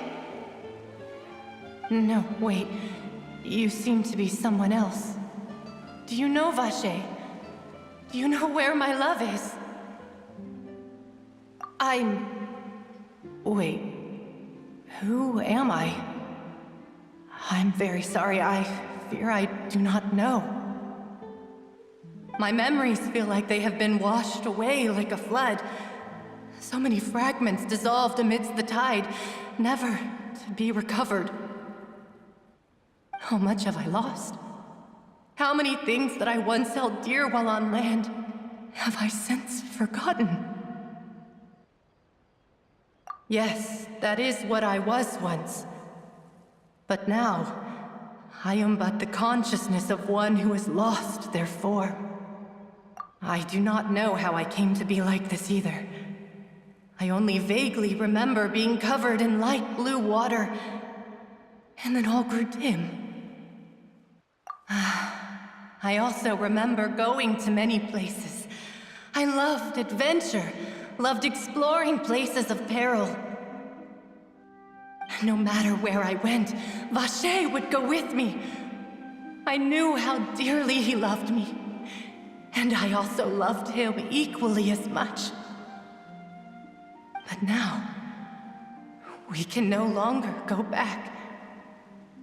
The pain of such parting, I never knew how heavy it could be. No, our reunion no longer has any meaning. There is no way for us to create any new memories. The thought of me gives him no succor, so let it lie forgotten beneath the waters. If you meet Vache, tell him not to look for me. Tell him to move on. That is the only thing I still remember. Perhaps that is so. As I was submerged in the waters, losing consciousness, I saw Vache above the surface. His eyes were filled with such sorrow, such longing. If only I could have comforted him, told him that I did not suffer. Indeed, I had felt a great warmth. Is that what you call it? Dissolving? If anything, I consider it a form of release. It was a state of neither fear nor frenzy, with only an endless peace, like the water's still surface. I could also liken it to being a thirsty person who drinks water for the first time, and only then sees how they have lived for so long in a world of endless want and anxiety. I think I hear your companion. It's time for you to go, I think. Farewell, then. I am glad that you were able to sense my presence. Remember, if you see Vache, tell him not to seek me out any longer.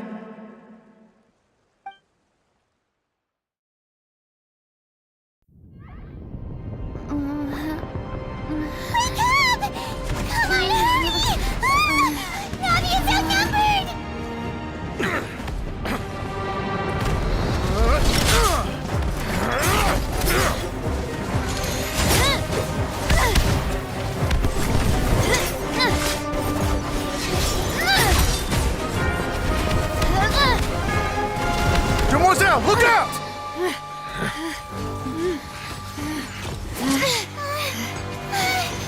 Dear God, it's a whole army of Gardamex.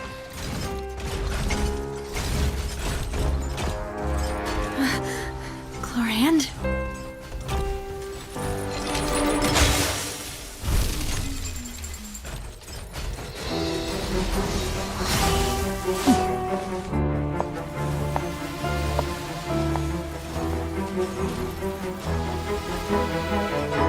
Quick, now's our chance!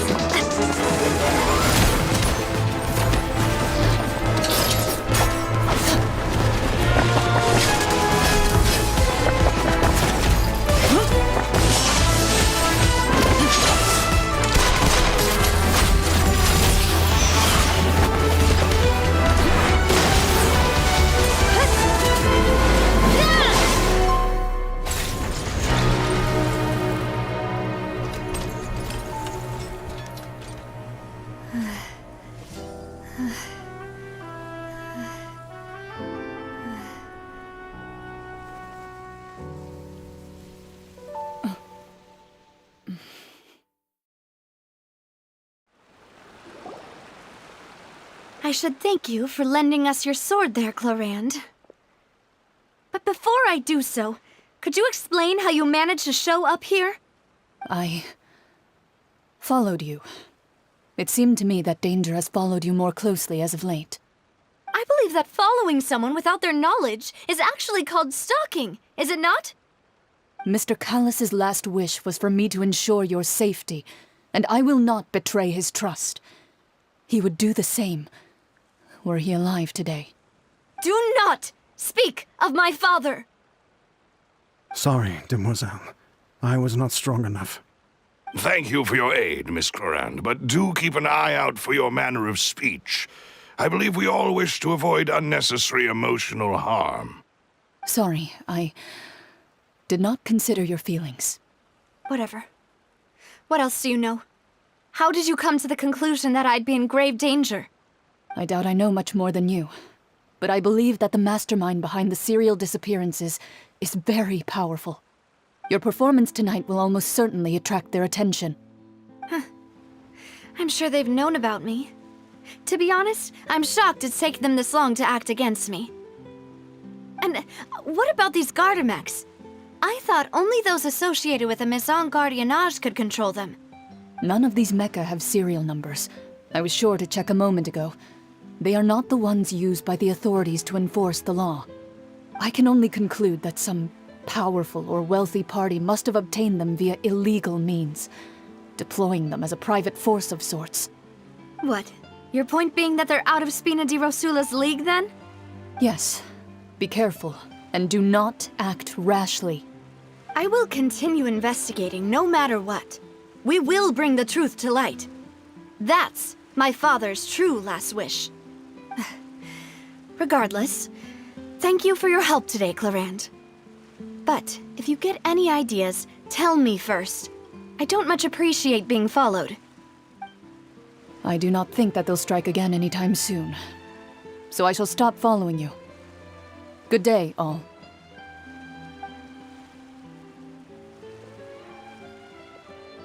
Right. I suppose that's the best news we've gotten today.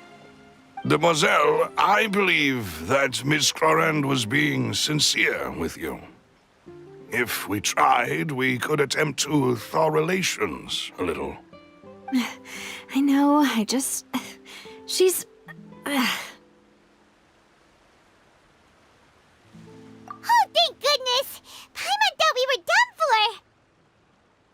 Those Gardamex came out of nowhere while you were unconscious, and Nadia and her gang saved us!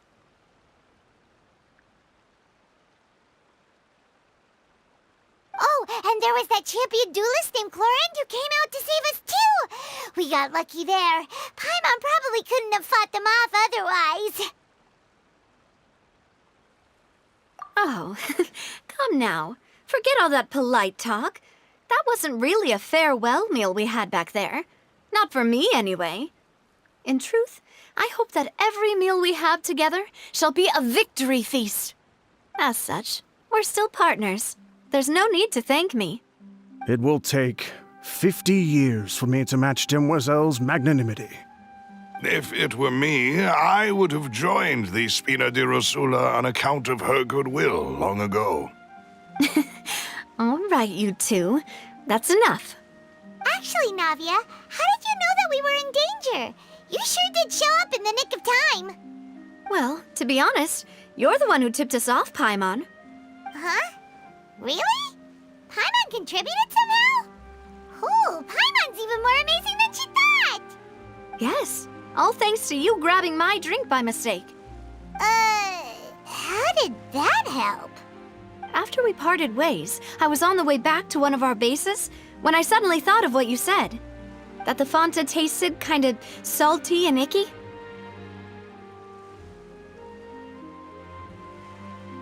Fanta only comes in sweet flavors, so how could it have tasted salty?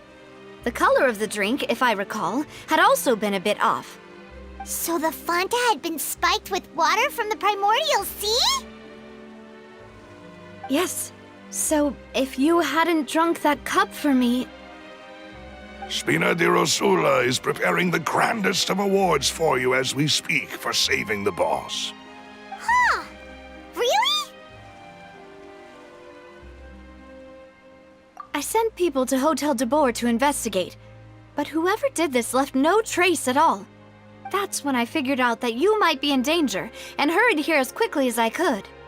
But why would they go after us too? All we did was defend Linny in court and help clear his name. Ugh, now we're caught up in this mess too, aren't we? Well, you did foil a plan that they were probably pretty proud of, and almost got their name in the process. Speaking of which, did anything strange happen when you drank the primordial seawater? Well, it can't be a coincidence that the traveler fainted just now. She said that she heard that voice calling for Vache again. Oh, and this time Paimon heard it too, but it was real faint. Does this situation have to do with the primordial seawater then? Does that mean the primordial seawater raises someone's sensitivity to hydro when it's used on people who are not from Fontaine? That doesn't sound like too much of a bad thing, to be honest. New intel? While you were out cold? Well, let's hear it, shall we? Oh, that is important. Vache. That name doesn't ring a bell. I suppose he hasn't stepped forward as a witness in court lately. Since he saw that young woman dissolve, he was at least at the crime scene. But he never gave testimony or any information regarding people dissolving in the primordial seawater. Could he have been threatened? Yes, thank you. This is very important information indeed. We will continue to investigate. Oh, you mean you'll help us investigate? Well, you did say that our farewell meal didn't really count. That means we're still partners, right? And besides, we're in this now whether we like it or not. You're not gonna let those people who targeted us get off the hook so easily, are you, Traveler? Demoiselle, do try not to look quite so pleased. You are the face of Spina di Rosula, after all. You talk too much. Well, in that case, let's head back to one of our bases, shall we? I'll arrange accommodations for you. We also have some plans to go over, and hopefully we can deepen our bonds as partners. But we'll take that one step at a time, I guess. Don't worry, you two. With us around, our base is definitely secure.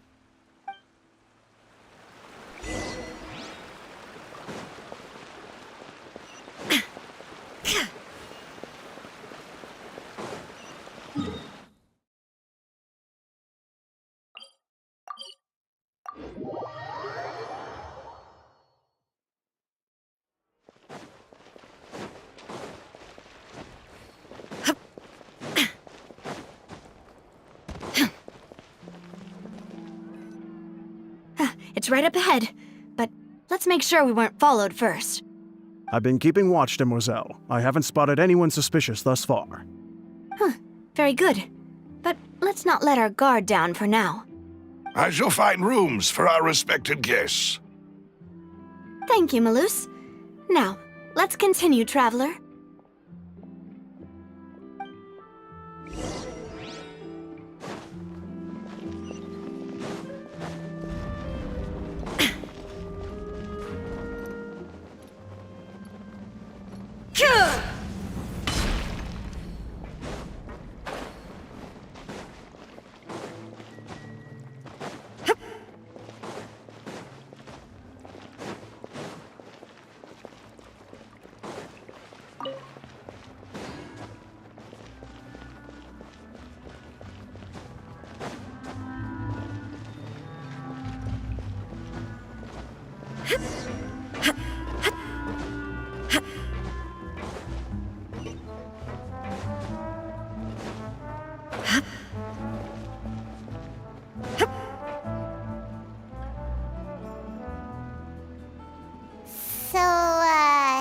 This is your base? It's not quite what Paimon imagined. Your accommodations have been arranged. Under the present circumstances, I can confidently say it's the best we have. Well, our funds have been a little tight lately. After all, we don't allow illegal or unethical profiteering. In fact, our funds often come from citizenry who support us. Seems like it's tough times for everyone. But if you have the support of the people, that does sound like it's worth it. To be honest, our financial situation was a lot better back when my father was in charge a few years ago. I'm afraid I'm not quite his equal. Your father... he was the previous boss of Spina di Rosula, right? How did he... Demoiselle, if you'll allow me to explain. No. I'll explain it myself. I suppose I couldn't run from this topic forever. And as partners, this is something I hope they can understand. My father's name is Callus. Yes, the same one they call Callus the Unfaithful in the streets. 3 years ago, he was accused of murdering his own friend. But he chose a duel to defend his honor instead of standing trial. He died in the duelist's ring. Oh no. But I do not believe my father was a murderer. I'm sure he was set up. At the time, I believed that if he only stood trial and was duly investigated, something amiss would crop up and prove his innocence. But strangely, he not only requested the duel himself, but rumor has it that even after being seriously injured, to the point where he could be deemed as having lost the duel, he refused to surrender, determined to die in the arena. 3 years later, I still don't understand why he did that. How could he protect his honor if he's dead? If anything, he gave up his chance to defend himself. The closest piece of info I have is that my father had been investigating the serial disappearances case at the time of his death. Ah, so that's why you're so determined to get to the bottom of that case. That's right. I've also tried to investigate the murder my father was implicated in, but I haven't found a single new clue in my countless reviews of the investigation records. However, I believe that if the murder case is related to those behind the disappearances, they must know something. I must know what really happened. Was my father coerced? Framed? Even if he really did kill his friend, I must get to the truth. If only he'd been more open with me when he was still alive. He even hid the fact that my mother died due to complications when giving birth to me. And now, here I am investigating his death. You really are a handful, aren't you, Papa?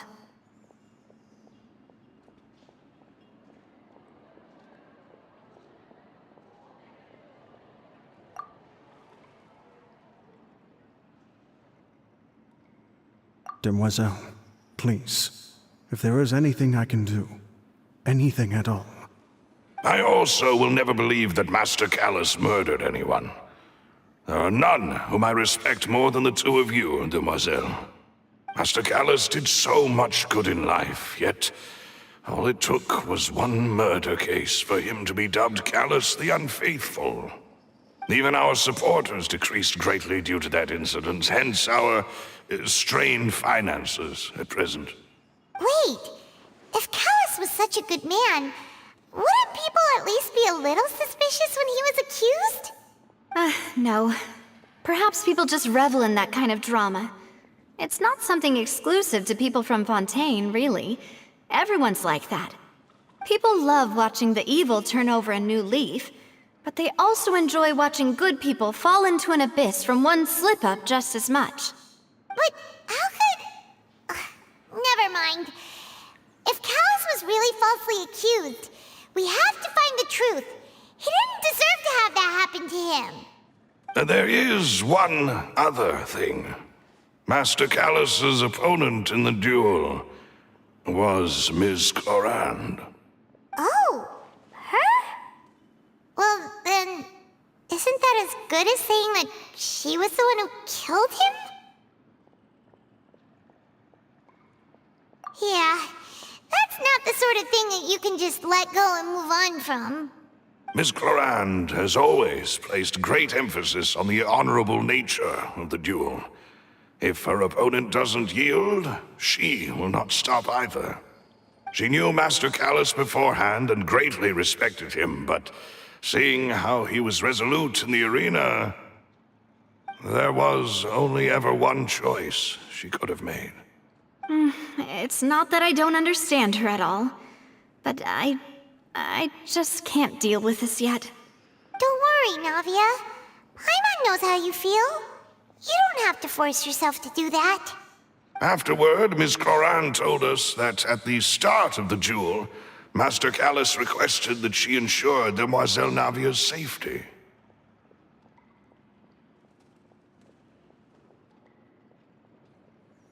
Yes, that is our understanding as well. Oh, Papa. What madness drove you to ask the person who killed you to take care of me? All right, anyway, that's the information I wanted to share with you. Even if it did sound like I was just complaining towards the end. Thanks. You two should go and rest. This was quite a day after all. Yeah, Paimon's feet. Please, relax and get some sleep. We will ensure you rest soundly.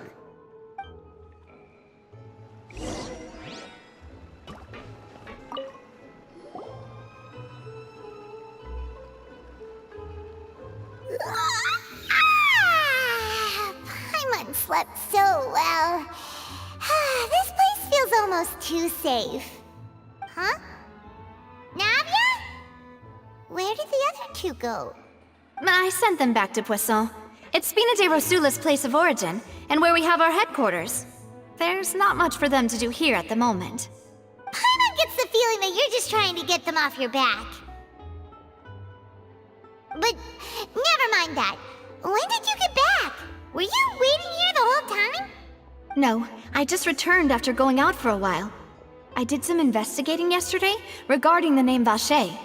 Wait, so you didn't sleep at all?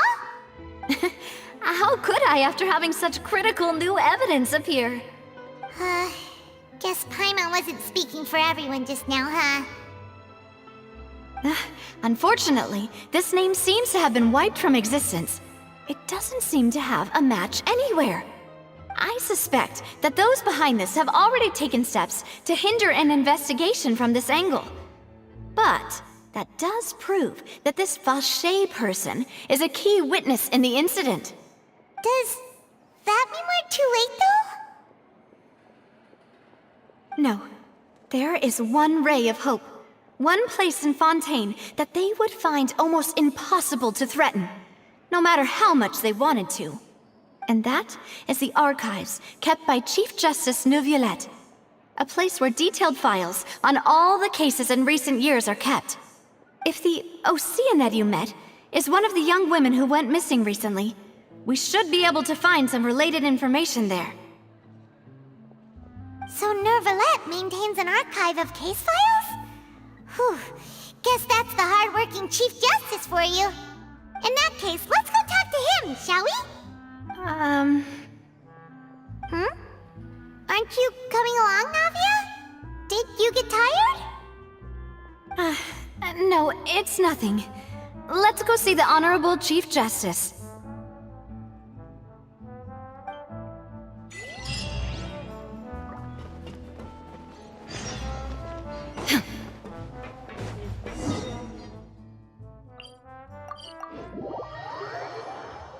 The palais is right up ahead. Come on.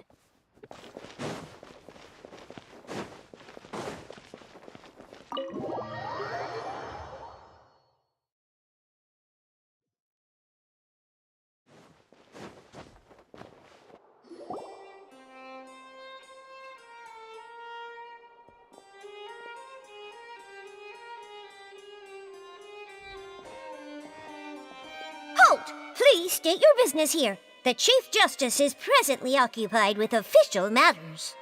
Huh.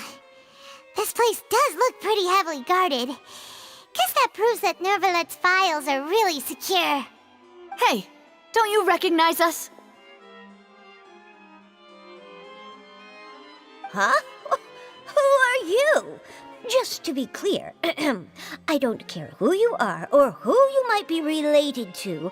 Our rules make no exceptions. See? They've got great discipline, too. Yep. Paimon can tell. If you're here just to crack jokes, I can point you towards the exit. Unlike some, we're busy, so please leave if you don't have a reason to be here. No. What I meant to say is, shouldn't you remember us from a few days ago? We were at the trial of the great magician Linny. Oh, yes, I remember. I read about it in the Steambird. You must be Linny's attorneys. It's all coming back to me now. We're here today to report and archive some information on a follow-up case. Huh. Is that even a thing? Of course. Don't worry. We're here on official business. You can trust us.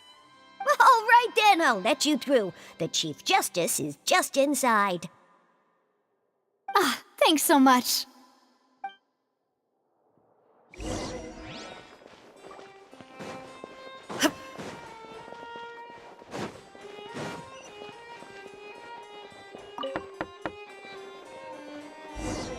Please come in.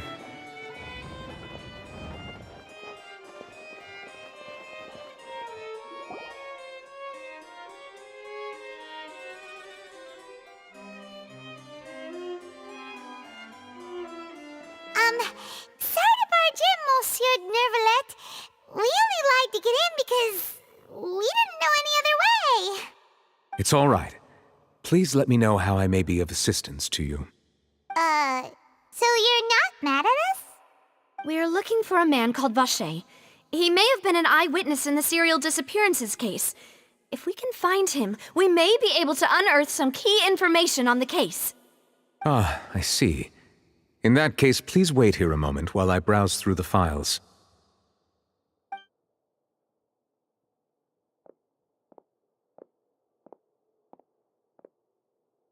Who knew that Nervalet would be so easy to talk to?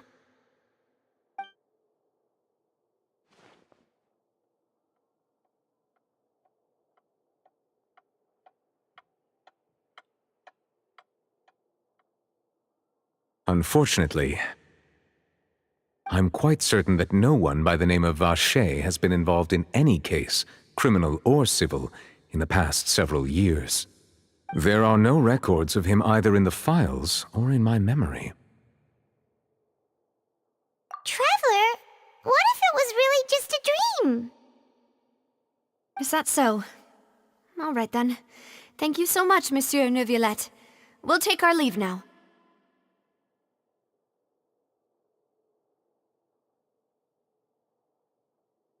Ahem.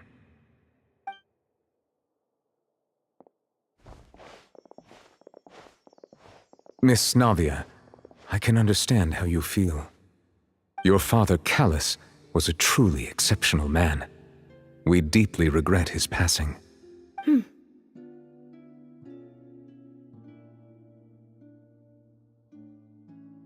And what are you trying to say, Monsieur Neuvillette? Are you trying to console me? Extend your sympathy? Or just express some tendril of regret? No. You are not trying to do any of that. I can hear it in your voice. There's no emotion behind your words. You only said those things because you felt like you should.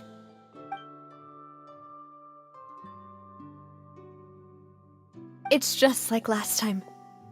After my father took his place in the duelist ring, I pushed through the guards to talk to you as a last resort. You even told me then that you thought there was something fishy with the case, yet you still allowed the duel to go ahead. In your eyes, the value of a human life is nothing compared to those cold laws you hold so dear. If you truly regret my father's death, then why didn't you call a stop to the duel? Why didn't you give me the power to stop him from throwing his life away? Why did you just let him die, despised and hated by all? Everything was hanging on a thread at that moment. Just the tiniest effort could have changed everything. There are still so many things I never got to tell him. So many questions he still owes me answers to. If you really have no heart, then just look me in the eyes.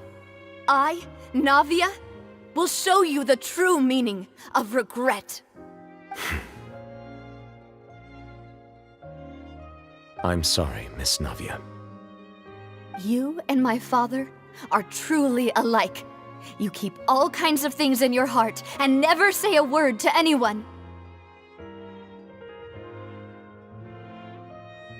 It's not so much that you can't feel, but that you would never express anything.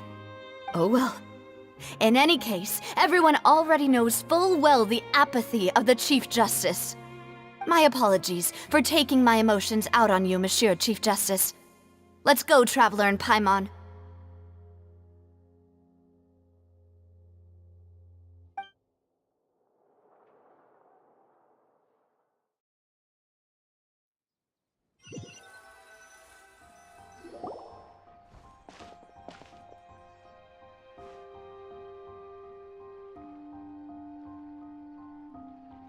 Navia, are you okay?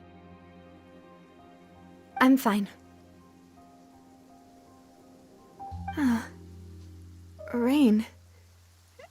It's raining. You're right. Wasn't it still sunny when we went into the building? And there shouldn't be any active trials today. How strange. Now that I think of it, on the day my father was convicted of murder, it was also raining. What is it? Did you think of something? Yeah, he was outside. It was uncovered and the rain could fall there. Why? Do you think the rain could have affected the crime scene? That thought has occurred to us before. We've even expanded the search area to try to account for that, but didn't find anything of value. Oh? Wait. You don't mean... So you're saying that the true murderer could have been turned into water and then got washed away with the rain? Yeah, and if that's what had happened, then no one would have believed your dad, even if he explained what he saw to the authorities. I really think I found a true genius for a partner. You're completely right. How did I not connect the dots earlier? All right, let's go to Poisson. With this new lead in mind, we'll get to the bottom of my father's case for sure. Yeah, we're gonna make progress for sure this time. Do you want to go with me now? Or do you want to head over by yourself later? Great. Let's go then.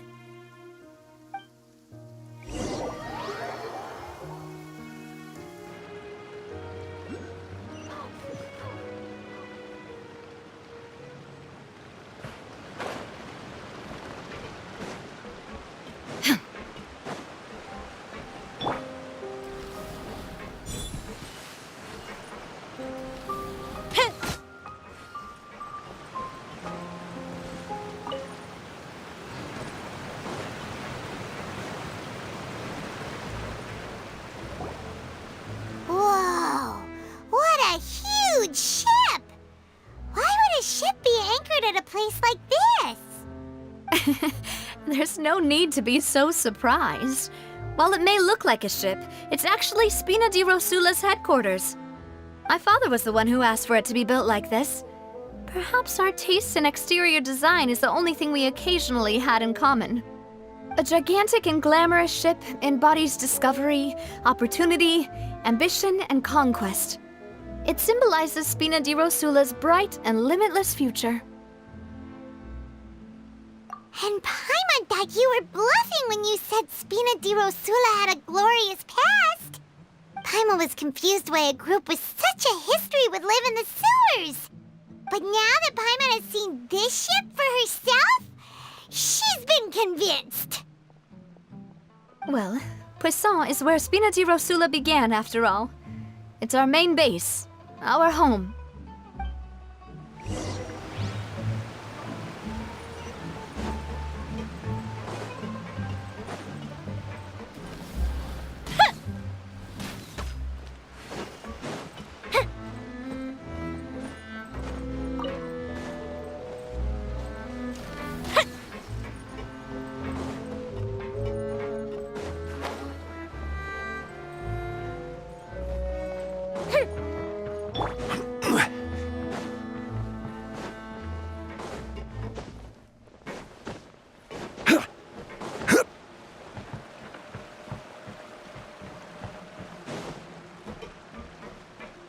Yep, they might have it good.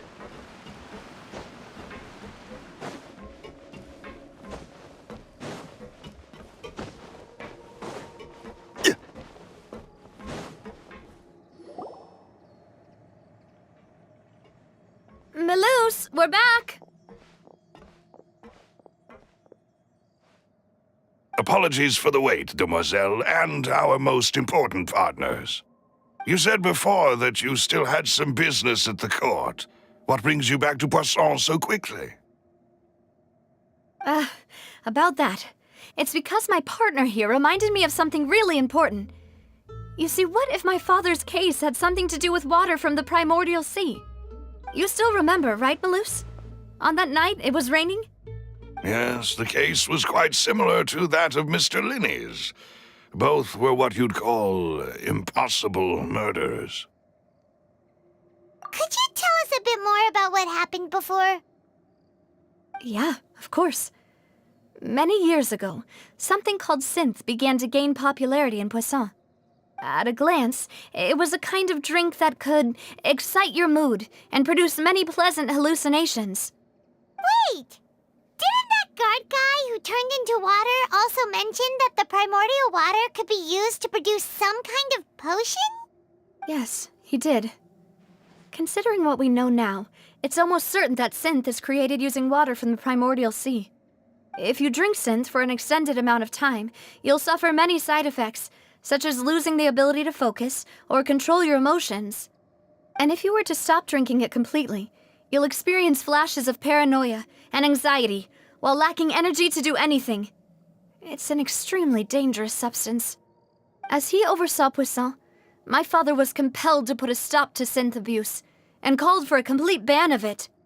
Boss's uncompromising attitude incurred the synth vendor's wrath, but no matter how much they threatened or bribed him, he refused to yield.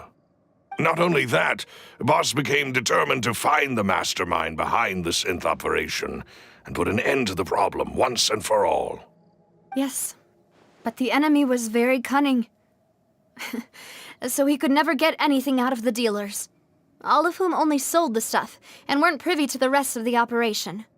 Recognizing that, my father decided to contact the dealers in secret and cultivate personal relationships with them. Finally, he was able to convince someone to become his informant. The man's name was Jacques. He felt greatly ashamed about his work after seeing many families destroyed by synth abuse. That night, my father hosted a banquet at his countryside estate. He planned to meet up and exchange information with Jacques over some food. But then, we heard 2 gunshots from the courtyard. We raced to the scene and found my father, still holding a gun, and Jacques, who was already dead on the ground. Huh? How did that happen? Aren't they on the same side? Sounds just like Lenny's case, doesn't it? In both cases, the culprit seemed obvious, but neither appeared to have any motive at all. Looking back on it, though, I now believe the most important clue was something we all overlooked at the time. There were pieces of clothing left at the scene.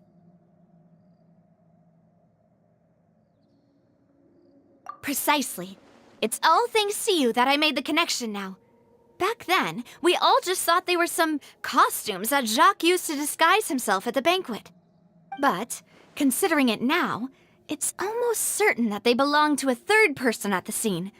With one extra person, we'll also need to reconsider why the 2 shots were fired. You're right. We still don't know what happened. But my intuition tells me that we're on the right track to figuring it all out. I'm finally headed towards the truth. Jacques was an empathetic man who was infinitely remorseful for his past actions. It's unlikely that he turned on Boss with 0 warning. I think this third person is probably the key to the full truth. On that note, however, even though this will not please you, demoiselle, as your and your father's butler, I must still offer a word of warning. Our opponent is insidious and cruel. They are extremely difficult to deal with, and Boss has already lost his life trying to bring them to justice. Even though Spina de Rosula has lost most of its former glory, Poisson has welcomed a new time of peace, and we have been allowed to live out our lives. There is no need to follow your father's path. It would be both wise and in line with Boss's wishes to step back and give up on the case. If that's indeed what he wished for, then he should have told me that himself. Was I not the closest person to him? And yet, I was the one most kept in the dark. What was the point of him dying without sharing any of the secrets he knew? Did he manage to protect anything in the end? Synth is still here. Callus the Unfaithful is still his epithet. And Spina di Rosula is barely getting by. Nothing has changed. Did he think I'd just accept his meaningless death and live out my life just as meaninglessly? I've never accepted that. Ever. Not since that day, and certainly not now. I want to find out the real answer for everyone's sake. For the missing girls, for the victims, and for myself. Navia. This is indeed the best moment to act. Your partner appears to be quite reliable, and more importantly, demoiselle, I think you're also ready to take this on. So you do know something else, Maloose? Yes, I do. In fact, even before that banquet, Boss already knew of the connection between Synth and the serial disappearances case. But what drove all the tensions to the boiling point was the revelation that you, demoiselle, had been selected as the next target to disappear. What? Boss also didn't tell you that he had been diagnosed with a rare illness. The doctors told him that he had no more than 5 years left to live, and the serial disappearances case caused him great anxiety. 5 years was nowhere near enough time to resolve this long-standing conflict, but once he passed away, all the danger would pass on to you. Knowing all of this, he decided to use one final intimidation tactic before his death. He claimed to have already gotten his hands on some key incriminating evidence for the other side, and even told some members of Spina de Rosula about the details. But as long as you remained safe, he would not share the evidence with the public. If something were to happen to you, then he and all those he told would immediately expose all they knew about Synth and the disappeared victims. Right, so nobody would be able to get off scot-free. As we've seen, Boss's tactic has worked. Even though Boss has been gone for a long time, the other side has not tried to take Demoiselle's life. No, I don't believe it. He never appeared to look sick to me. No father wants their daughter to see them weak and haggard, especially someone as proud as Boss. To him, dying in a duel and suffering lasting dishonor as the unfaithful was still far preferable than losing face in front of his daughter. So he chose to die in silence, so that he could protect me. I'm afraid you're not understanding this correctly, demoiselle. What Boss wanted to hand to you was not a parasol, but a sword. If Boss's spirit could hear you telling me that you want to find the answer for the sake of everyone involved, I'm sure he'd be extremely proud. That fool. Couldn't he have just given it to me straight? No. He might have set up everything precisely because he never thought I'd be able to understand him. Is that the amount of confidence he had in me? And what if I was never able to make it to where I am now?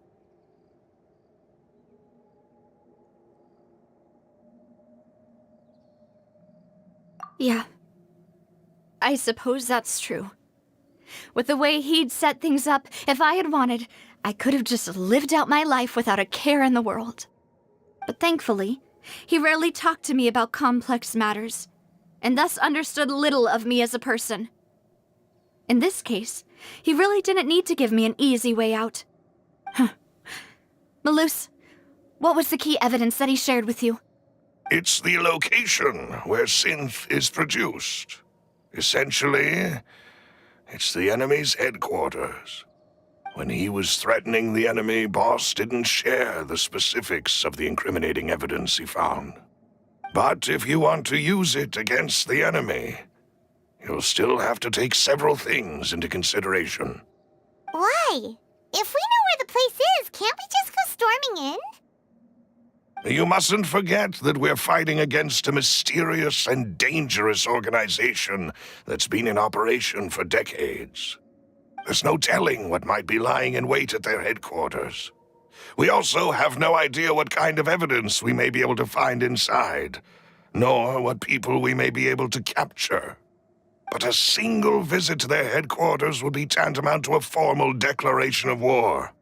The worst case would be that we leave empty-handed, but also open ourselves up to full retaliation.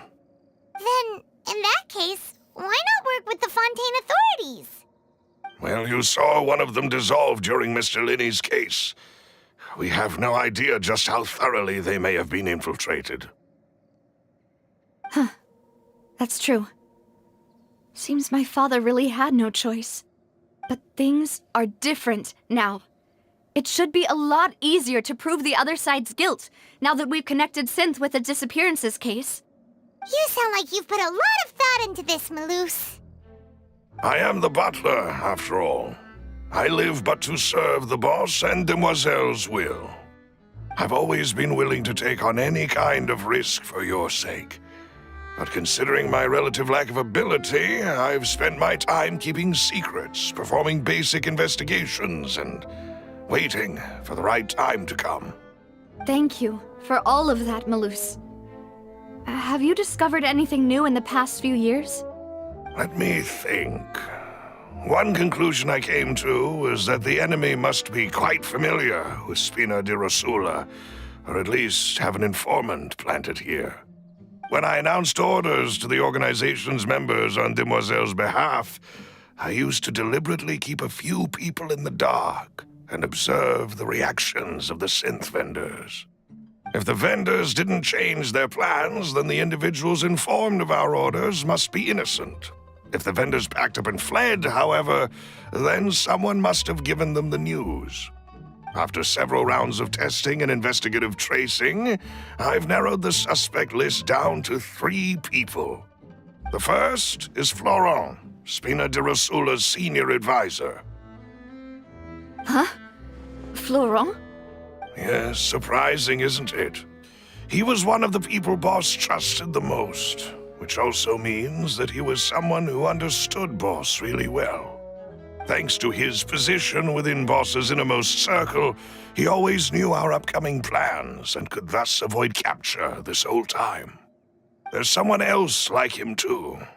Marcel, the head of Confrérie of Cabrières. Uncle Marcel.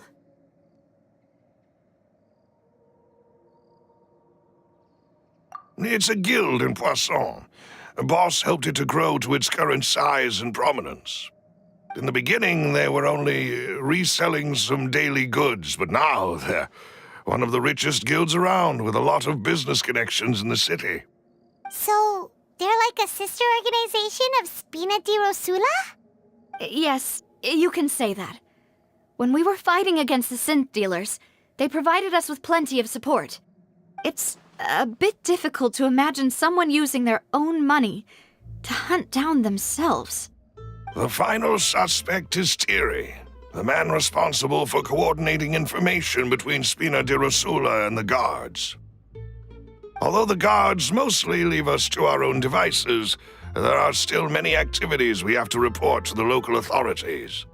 Since Thierry is always in the know about our current activities, he could theoretically always plan one step ahead.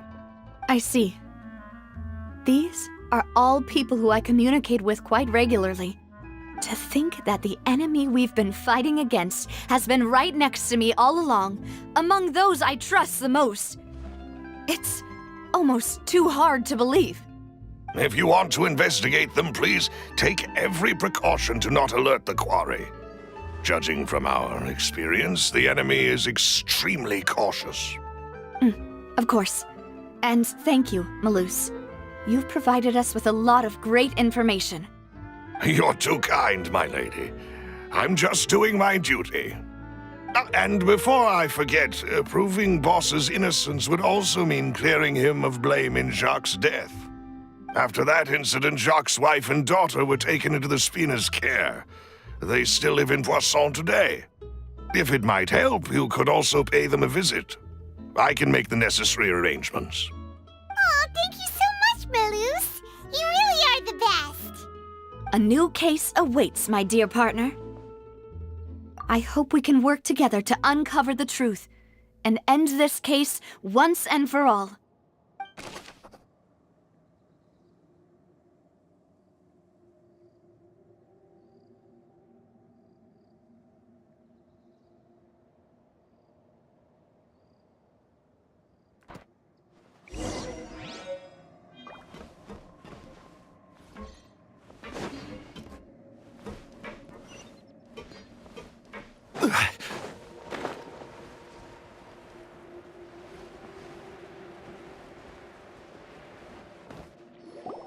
It is settled, then.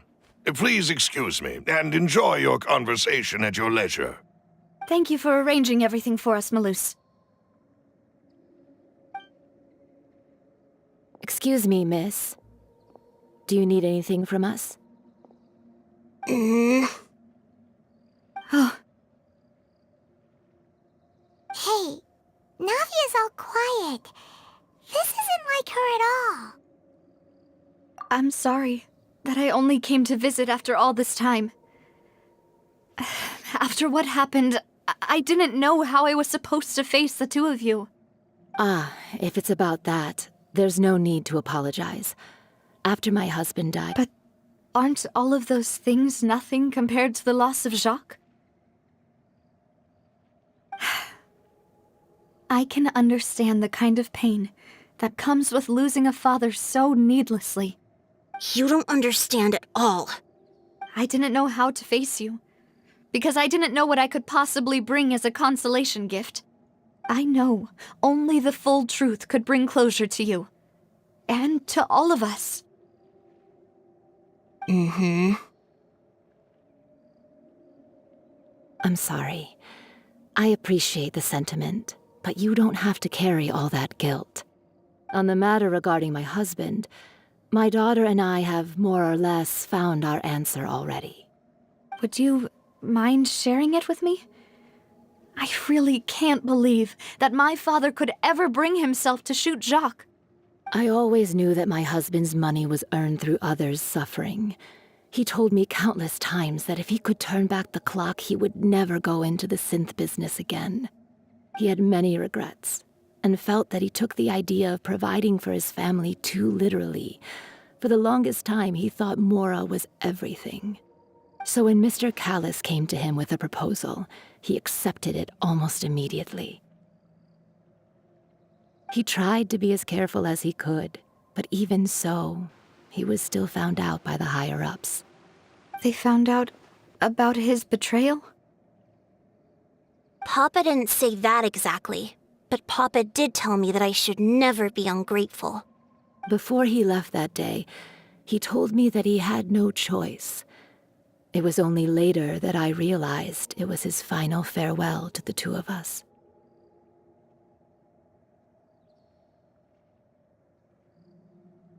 I don't know that for sure, but you could say that's the conclusion I eventually came to. Which is why I'm the one who should feel guilty. Callis had always taken great care of us, both when he was still alive and after he passed away. Even if he fired the shot that killed my husband, it was likely in self-defense. It is impossible for me to hate him for what he had done. But Mama, why is Papa still the bad guy if he did the right thing? Papa always wanted to be a good man, so why did he have to do a bad thing in the end? Well, things aren't always as they seem. You still feel like your papa was a good man, right? Yeah, Papa was a really good man. The best in the whole world. Then you should hold on to that. If a good man had to do a bad thing, then he must have had his reasons. Regardless of whether he left you a parasol or a sword. He must have done so to give you a better life. Oh. Thank you for everything you've told me. I will definitely find the truth. The current state of things is not something I'm willing to just sit back and accept. Thank you. I'm very grateful to hear this from you. Even though your personality is quite different from your father's, your determination when you speak is really similar. You really think so? That's the first time anyone said that to me.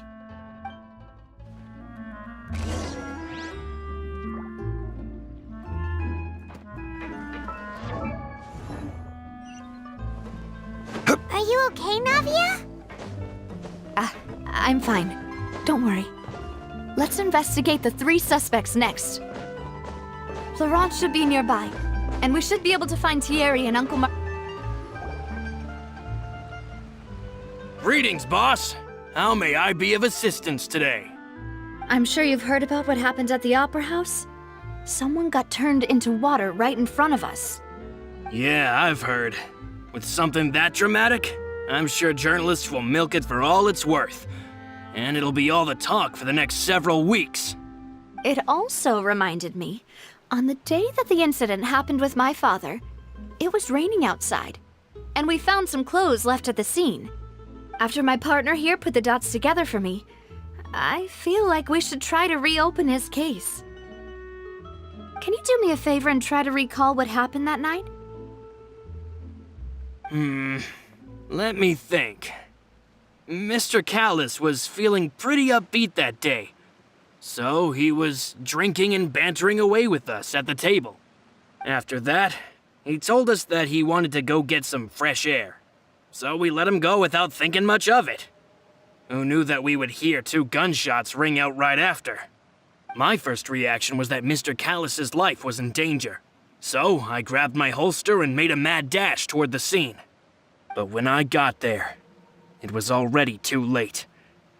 Mr. Callis was standing over a dead body with a gun in his hands. All we could do was look back and forth at each other, not knowing what to say. So you also remember 2 gunshots then? Indeed. The guard said that the first shot didn't hit anyone, while the second killed Jacques. But I've never really bought that explanation. Reason being, Mr. Callis had left his gun on the table. I even made sure to confirm that before running to the scene. But according to the guards, that doesn't mean he couldn't have had other guns on his person. About the clothes left at the scene that you mentioned. Do you think there was a third person there who was turned into water? At least from our perspective, my father had no reason to kill. So he would also have no reason to bring an extra gun with him. The gun he was holding probably belonged to Jacques, or a third person on the scene. Yeah, that makes a lot of sense. So you're saying Mr. Callus ended up with the gun because he seized it from one of the other guys? But hold on. If that's what had happened, then why didn't he share the truth with any of us? He didn't even want to face the Oratrice machine, and chose instead to prove his honor in a duel. Did he lose all faith in the courts after seeing someone dissolve right in front of his eyes? About that, Malus told me a thing or two. So, I think I can understand why he committed to the duel. I'll tell you everything once the whole truth has been revealed. I understand. Then I'll leave Mr. Callus's honor in your hands, boss. And if I may just say one more thing. The whole Callus the Unfaithful epithet has been a thorn in my side since the day it was invented. Many people have laughed at me for still calling him Mr. Callus, even after so many years have passed. But it was Mr. Callus's trust that allowed me to rise through the ranks of Spina di Rosula and live the life I lead today. No matter what others might say, he'll always be the man I respect the most. And he'll always be my boss. Don't worry. I will definitely find the truth. You and all our other comrades at the Spina deserve to know the truth as well.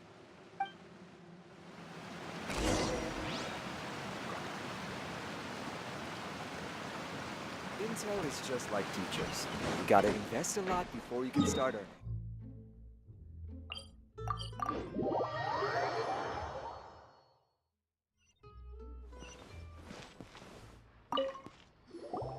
Hey, Thierry! It's me! Oh, now, what brings you here, Miss Navia? I've heard that you made quite the name for yourself at the Opera House. Oh, so you've got news of that already. Oh, okay. Hey, I'm also a member of the Guards, you know. The way you make it sound, people would think I was sent off to Poisson because I had done something wrong. Are you sure there isn't a little bit of truth in that? Under normal circumstances, shouldn't you have been called back to the city already? I mean, where I work is really up to me. Let's just say I enjoy the ambiance of Poisson. Callus did a fantastic job running the town, building Spina di Rosula from the ground up and clearing many obstructions in my way. It would be next to impossible for me to find a similarly easy but high-paying job in the city. Anyway, enough chit-chat. Are these two friends of yours? You, here for some formal business? Yes. These two are my partners. What happened at the Opera House made us realize that Linny's case and my father's may be related. We're trying to reinvestigate the details of my father's old case. Ah, I get it. You think there might be more to the case now that we know people can be dissolved into water, right? I was also flabbergasted when I first heard of it. If you want to go through the original files from your father's case, I can help you look for them.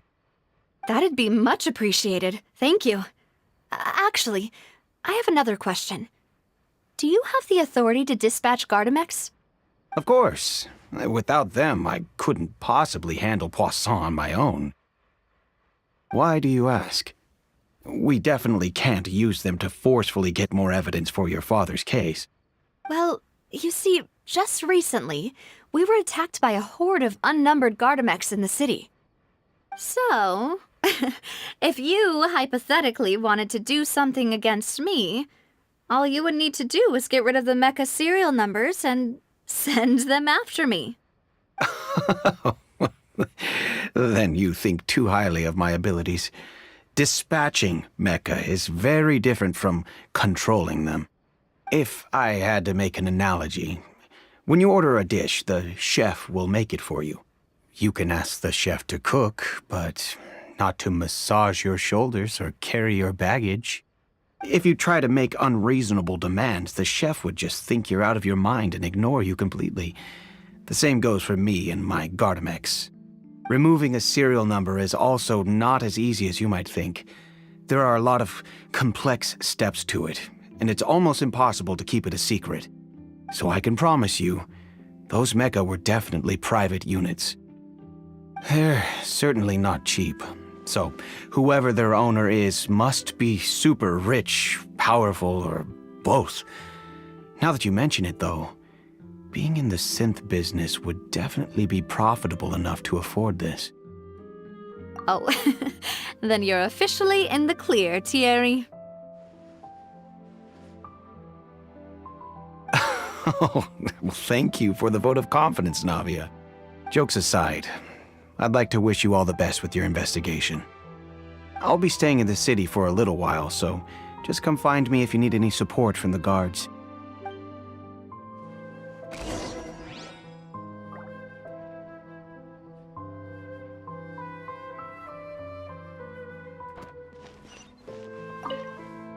I'll see what I can do for you in Spina di Rasula when it comes to guard stuff, but don't go advertising it to everyone else.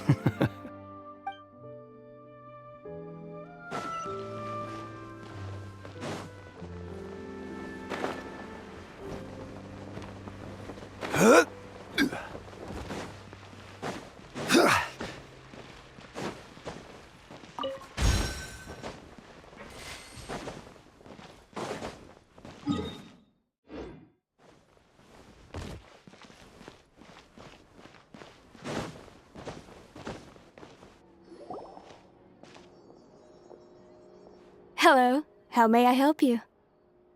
I'm here to see Marcel. Could you please let him know? You can just say Navia's looking for him. Sure. I will let him know right away.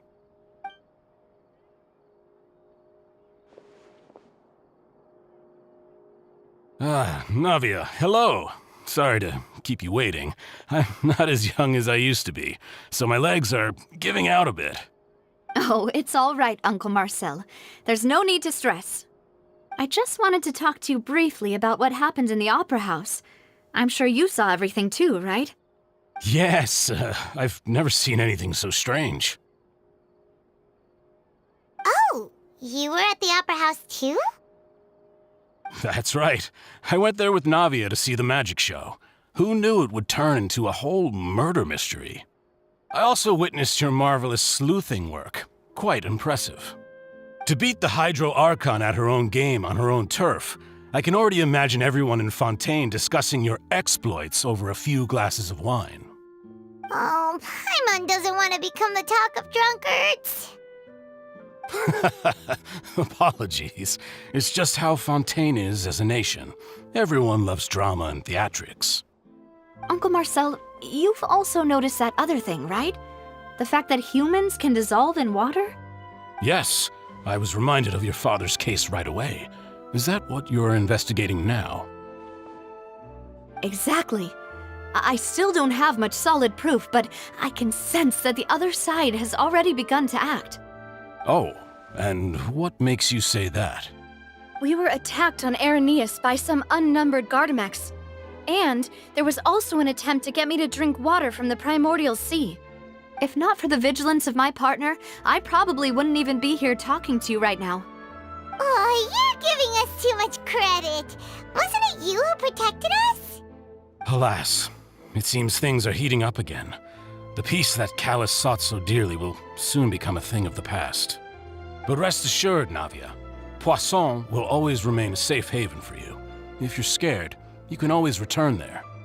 If anyone dares to lay their hands on you there, the Confrérie of Cabrières will use its funds to the last Mora to bring them to justice. Thank you, Uncle Marcel. But I don't intend to go into hiding. I'm going to strike while the iron's hot. Do you have any new thoughts on my father's case? About that. Sorry, my age is catching up with me, so it'll take me a while to recall my memory.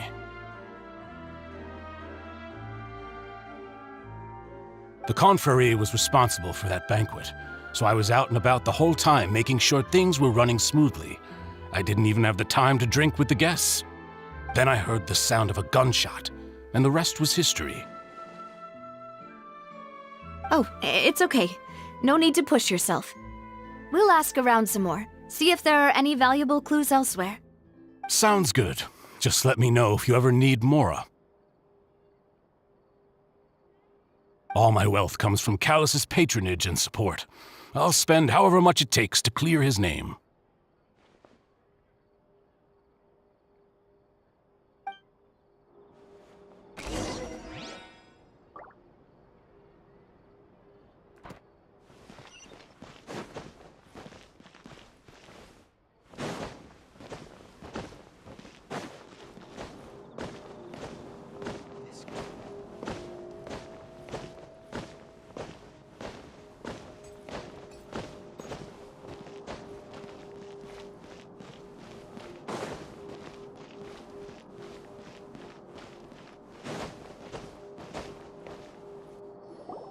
We've talked to all 3 suspects, purely based on their conversations with me.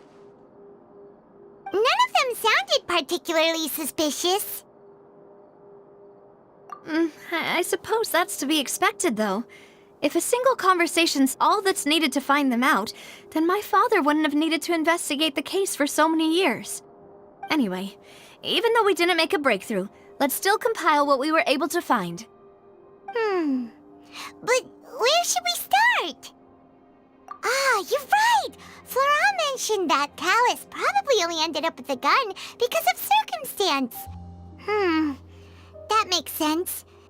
According to Jacques' family members, he already told them that he had been discovered, and that he had no choice before he left home that day. If I had to guess, he probably received an order from the synth boss to kill my father. Had he refused, he and his family's lives would have been forfeit. So, Jacques fired the first shot? Oh? And why is that?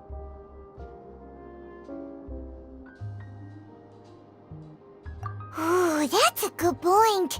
Jacques probably already knew that he was just being used as a tool for murder. And once he had completed his mission, he'd be of no more use to his boss. So, what would make more sense from his perspective would be to turn his back on the order and seek protection from my father. Makes sense. But without evidence, that's still just a theory. Besides Jacques, the attack from the Gardamex has been bothering me quite a bit as well. It's obvious that our enemy has become more antsy after the secret of the primordial seawater was revealed. Do you think he knew, even then, that we'd follow this lead to the end? Given everything that's happened since, it's quite possible. But who among the 3 suspects would have the ability to control privately owned Gardamex?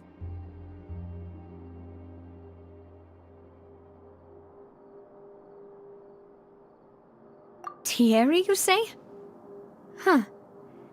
It is possible that he's figured out a way to convert the Gardamex for personal use. But I didn't feel like he was lying when he was talking to us about the mecha. I also don't think he'd be able to keep that kind of tampering under wraps. Yeah, had he actually tampered with the mecha, we'd be able to prove it with a simple check of the guard's inventory. If the mecha were taken from the guards, it should be pretty easy to find out when and how that happened.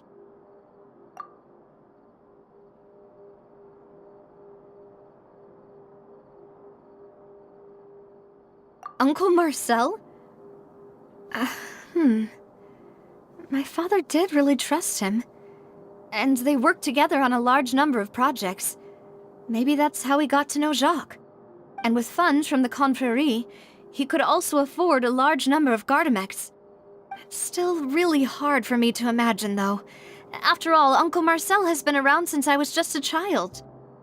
Also, wouldn't this mean he has been spending a whole lot of mora and energy to fight his own synth business?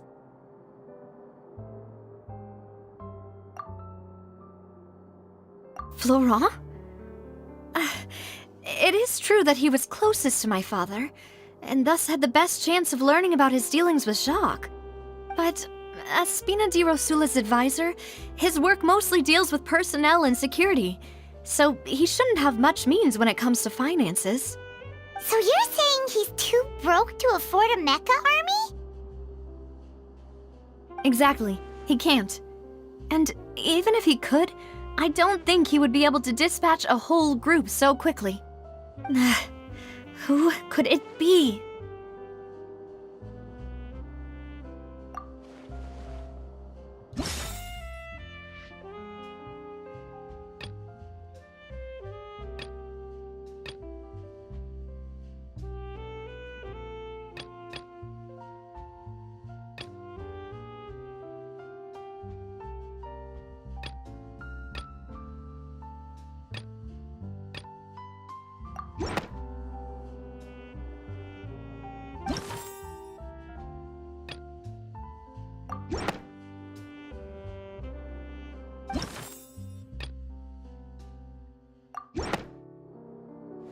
You know, if you think everything through, Uncle Marcel is indeed the most suspicious of them all.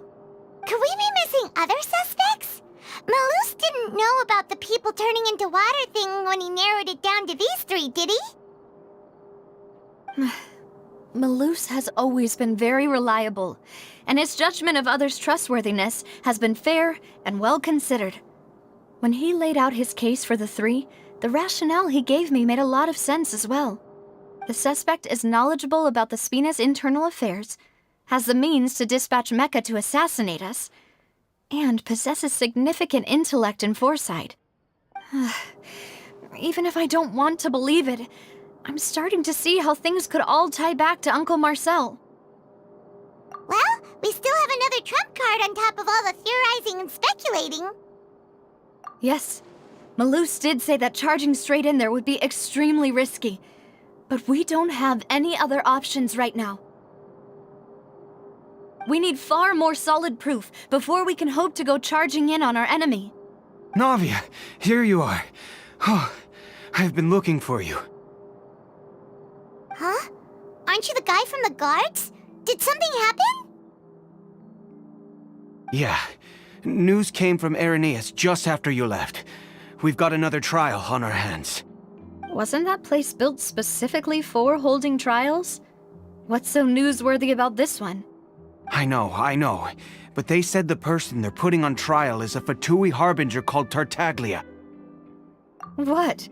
Is that someone you know? Yeah, we know him. Maybe even a little too well. Well, he's been accused of being the true culprit behind the serial disappearances case. It's absurd, don't you think? Wait, how? None of our investigations have had anything to do with him. That's what I thought was strange about it, so I came to tell you the news right away. If the charge against him stands, then it'll be next to impossible to get the guards to support any of our planned investigations. Right, because they'll think they've already found the culprit. Yeah, and it'll be a lot harder then to clear Mr. Callus's name. I understand. Well, partner, what do you think we should do? We still haven't found any conclusive evidence. Huh? Split up? What do you mean?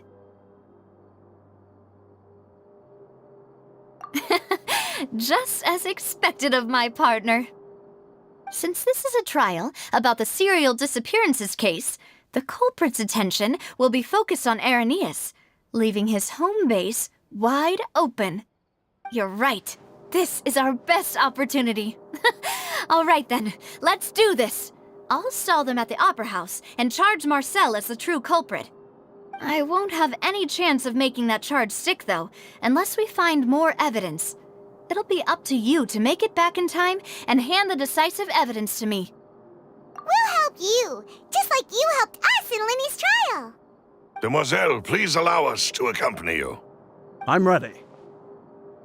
Ah, Malus, Silver. When did you two get here? We heard that you'll be leaving Poisson and figured that you might require our assistance. It's our hope that your confidence will be bolstered with the two of us by your side. Thank you so much. Then, let's make haste for Irenaeus. Paimon, Traveler, I'll see you at the Opera House. See you then!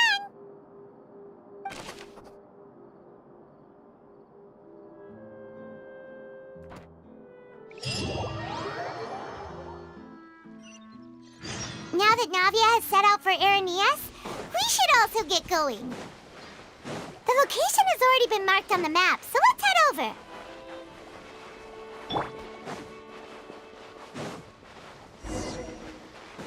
Huh.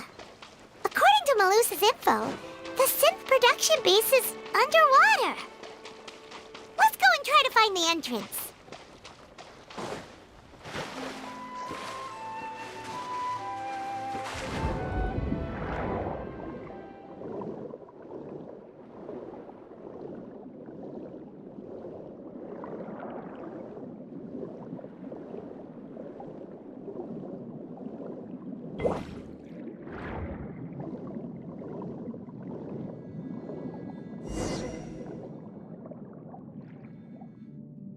Finally found it!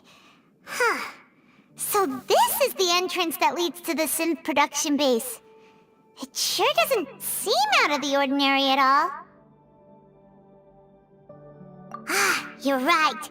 An important place like this is bound to have a ton of protective measures and mechanisms. Navia's probably arguing up a storm right now to stall for us.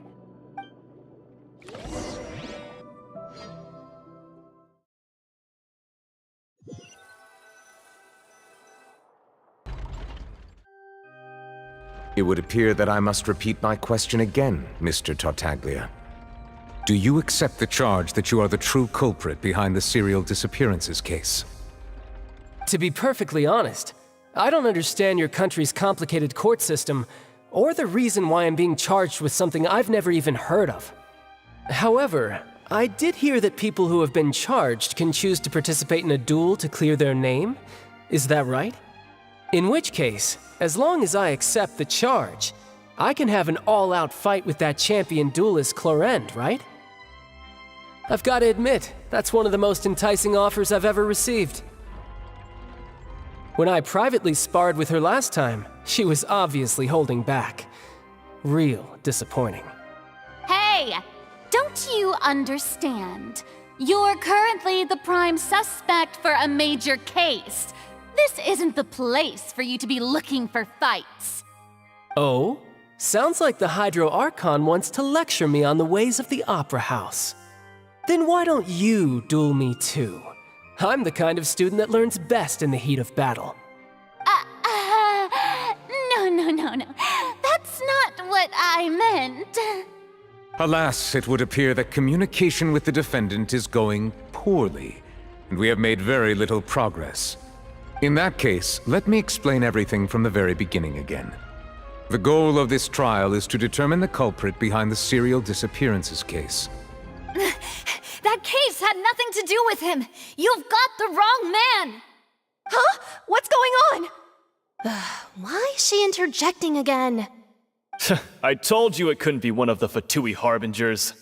Miss Navia, this is the second time you've interrupted the court proceedings. I only tolerated your behavior last time because you were able to provide the court with a key eyewitness. But that was an exception rather than standard court protocol. I can very well charge you with contempt of court for your interjections. Oh, please. Did you ever think I had any respect for this place's pointless theatrics? We can put that discussion aside for now. I'm not here to argue with you. I'm here to charge the true culprit behind the serial disappearances case. And if my charges prove true, then Tartaglia here will be proven innocent by default, correct? Oh, a young lady has charged in and offered to clear my name. How fascinating. Well, I'd gotten half bored to death by all these rules and procedures anyway, so I'll take you up on that offer. So, Your Honor, is there nothing else for me to do now? You may take a seat for now in the audience, but that doesn't mean the suspicions against you have been lifted. Now then, Miss Navia, who is the person you would like to charge instead? That person is...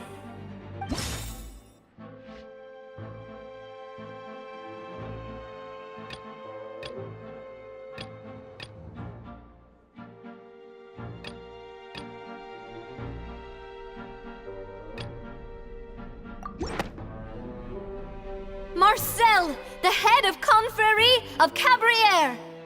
Huh? What confrérie? Never heard of them in my life. I've heard of them, but weren't they Spina di Rosula's sister organization?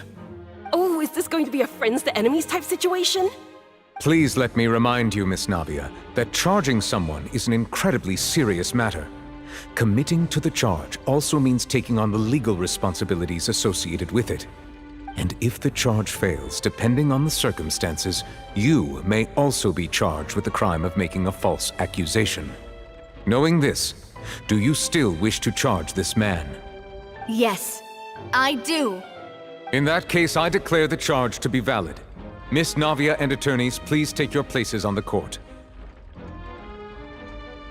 Members of the guards, please contact Mr. Marcel right away so that he may stand trial.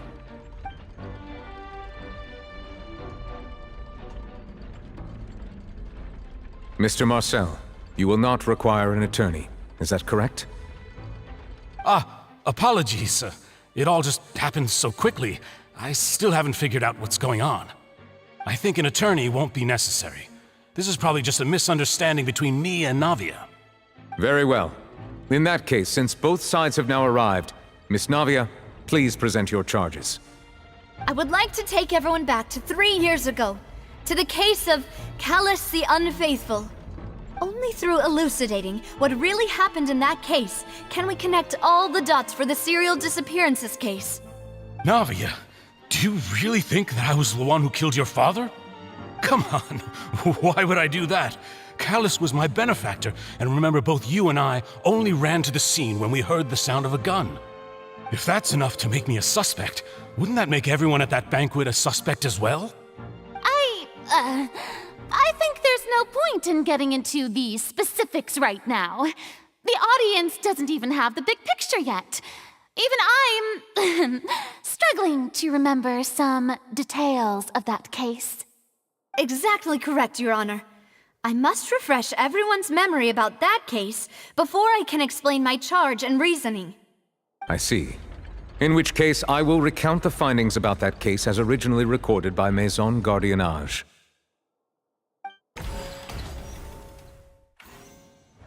On the day of the murder, Spina di Rosula hosted a large banquet in a countryside estate owned by the Confrérie of Cabrières. During the banquet, all attending guests heard 2 gunshots from the courtyard. When the guests arrived at the scene, they found the primary suspect, Callus, holding a gun, while his acquaintance Jacques lay dead from a gunshot wound. The guards' investigation did not recover any other firearms from the scene. As a result, they concluded that the suspect's first shot must have missed, while the second must have taken Jacques' life. The suspect did not dispute this conclusion, and also declined to defend himself in court. Instead, he chose to prove his innocence through a duel.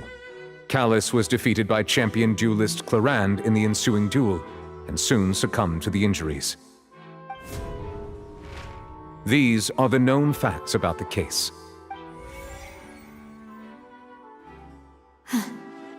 The one with the motive to kill was Jacques, not my father. And even so, Jacques still had no reason to pull the trigger. In truth, the third person shot Jacques first, and was shot in turn by my father when my father seized the gun from him. After that, the true culprit turned the third person into water, erasing all traces of him from the scene. Thank you for the summary, Your Honor. Of course, the guard's conclusion appeared quite sensible to us at the time. However, we should revisit the case now that we've gained new information about the abilities of water from the primordial sea.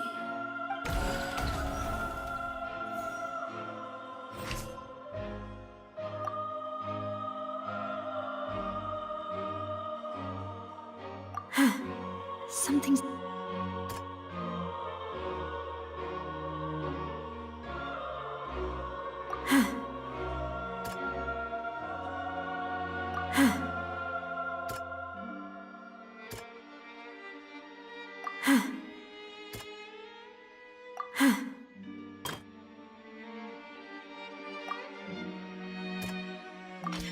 The testimony of the victim's family confirms that Jacques had thoughts of assassinating Callus when he set out for the banquet. However, In the end, he reconsidered, and instead shared everything with Callus, hoping to seek the latter's protection. Unfortunately for Jacques, the true culprit had already considered this possibility, and had sent out another assassin.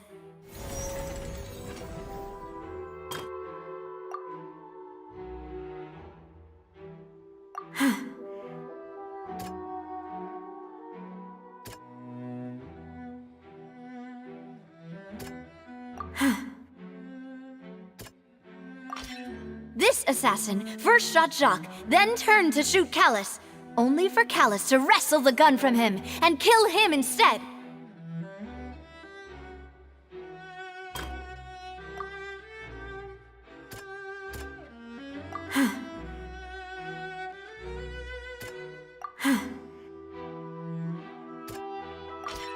A pile of clothing was found at the scene.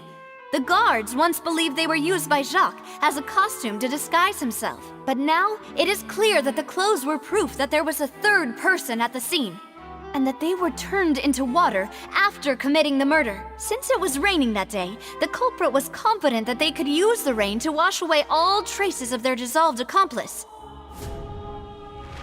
Realizing this, the true culprit caused the hired assassin to dissolve into water, leading everyone to believe Callus was responsible for Jacques' murder.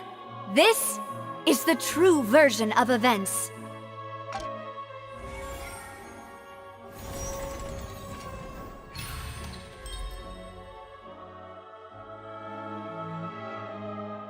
Ah, so that's what happened. Wait, you're telling me something as dangerous as water from the primordial sea has been used for all these years? What a great theory. It also explains Callus's and Jacques' respective motives. I guess they didn't shoot each other after all. Mr. Marcel, you are the one being charged with the crime. You should provide a rebuttal if you wish to prove your innocence. Ah, but I think I agree with everything Navia just said. In fact, there was nothing in her speech that directly implicated me. Then, may I ask some questions? In my opinion, we primarily need to determine two things. One, do you have the evidence to back up your claims?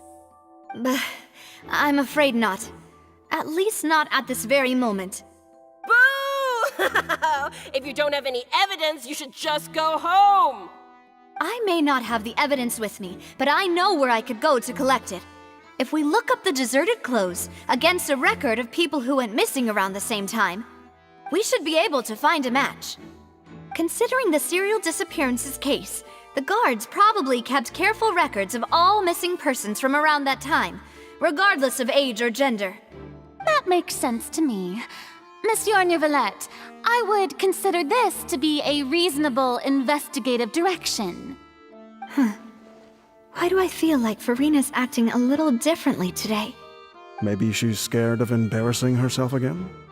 Alternatively, she's become more diligent after charging an innocent citizen in the last trial. My second question has to do with the ensuing duel. If the truth is indeed as you described, then why didn't Mr. Callus explain himself in court? If he had testified that a person had been dissolved, he could have at least mounted a defense. I've thought about this too, and the answer is actually pretty simple. He felt there were things that were more important to him. The dissolving power of water from the primordial sea is an important secret for the true culprit of the serial disappearances case. My father could have exposed it for all to see, but he chose to take it to the grave. At that time, Spina di Rosula was in dire straits, and his reputation had already been shattered. He had no guarantee that going forward with the truth would allow the culprit to be brought to justice. What was certain, however, was that it would paint a gigantic target on my back. Boss once told me that Demoiselle had already been selected as the next target of the serial disappearances case. What? If the secret had gotten out, the culprit would have fought an all-out war with Espina right there and then. I wouldn't have been the only one in danger. All of us would have stood to lose our lives. Of course, the guards might eventually figure out the truth of the matter and determine that we were in the right. But what good would that do? How can a hollow verdict protect anyone? Had this opera house ever given my father any kind of confidence in its brand of justice, Spina di Rosula would have had no reason to exist. But by staying silent, we retain the ability to deter our opponents and continue the stalemate. I was able to become Spina di Rosula's president, which made me harder to target, as well as giving me more time to grow and learn. And once I have figured out the truth and stepped up to the challenge, I will do what this opera house cannot, and restore my father's truth and honor back to him. So, you mean to say, your father intended to die in the duelist's ring? That's right. Do you have any proof? Of course. All you need is to ask his opponent, Clarand. I don't need your apology, your guilt, or your support from the shadows. You don't have to do anything for my sake. But since he entrusted his will to you, Clarand, you should tell us the truth about his sacrifice. So, during the duel, did you believe that Callus was intending to die? Yes, I did. As a champion duelist, I've fought many battles and taken a countless number of dishonored lives. In my line of work, I've seen all kinds of people give their all for the faintest hope to continue living. Some were determined, others passionate, and some even manic and twisted. Just one look and I can tell if a duelist is hoping to live or if they're looking to die. I hereby swear on my name and honor as a champion duelist that Mr. Callus never intended to leave the ring alive. Since that's your testimony, I have no more questions. It appears there really are good grounds to reopen this case. I concur. However, Miss Navia, you still have not explained the link between your father's case and the serial disappearances case. Right? What she said was fascinating, but kind of beside the point. Wait, weren't they just talking about the serial disappearances case? Of course, Your Honor. The two cases are connected via a matter of timing. In my father's case, the culprit intended to kill both Jacques and Callus. As a result, they planned to act after hearing 2 gunshots. And, at the end of Linny's trial, the culprit also only dissolved the victim in front of everyone because they realized they were at risk of being identified. The culprit could only time their actions so precisely if they were already at the scene. Coincidentally, Marcel attended both the banquet and the trial. So that's why you suspected me. Even after hearing your reasoning, I still can't help but find it a little preposterous. I'm used to it, though. You've always been an impulsive and sentimental child, Navia. It's one of your most endearing traits. No need to appeal to pathos. I won't try to refute your points one by one, but even if everything you just said was true, can you prove that I was the only person present at both events? On top of that, does a person have to be physically present to control the timing? Can't someone remotely monitor the place?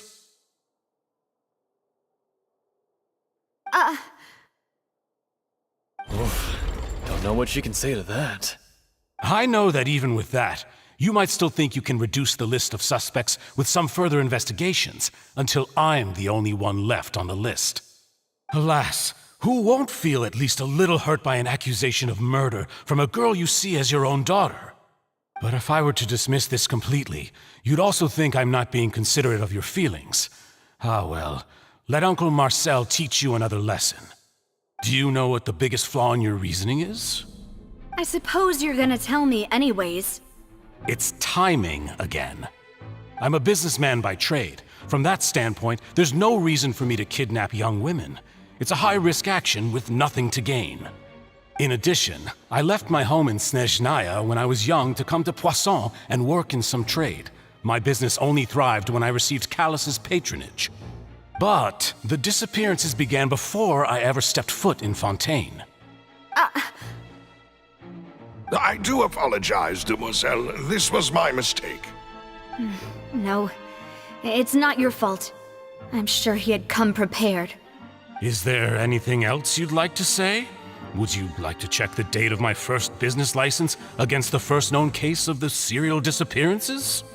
You can also take a look at my border entry records, or ask my friends and family when I left Snezhnaya for the first time. Could those records and testimonies do something to appease the unspeakable anguish in your heart? Seems like she got the wrong guy. At this rate, Navia will be convicted for falsely accusing him. I think you've done a superb job of dissecting your father's feelings as he neared the end of his life. But aren't you going against all of his wishes and expectations right now? He wished for you to become more rational, collected, and conscientious, instead of dwelling only on your own feelings.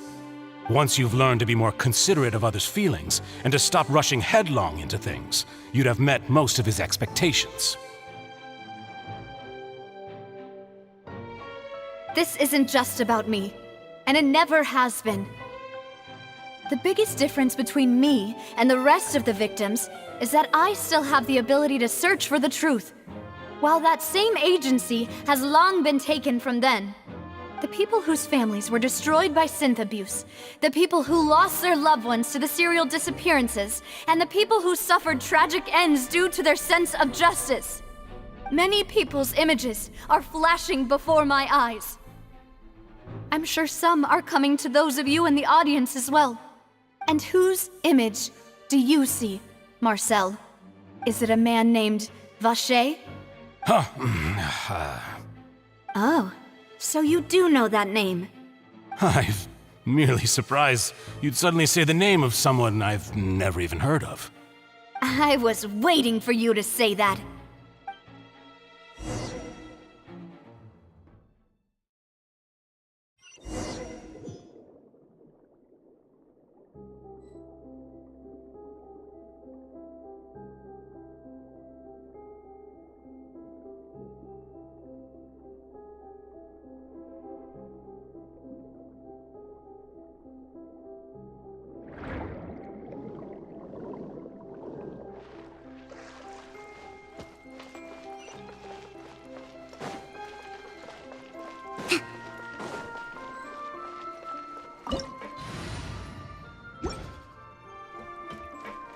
Let's move out. Shine down! I will have order. Time for a light show!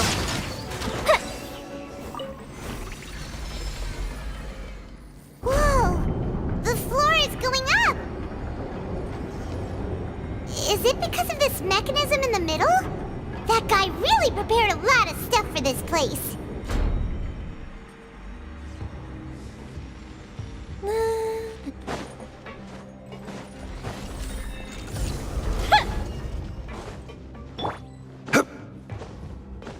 Paimon thinks we need to go up, but Paimon doesn't see a way. Let's take a look around. Maybe we'll find a hidden mechanism that'll show us the way up.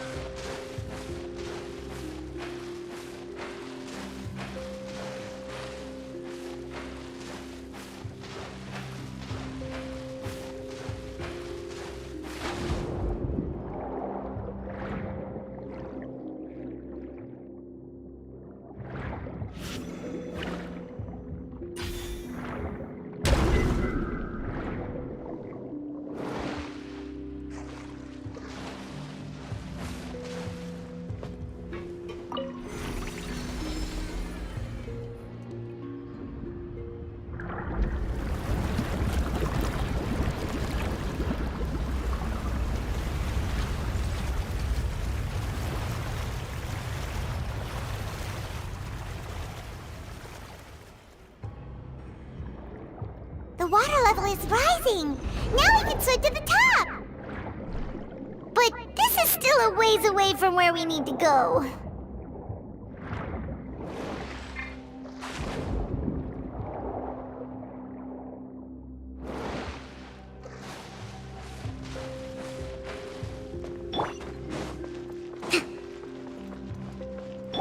Illusion shattered! Billowing surge!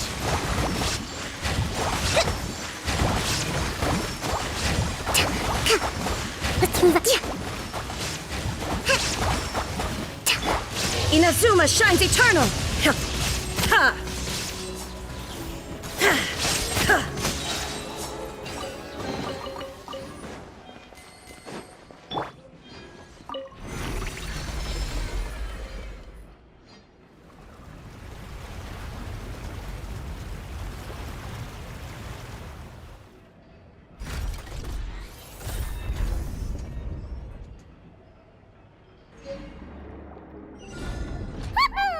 Now the path is clear! Let's go!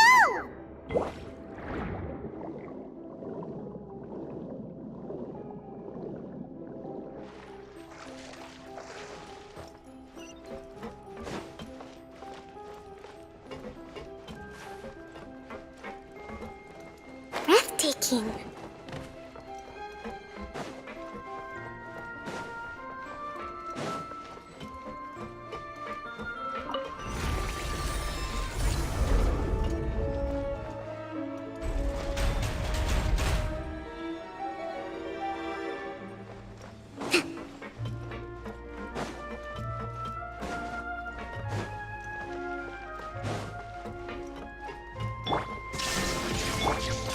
Order guide you.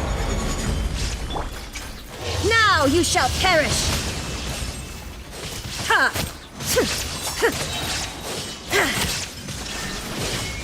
This is order. The fuse is lit!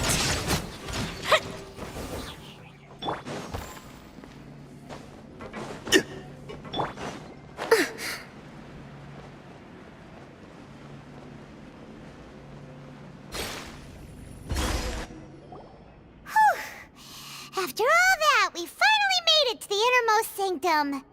Though, as expected, the mastermind isn't here. That's right. Then let's hurry up and find some evidence so we can get back to the Opera House and help Navia.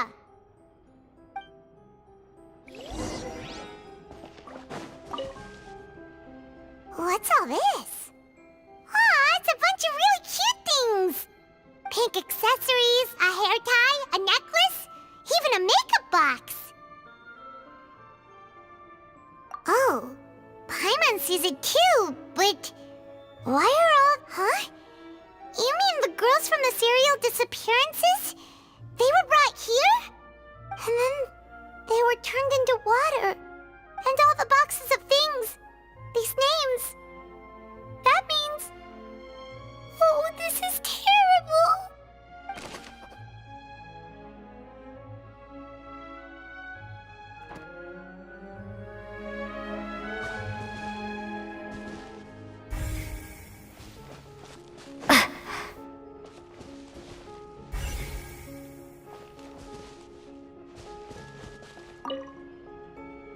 Let's see what's written here. Nothing escapes Detective Paimon's eyes. Callus.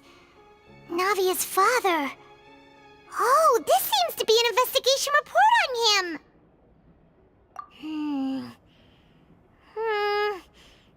Yep, it's about finding someone to assassinate Jacques and Callus because of a lack of confidence that Jacques himself would go through with it. This should prove the existence of the third person, right? We still have not determined the exact content of the key information Callus has passed on to certain members of his organization. The old dog's a real menace to deal with. Even if he abides by the promise he's made to us, he will still have the upper hand. He can act whenever he wants to make our lives miserable. The only option left is to remove him from the picture entirely. I concur. Let's send someone to kill him. He won't declare war as long as we don't touch Navia. Oh, seems like we've got a bunch of correspondence between the higher-ups. They're all just so evil.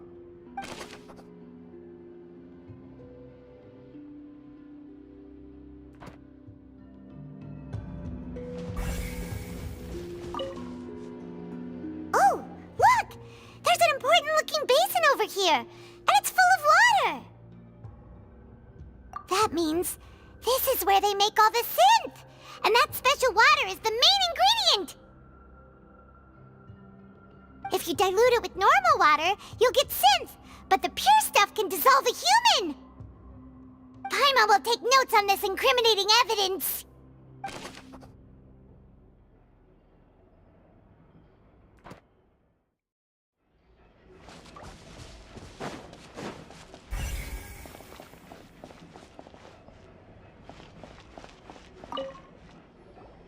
Whoa!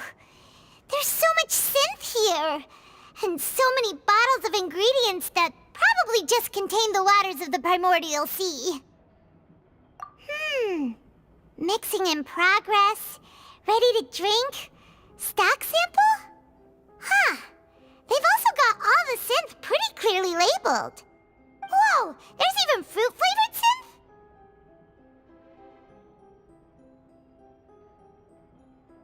Yep, it's super obvious.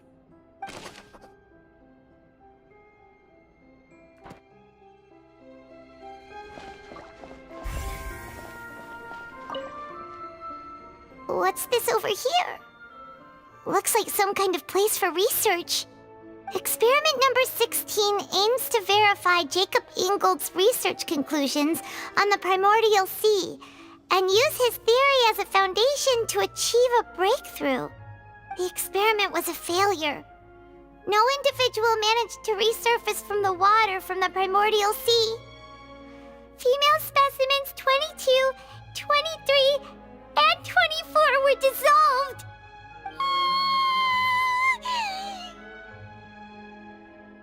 Sorry, Traveler. Paimon will try her best. It's just that Paimon's never read something so scary before. How can someone write something that terrible in such a matter-of-fact tone? You read the rest. Paimon's too scared to keep going.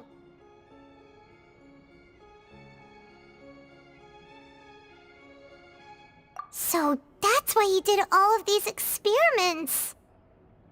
Wait, did he really think he'd be able to find a way just by dissolving people over and over?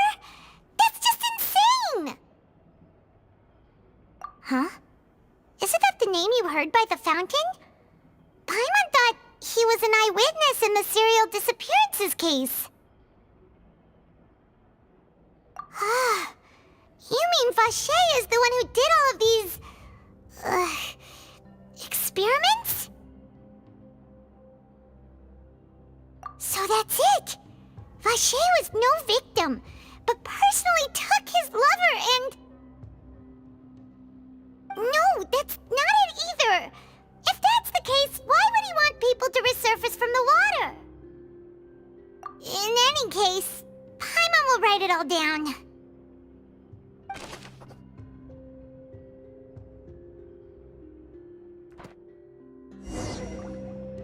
We've looked at almost everything here, and it seems like our theories were spot on, but... Yeah, we haven't found anything that reveals his true identity. No wonder even Neuvillette wasn't able to find anything. Whoever it is probably destroyed everything to do with that name a long time ago. That way, even if we bring all this back to the opera, we won't be able to identify the true culprit. Sure thing.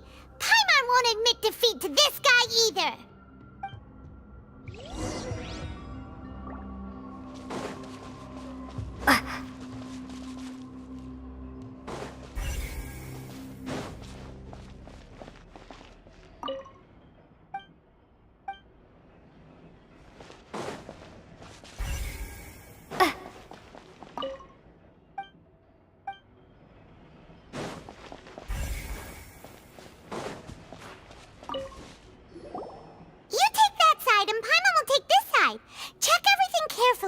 We'll find something for sure.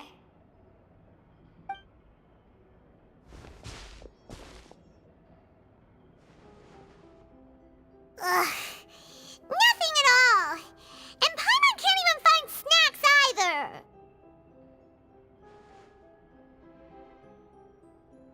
Whoa, really? Let Paimon see. Vinier. Isn't that Vacher's lover's name? found her diary. Let's see. Aw, it's just a normal diary chronicling their love story. She was so sweet, too. Oh.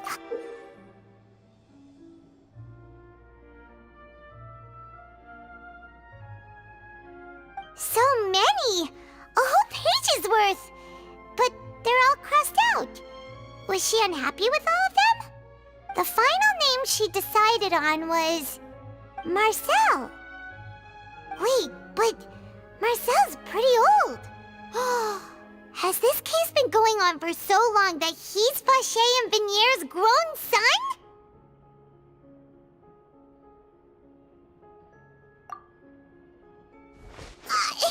Hey! Paimon still hasn't figured it out yet.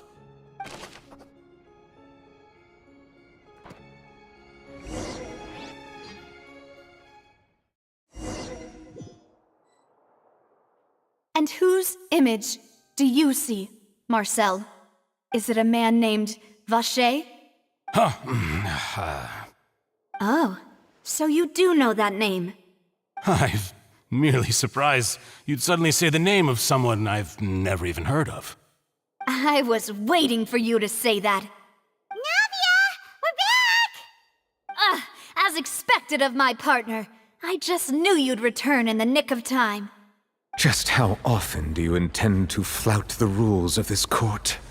It's all right, Monsieur Nervalette. Given their confidence, I expect they've found the crucial evidence.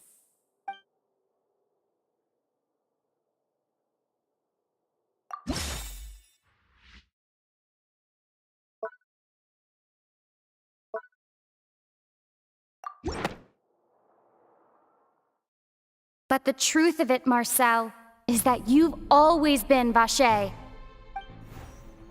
Huh? We've investigated your lair and we already know everything! After your lover, Venier, was dissolved, you kept abducting young women to experiment on the hopes of bringing her back to you! You even created Marcel as a new identity and destroyed all records of your past as Vacher! So that's it. Even the villains in opera performances rarely go that far. And with that, Marcel's motive has now been established. This information regarding your past also dismantles your prior timing defense. Well, Marcel, do you know where you went wrong? You fixated your gaze on the lover that passed away, instead of paying attention to the living people around you. So, you never noticed how we changed, or how we grew as individuals. You also never understood Boss's real expectations for his daughter. Or our determination to see things through. Your determination. Mr. Marcel, please speak up now if you would like to defend yourself. Otherwise, the trial will move on to the next stage. Do you really think I wanted to do any of this? Pay attention to you? What for? Have you ever paid attention to me? Ever empathized with my pain?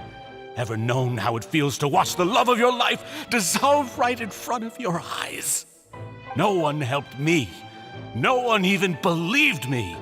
All those decades ago, even the officers from the Maison Gardiennage were laughing at me. They said there's no way a human being can turn into water. So I must have gone mad from grief. Vinier's death was brushed away by all of you as if it didn't matter at all. Well, now you know, don't you? Ha! Well, it's too late now. All those who were dissolved are gone forever. You only have yourselves to blame. You set up this ornate opera house in pursuit of your so-called justice. Your beloved drama, while turning a blind eye to the suffering of the people. Venier is dead. We promised each other that we would always be together. Wherever she goes, I will follow. But I'm not from this blasted place, so I can't be dissolved, no matter what I do. Hey, is that water from the primordial I can't dissolve! Can't dissolve! Can't dissolve! Do you all see? I can't go! I can't follow! So if I can't go where she is, what choice do I have but to try to bring her back? I did all of that, and in the end, that accursed Callus still got the better of me. I spent my entire life living on pins and needles, only to get stabbed by his idiot daughter at the very end. The suspect is exhibiting signs of mental distress. Guards, please restrain him. Don't touch me! Don't anybody come near me! I still need to save Vignier. A promise. We made a promise. Vignier. Vignier. Please, Vignier. Don't think badly of me. All I want to do is fulfill our promise. At this point, the verdict of this trial is clear. With Mr. Marcel's conviction, the charges against Mr. Tartaglia no longer have any basis. Fine by me. I was in a bad mood, but after a show like that, I'm actually feeling pretty good. Traveler, please submit all the evidence you have collected to the guards, so that I might review and summarize the truth behind the serial disappearances case. The man now known as Marcel was originally named Vacher, and worked as an adventurer with his partner and lover, Vignier. During an underwater expedition, Vignier accidentally came into contact with water from the primordial sea, and was dissolved in front of Vacher as a result. Vacher learned of the primordial water's existence through the work of others, and began to kidnap young women for research, with the goal of discovering a method to restore Vignier back to life. To cover his tracks, he invented the new alias of Marcel, and began to operate a business in Poisson.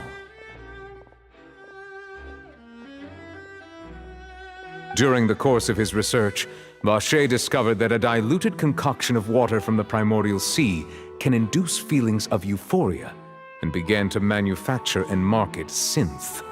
However, as he accumulated wealth to fund his continued research and expanded the scope, he came into conflict with Spina di Rosula. After exchanging blows with Spina di Rosula for many years, Vacher decided to assassinate their president Callus at a banquet. Although the assassination did not go as Vacher expected, he was able to turn Callus into the murder suspect by dissolving the assassin he sent to the scene. And just recently, Vacher attempted to frame Linny as the culprit of the serial disappearances case, using a similar method. However, his attempt to frame Linny failed, and the power of water from the primordial sea became public knowledge. This case also exposed enough of Vacher's machinations that he was eventually successfully charged in court. Thus concludes the enigmatic history of the serial disappearances case, with the truth revealed to all.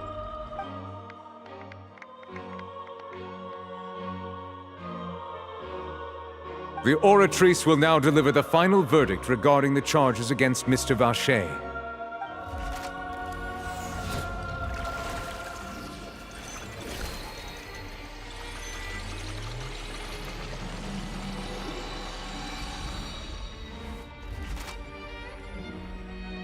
According to the judgment of the Oratrice Mécanique d'Analyse Cardinale, Mr. Vacher is guilty.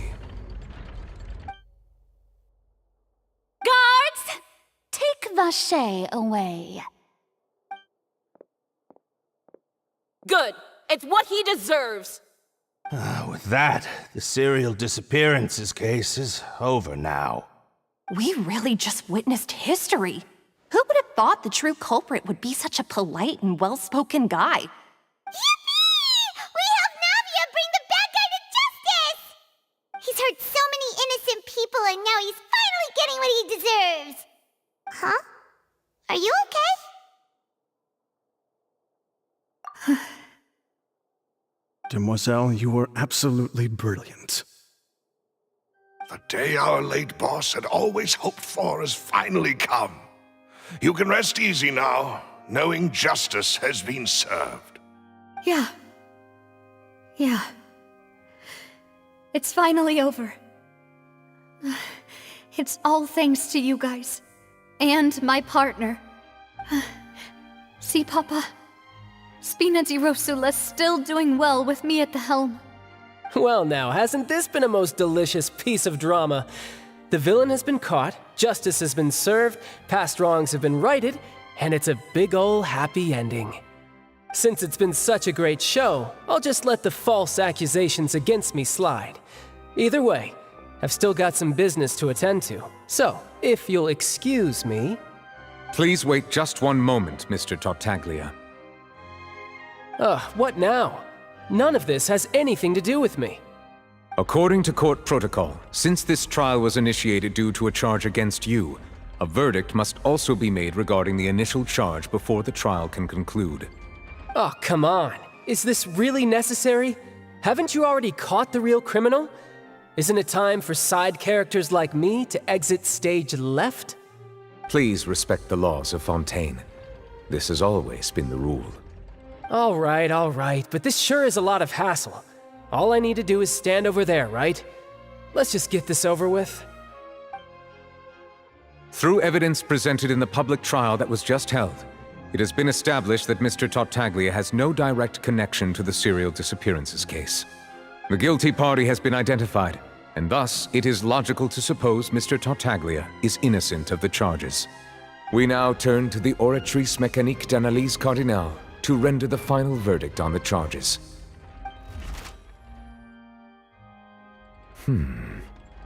According to the judgment of the Oratrice Mécanique d'Analyse Cardinale, Mr. Tartaglia is guilty. What? Hey! That's not funny! Didn't you just say I'm supposed to be innocent? What's with this verdict? Is your justice machine malfunctioning? Huh? This has never happened before. The Oratrice actually returned a different verdict from the Chief Justice. I mean, have you ever heard of an innocent Fatui Harbinger? Do you think the Oratrice might have just convicted him on general principle? But weren't the charges about the serial disappearances case? No matter what else he's guilty of, it shouldn't affect the verdict in this case, right? The judgment of the Oratrice Mécanique d'Analyse Cardinale is, by law, the final verdict of the court. We must accept the guilty verdict. Guards, please take the suspect into custody per court protocol.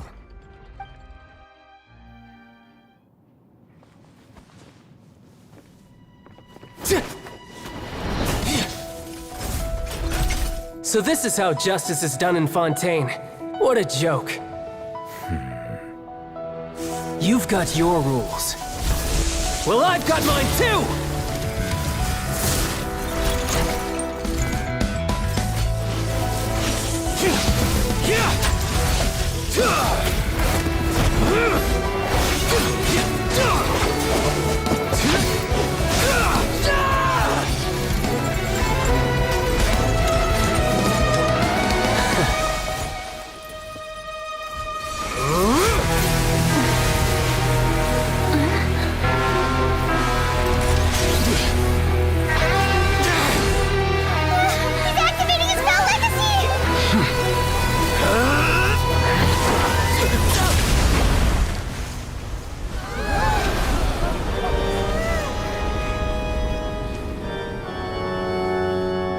I am sorry. If you have been wronged, we will find the truth. But the rules of the court must be upheld.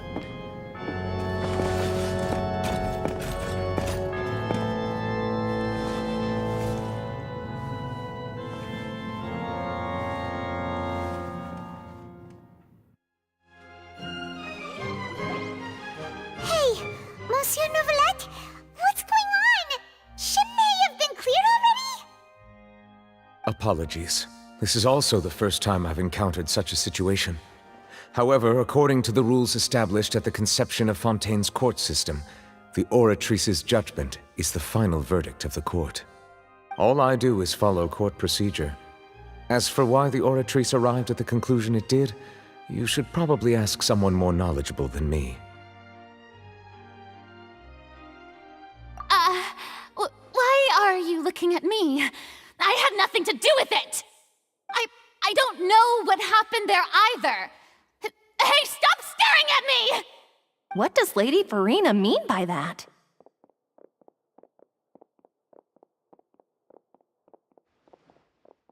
She says she has no idea either? But that's impossible. Didn't she create the Oratrice herself?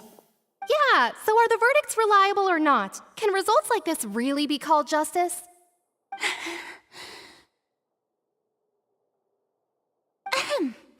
My dearest citizens, did you really think we'd allow an incorrect verdict to be handed out in this court?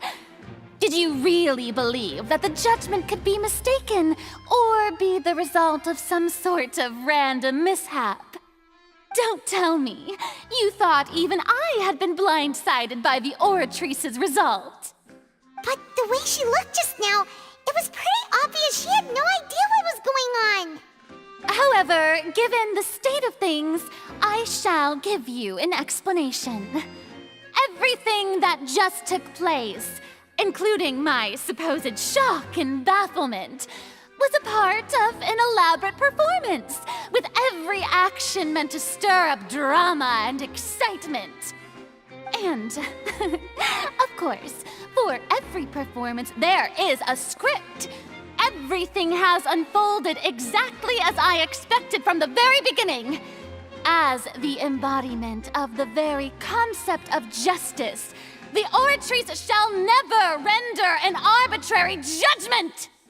If you thought Child had nothing to do with the serial disappearances case, it is only because you've been blinded by the superficial appearance of innocence. Everything he's done, not to mention the danger he poses, are beyond ordinary comprehension and completely unforgivable! All shall be revealed in time. You will come to understand my noble intentions, as well as the absolute correctness of the Oratrice's verdict.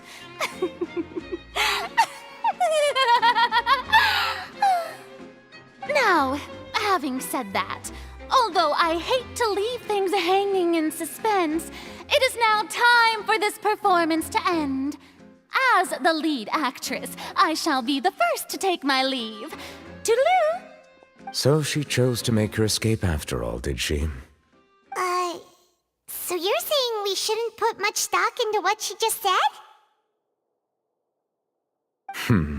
She probably just put on that performance to save face. As for the truth, it's unlikely that she actually has any idea. However, please be assured that I will continue to investigate this case in a personal capacity. Just as I promised, if the judgment has been incorrect, we will do our utmost to clear his name. All right. Even though we feel pretty badly for him, we'll take your word for it for now. After all, he's done plenty of bad stuff, so he should have known he'd go to prison someday, right?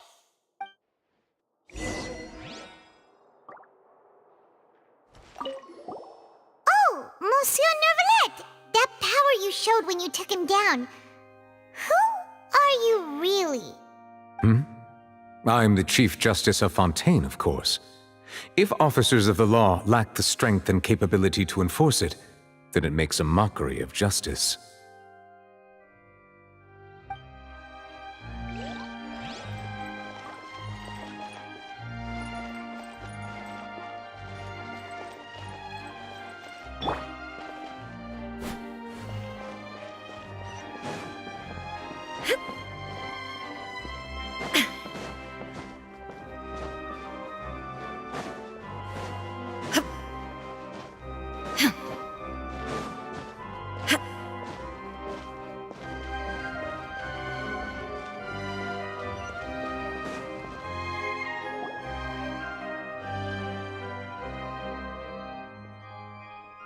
Hey, what are you doing? Quick, stop him! Traveler! Hey! Traveler! Marcel! What are you doing over here? Stop resisting arrest! Cease, or we'll add another charge to the list! No, wait! I just want to ask the Traveler something. I'm not looking to run away. Please, just let me ask this one small thing. Go on. Thank you. Thank you. I was being led away when I finally realized something. Where did you first hear the name Vacher? I erased all records of that name. So, unless... Are you still trying to prove your innocence? Give it up. You've already been convicted. Really? You did? You're sure? You met her? But how could that be? How did you manage to do it? The Fountain of Lucine?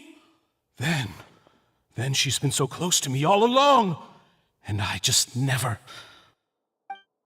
Please give me a chance to talk to her again. Just let the Traveler take me to the fountain to see her one last time. This is the last request I'll ever make in my life. You can do whatever you want to me afterwards. I don't care. What? Give an inch and you want to take a mile? Do you think serial killers get to make requests like that? Paimon agrees. Why should we give him what he wants when he's only done a ton of super terrible things? This request, is it worth as much to you as your life? Of course! Wait, no. It's worth even more than my life. Humans. Will they betray the instinct to live just to satisfy spiritual needs? Very well. I will grant your request. Your Honor, I fear that... I will go with him. You do not need to worry about any escape. In that case, I shall leave him in your most capable hands, Chief Justice. Thank you, Your Honor.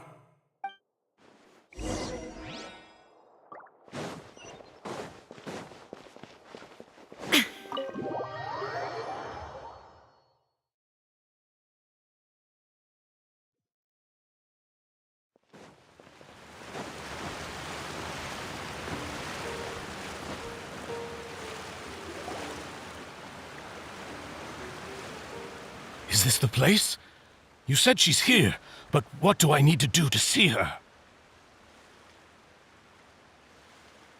Yeah, and even Paimon could hear her after drinking that thing. Didn't you just drink a lot of it on the stage as well?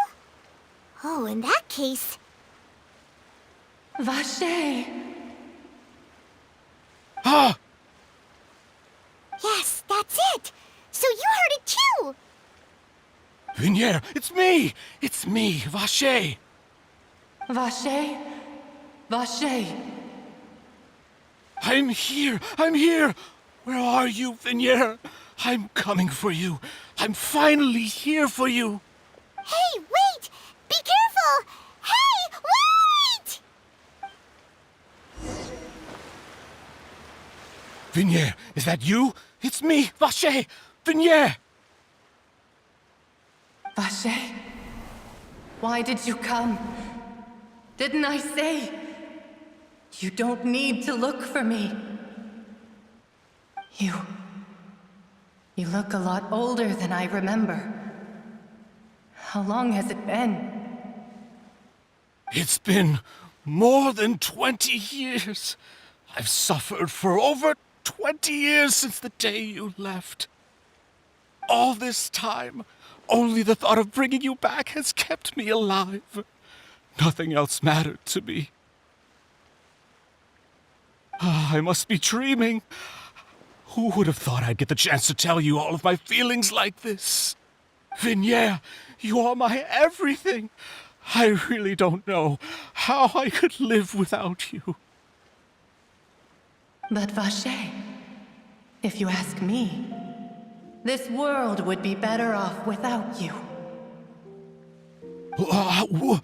What are you saying? If not for you, I would have finished my law degree and probably become a top-tier attorney one day.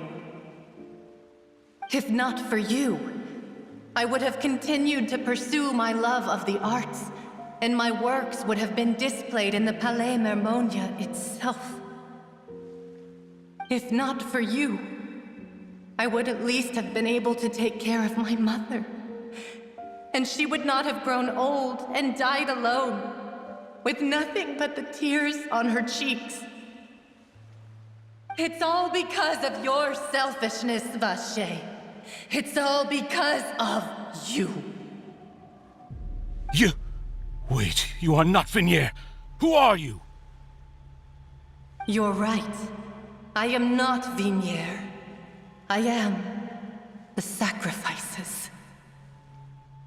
Every woman who died by your hand, as our bodies dissolved, our consciousnesses flowed back to the primordial sea. Our thoughts circulated endlessly within the primordial sea, and we were no longer individuals, but we became one, just as streams of water come together in the sea. I'm Cressy. I'm Lemony. I'm Azine.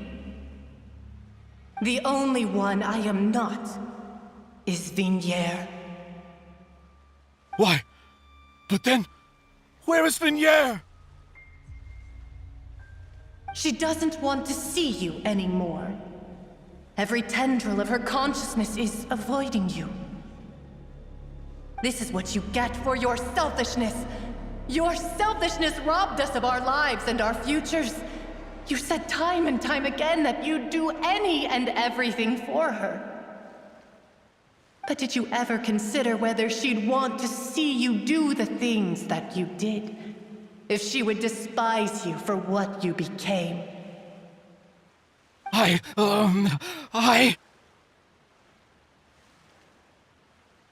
You are a liar, a heartless murderer, and a cowardly narcissist. The only thing you are not is Vignier's beloved. From the moment your first victim died and her consciousness merged with Vignier's, she has had nothing but pure hatred for you.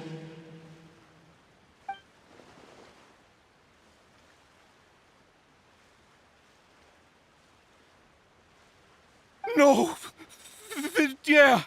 She can't hate me. Let me see her, please. Have mercy. You still don't understand. When I said don't look for me, that came from the real Vignier. She really doesn't want to see you anymore. But on top of that, she also said that because it's her final drop of pity for you. She said that because she knew that if you did come here, we will show no mercy to you. Vache. Vache? Vache? Vache. Vache. Vache. Vache. Drown.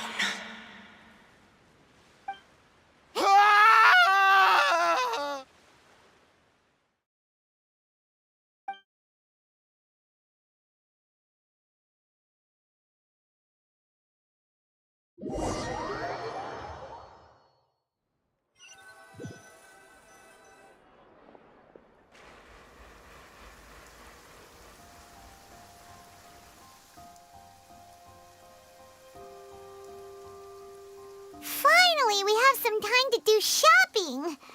Gosh, it's really been a long time since we've been able to relax. Ah, well met, partner. I knew something great was going to happen when I woke up in such a good mood today. Even this weather can't put a damper on the demoiselle's mood. It's a pleasure to see you both again. Oh, hey, Navia! It's been a few days. Paimon's already started to miss you. Oh, now that I believe. I'm easy to work with and always bring home the bacon. Who wouldn't treasure having a partner like me? Sounds like you're really enjoying life these days, Navia. What have you been busy with since the trial? It's just been one thing after the other. I've been making non-stop trips between Poisson and the courts in Sen. Everyone from Spina di Rosula organized a memorial for my father. We never held a memorial when he first died, since everyone knew that even if we held one back then, no one was going to come. This time, though, everyone in Poisson, and even many people from the court all attended. So his name's definitely been cleared now. That's what we like to hear. It's been the dearest wish of Demoiselle all along. That blasted stubborn fool. I was right to put my faith in him. I'm so glad I didn't give up on the case all those years ago. Oh, by the way, I ran into Charlotte just after I left the memorial service. Well, maybe it'd be more accurate to say I knew she would be there, and there was no way she'd just let me go. Huh? So you know Charlotte too? The Charlotte? Journalist from the Steambird? Yeah, way back when I first became the president of the Spina di Rosula, she was all over me. Wouldn't take no for an answer. I believe the story was called The True Heart of Darkness, Secret Tales of the Yellow Rose. To be fair, though, it was a really flattering feature. So, we've been on pretty good terms ever since. She was trying to lean on our friendship to get me to do an exclusive piece on the serial disappearances case. Oh yeah, she told us about that.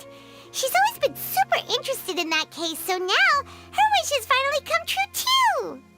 Anyway, I told her to make sure that when she writes about you guys entering the opera house with the critical evidence, that you both sound really cool. Now that's another thing to look forward to. We trust Charlotte's skills with a pen for sure. Oh, and in other news, I also took Clarand out for a meal.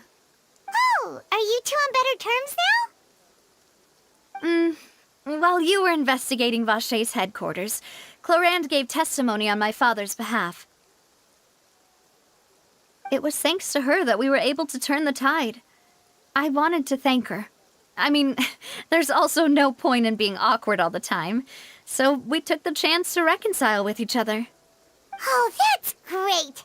Paimon also thought Clarand wasn't actually a bad person. It's always good to have more friends. Anyway, now that the case has finally been solved, perhaps it will slowly begin to fade from the public consciousness. Oh, actually, there's still one last thing I need to do. What is it? I should pay a visit to my father's grave, and tell him the truth of what happened, as well as how it all ended.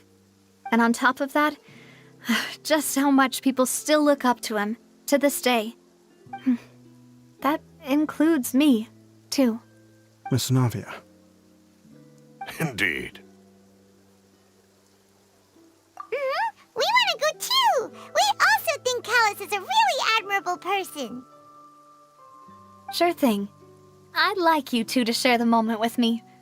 After all, without you, there might not have been such a positive ending. And in that case, everyone, let's be off. Considering the recent weather, we'll be lucky if we can reach Poisson before dark. Yeah, you're right.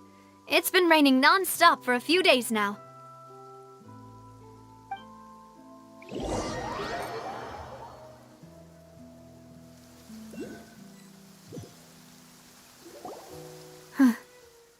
This is where my father's grave is.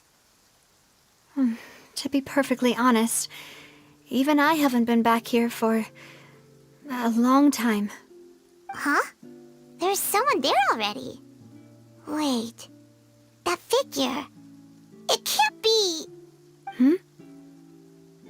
Isn't that Neuvillette? Why would the Chief Justice be here? Huh? Navia?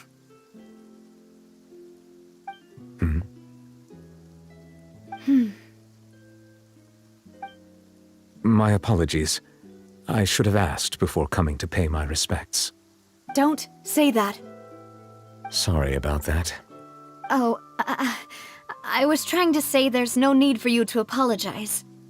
I wanted to show my father how much I've grown, but still, I doubt I've grown to the point that even the Chief Justice would feel compelled to apologize to me over and over.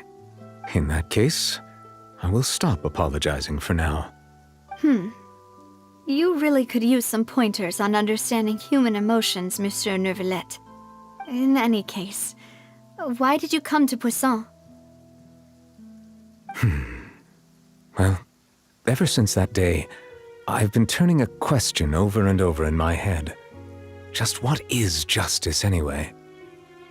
There was once a time when I didn't want to believe that there could be anything more important to humans than life itself. Oh, rather than that, it's probably more truthful to say I didn't believe humans were capable of resisting the most basic instinct of living things.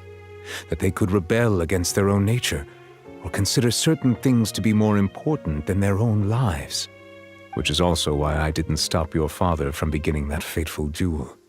I believed that a truly innocent man would never throw away his life like that. That there was nothing, should have been nothing more important than one's own continued survival. But Mr. Callus proved me utterly and decisively wrong. If not for his sacrifice, the serial disappearances case would have remained unsolved to this day. Mr. Callus made the choice he did for his daughter, for his associates, and for many people completely unrelated to him.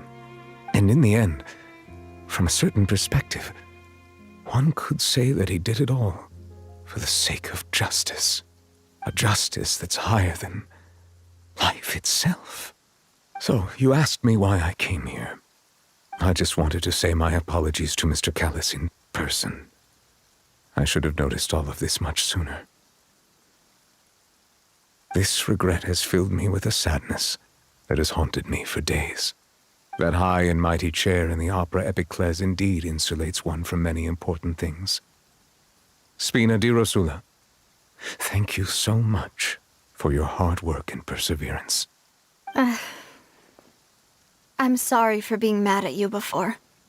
So, you're actually one of those types that's cold on the outside, but pretty thoughtful on the inside, huh? That reminds me of Silver, one of my guys. Sorry about that. Self-expression is not one of my strong suits. Didn't I just say you don't need to apologize? Ah, so Navia and Neuvillette seem to have made their peace as well. Let's not disturb them for now. We can wait till after they're done.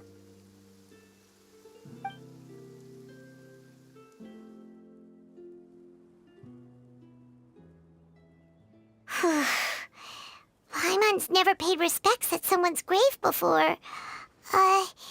Did Paimon do anything rude there? Huh?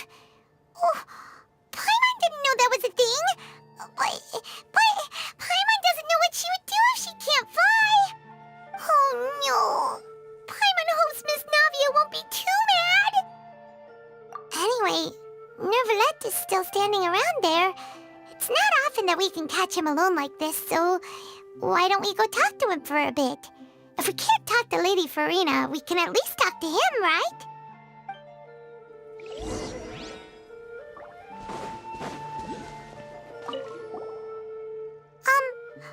Paimon's really sorry, Navia, but Paimon did something pretty disrespectful just now. What are you saying, Paimon? I don't think I get it. Well, aren't you not supposed to fly around someone's grave? Huh? Who told you that? Hey, Traveler! Why did you mess with Paimon again?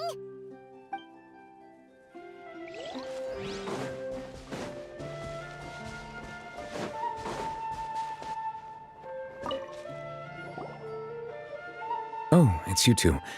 Did Miss Navia invite you to come pay your respects to her father? We ran into Navia on the streets today, so we just followed her here. I see. Then is there something that I can help you with? Well, it's pretty hard to run into you like this, since you're usually super busy. So we figured we could try to ask you a few questions, if that's okay. Please feel free. Though outsiders, you helped us solve one of the greatest mysteries in Fontaine, and it would be my pleasure to return the favor. So, at court, the bad guys referred to that special water as water from the primordial sea, but what is it really? Truthfully, that name is already quite accurate. I can only surmise that Vacher and his ilk only learned of its nature and existence after extensive research. There used to be a special sea on the surface of this planet.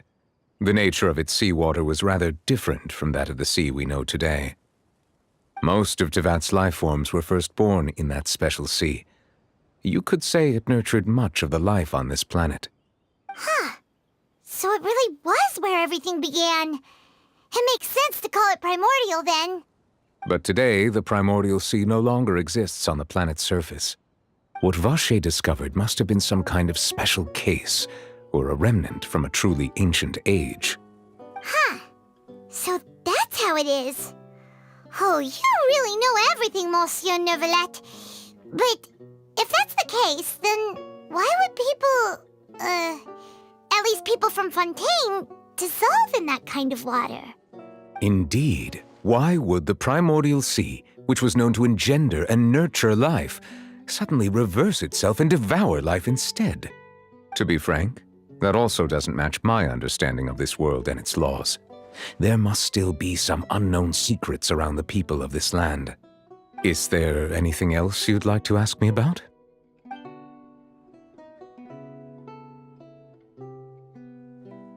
That the sea levels will rise and everyone will be dissolved in water, leaving Farina crying alone on her throne, but the sins of the people will be finally washed away for good. Does that appropriately summarize the version you've heard? That's right! It was Linny that told us back then. And that about covers all the main points. Yes, up to the present, I think we reached a point where we have no choice but to confront this prophecy directly. Rumors have it that this prophecy is rooted in the last words the former Hydro Archon left to the world before she passed away. A prophecy? Of the former Hydro Archon? Wow. This is the first time that we've ever heard of it. 2 parts of the prophecy have already proven correct. The rising sea levels and the ability of the people of Fontaine to be dissolved. We should be more vigilant and stay on the watch for further signs. Speaking of the prophecy, Farina has also always taken it quite seriously. Indeed, she has been collecting information and intelligence from across Tevat for this purpose.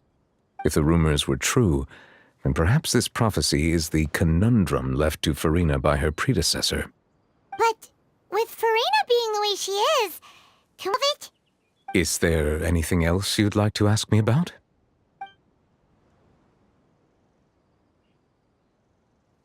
My apologies. My investigation has still not reached its conclusion. However, I still believe the judgment of the Oratrice was not rendered arbitrarily. Huh? But you also said you thought he was innocent. For many years, I have been quite aware that the Oratrice does not simply mechanically repeat the verdict that I give on each case. As a divinely created mechanism, the people's unified faith in the concept of justice is integrated into it. Not only can it produce the incredible power of indemnitium, but it likely also possesses other traits, such as self-awareness. Which is all to say, I have been prepared for a situation like this for a long time. Huh. So when Linny told us that he heard a human voice from the room where the Oratrice's core is stored... I was not aware such a thing had occurred. Perhaps that could serve to prove my conjecture.